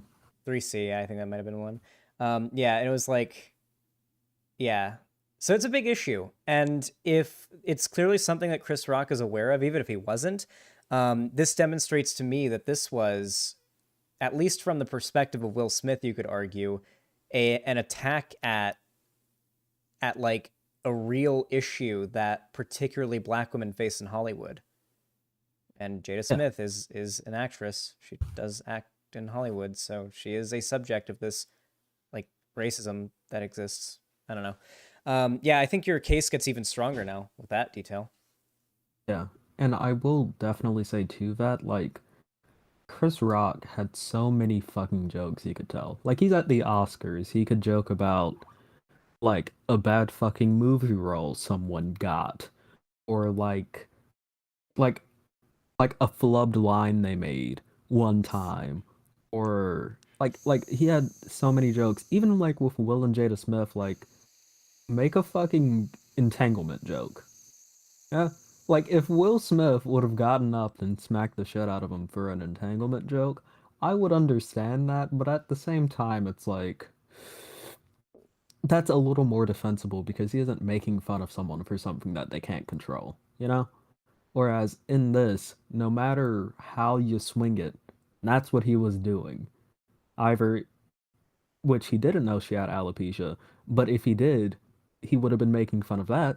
And since he didn't know, he was still making fun of a black woman for her hair, which a black woman gets shit enough about. Yeah. Yeah, I think you've got a good case. I mean, at least when it comes to arguing like a moral equivalence between cases where we agree, yeah, punch a Nazi, punch people who spread harmful like rhetoric because it can have real harmful impacts in the world. Words can cause harm. But then at the same time, like, yeah, I don't know. I think you got a good case here. Let's see how it goes. Wasn't Oh, and Gandhi I also a will huge say, misogynist? Probably. yeah, and I will say, I have maybe like about 10-15 minutes on me because I do want to get to sleep for school tomorrow. I have a fucking big test, but I am willing to like continue this like at a later date.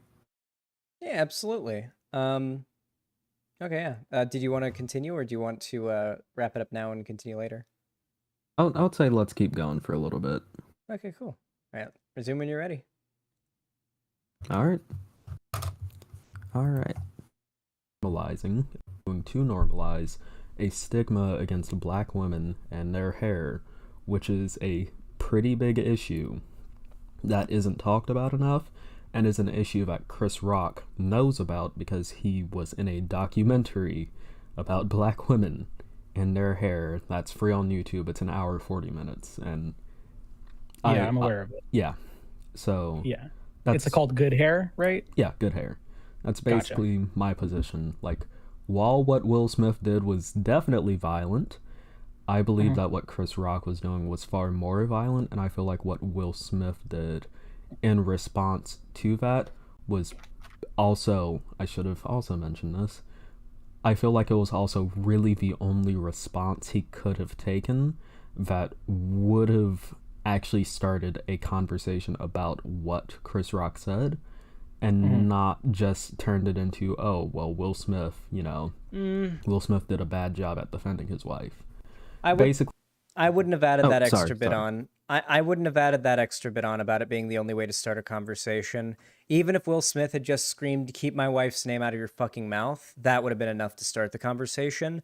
Hell, even better would have been Will Smith today putting out a post saying, my wife Jada suffers from alopecia.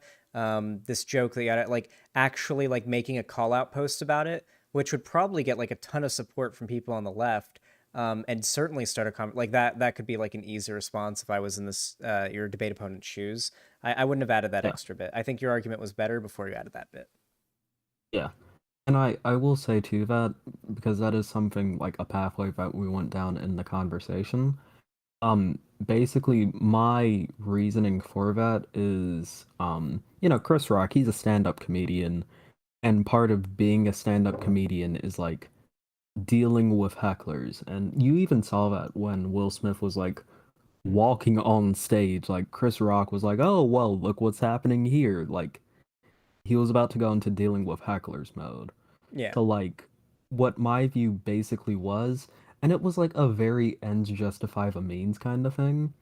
It was basically that essentially if Will Smith had called him out from the audience, he would have been treated like a heckler. If he went up on stage, took like the mic from Chris, explained what was going on, he would have been treated like a heckler, and he also likely still would have been painted as like a disruption to the Oscars. And if he would have made like a post later on or talked about it in his victory speech, buzzkill, Yeah, or that's true. just like Yeah. Well, but at the same time, though, I'd argue that Will Smith looks worse from this than he would if he had just put out like a speech. Like I feel like the best, like if you want to defend what Will Smith did morally, probably the best thing to do would be to argue simply that like basically the argue or like the explanation that Will Smith made in his apology, because even if that wasn't him writing it, I do believe that probably is the impetus behind what he did. There are obviously conspiracies of, oh, but he was laughing at the joke at first. It's very possible his laughing was that, oh ho ho, you're gonna say that, huh? Kind of laugh, you know? Yeah. It looked kind of genuine. It did look like a oh funny laugh as she was rolling her eyes, but like the camera cuts, so we can't really know, unless we get like another view, maybe. I don't know.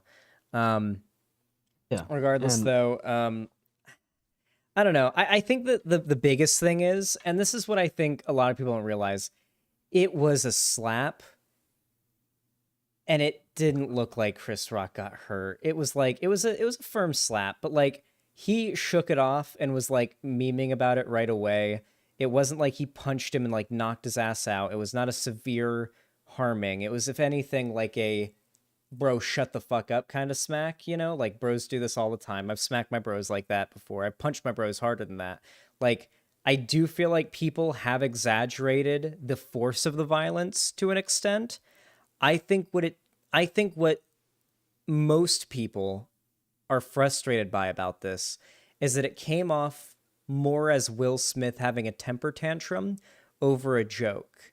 And I don't think most of society yet has agreed that jokes can have consequences outside of making people laugh or maybe making people cringe if it falls flat. I just don't think that most people have been sold in the idea that humor can have any real world consequences. Yeah, and this is where I kind of get into like the more esoteric territory, which this is like less so oh, I'm glad Will Smith did this because it did this, but it's more so I feel like it has basically, so of course like whenever what the fuck was his name? Whenever Richard Spencer got punched, it was like the debate wasn't, oh, Richard Spencer is a bad person. It was, is it ethical to punch a Nazi? But over time, that legacy went from, is it ethical to punch a Nazi, to Richard Spencer was a bad person, the people he was associated with are bad people, etc., etc., etc. And I feel like the violence that surrounded that situation is what made it have longevity, is what made that outcome have longevity. Because if it was like say take like the JonTron versus Destiny debate, like almost everyone on the fucking left who like likes Debate Bros has fucking watched that, and that one has longevity. But at the end of the day, a quick action of violence sparked a long form conversation on like modern day fascism. And although Destiny did a very good job at exposing JonTron as being whatever the fuck he is, that conversation has had like a lot less longevity than what happened to Richard Spencer. That is true. That is true. Well, yeah, maybe. It's hard to say. Yeah. It's hard to say. Yeah. Yeah, I mean, you could make it like a really like focusing on practicality case that, yeah, engaging in violence to bring attention to important issues does result in long-term memory of the issue. Like, yeah, that you could make that case. That is a scary route to go, like if we go too far, but like it is an interesting thing to think about. Like I'll give that a thought while I'm high as fucking playing video games, you know? Okay. Wait, can I actually, you said you had to go soon, right? Yeah, I can do about like 5 more minutes, I'll say. Okay, can I, in that case, do you have time for me to give you a small little bit of advice? Oh, yeah, of course. Okay, so probably the biggest lesson I've learned the hard way as a streamer, that boy, do I wish I could have learned the easy way, is learning what fights not to take and what fights to take. Sometimes as a streamer, having a platform, something makes you really like emotional, or gets you really excited to talk about it, and you got a really strong opinion on it, and you know you're right, or you've got really good arguments for it. But then, well, in this case, it didn't necessarily happen, but let's say in the future it happens, then your audience doesn't necessarily agree, Twitter doesn't necessarily agree, it ends up being a whole big thing. Sometimes there's a case where you're going to think to yourself and have a take when you're off stream, be like, holy shit, this is so based, I should say this off stream.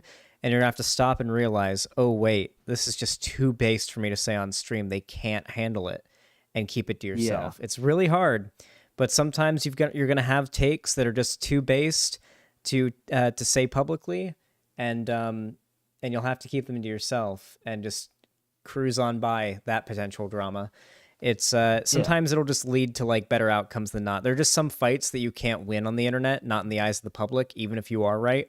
And sometimes it's just best to avoid unwinnable fights, you know?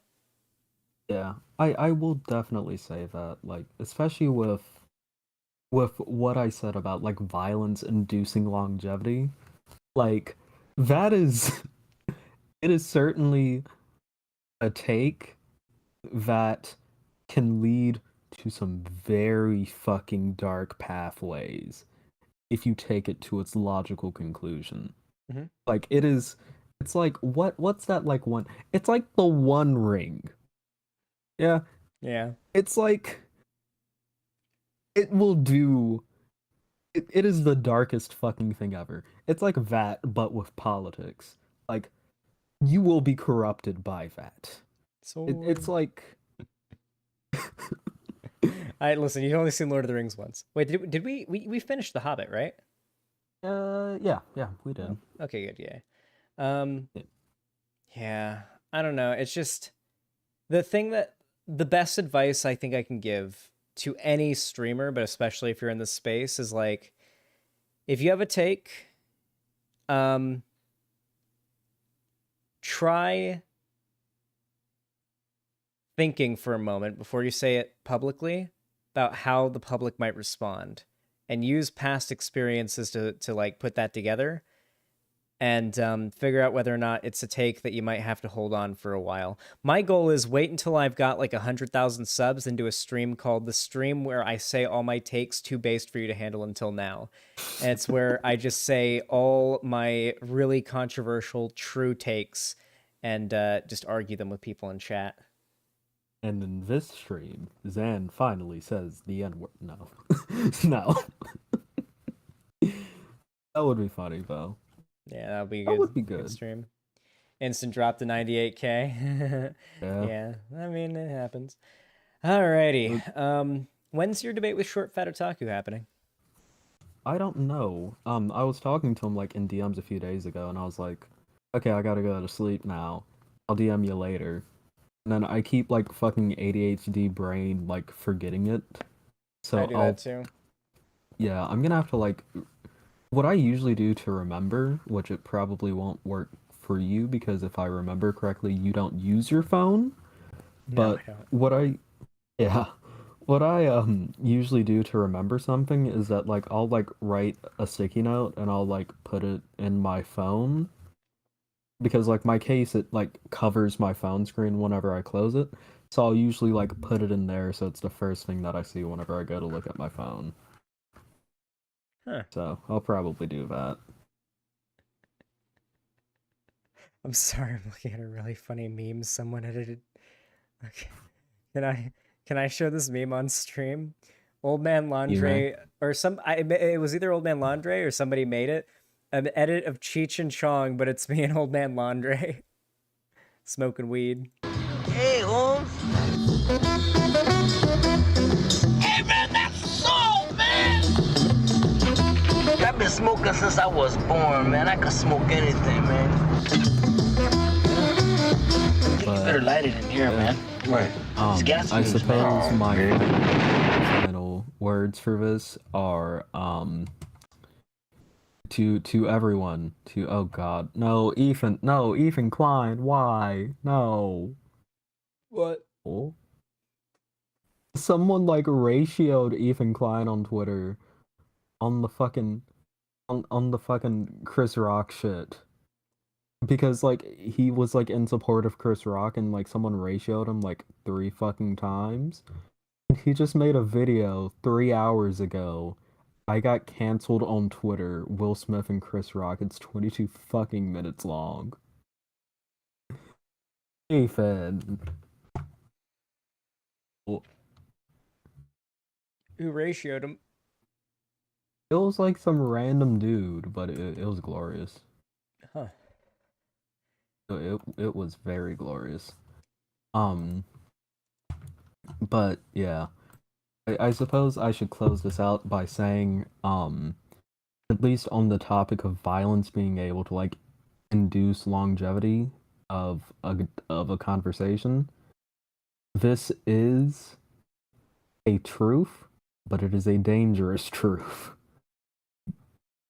Yeah. Using violence to... It's like when we discovered that human flesh was the final ingredient to make the world's best ramen. Yeah, wait, what? Yeah, it's... What? Okay, yeah, it's like that. Legitimately, when it comes down to like something like that, it may be true, but when you have to resort to violence to make your beliefs stand out amongst others, there is a level of fucking like I sound like a fucking mentor figure in like an anime trying to mentor my little laddie to like not fall into fucking like darkness. Don't do violence if possible. If possible, and if not warranted, it's not good. Will Smith, however, I believe that was a defensible situation, and my beliefs were kind of turned during that debate that I had, but at the end of the day, I definitely get where that person was coming from, and I'm definitely going to start to reassess my opinions on that just to see how I can still line it up with my beliefs in this way, or potentially change them if, you know. Poggy-woggies. But indeed. That's how you get more powerful, okay? Think about it like this, okay? Every time you lose a debate, if you're wrong in the debate and you change your opinion, you now have the correct opinion. You become stronger.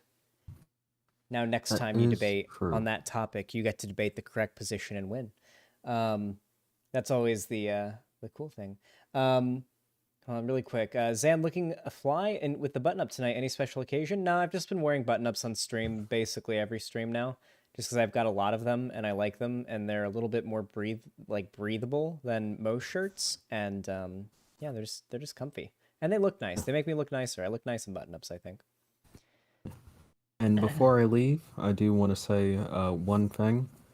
If you have the money, please subscribe to Xanderhal's Patreon especially if you want to see a bit more of me. You know, we've been reacting to Adventure Time, so feel free to watch that Patreon exclusive. Do it. Even if you don't want to watch that, subscribe. I know where you fucking live. I know where all of you fucking live. I know at least the proximity, you know. I know the state or something. I don't know. No, not really. Anyway, with that said though, yeah, thank you all for coming today. I think it's time to wrap things up. Thank you so much for coming on, Apillo. Oh yeah, of course, and thanks for having me. Yeah, absolutely. Talk to you. Have a fantastic night. Of course, you too. Sorry. Yay. He could have just booed really loud and a dramatic thumbs down and looked like a better man, maybe. Hey guys, what a fun stream, huh? Would be a shame if something were to happen to it. Wrap it up with this meme.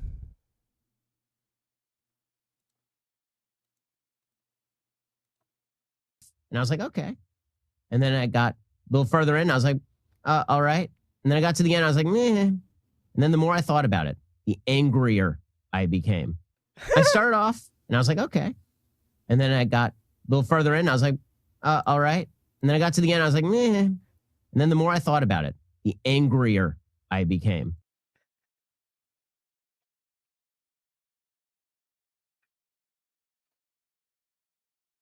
The part that makes it the part that makes it funnier is that we just responded to that video earlier. That's what makes that little Twitter video so funny. Pussy makes me angry. Listen, okay? It'd probably be good that pussy makes you angry. Anger fucking is the best kind of fucking. It's the only kind I do. His face when he says that is so good. Yeah. Can we watch the funny clip again? Can we watch the funny Batman clip?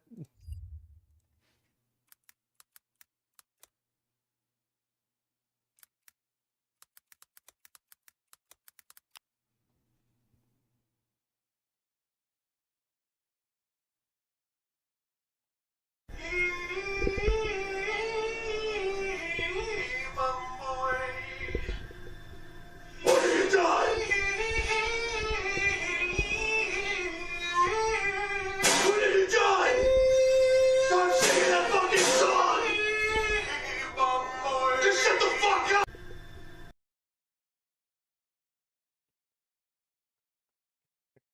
up!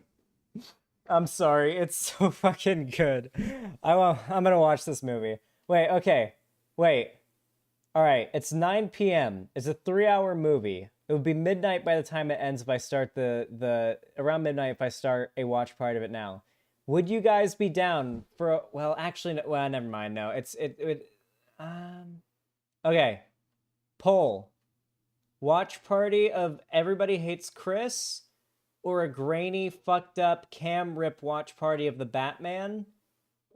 Or if we do Everybody Hates Chris, we wait on the Batman until it comes out on HBO Max and watch it in HD. You guys want to do an Everybody Hates Chris watch party instead?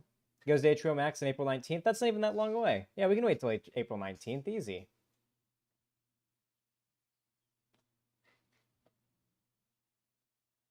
Is there a Discord meetup after this? Which channel is it in? Zan's Theater.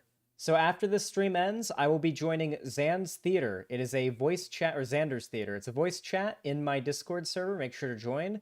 If you can't join that voice chat, join one of the other ones around it, and I'll pull you in, and you'll be able to watch the thing we're watching.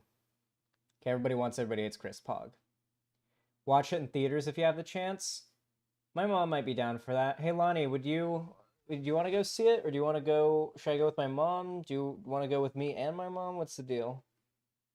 I don't know if you like superhero movies, and I'm not going alone, so. My mom wants to see it, so.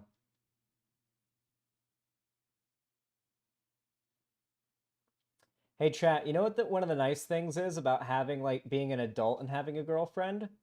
Is that going on a date or going out somewhere and, like, your parents being with you doesn't end up being, like, a buzzkill. Because, like, I remember, like, when you're in a relationship and you're in, like, high school, or you're, like, it's just, you don't really get much alone time together. You're basically constantly trying to go at it. You know, you're constantly trying to get, like, any chance to go at it. I mean, like, for real, for real. And so, like, when you live together and you're, like, you know, adults, it's not really how it is anymore. And so it's like, yeah, I've never been on a chaperone date, lol. I have, okay? I have, Lonnie. I have. Floyd. Humans don't actually need sleep. It's actually a liberal hoax made up by the globalist elite. Yeah, be woke, not sleep, okay? Don't be sleep. Be woke, Floyd. Don't go to bed. All right. Go ahead and join the Xander's Theater watch party, or the Xander's Theater voice chat for the watch party. I'm going to hop in there right now.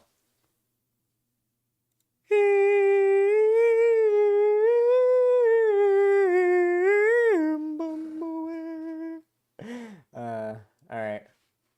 Join the watch party.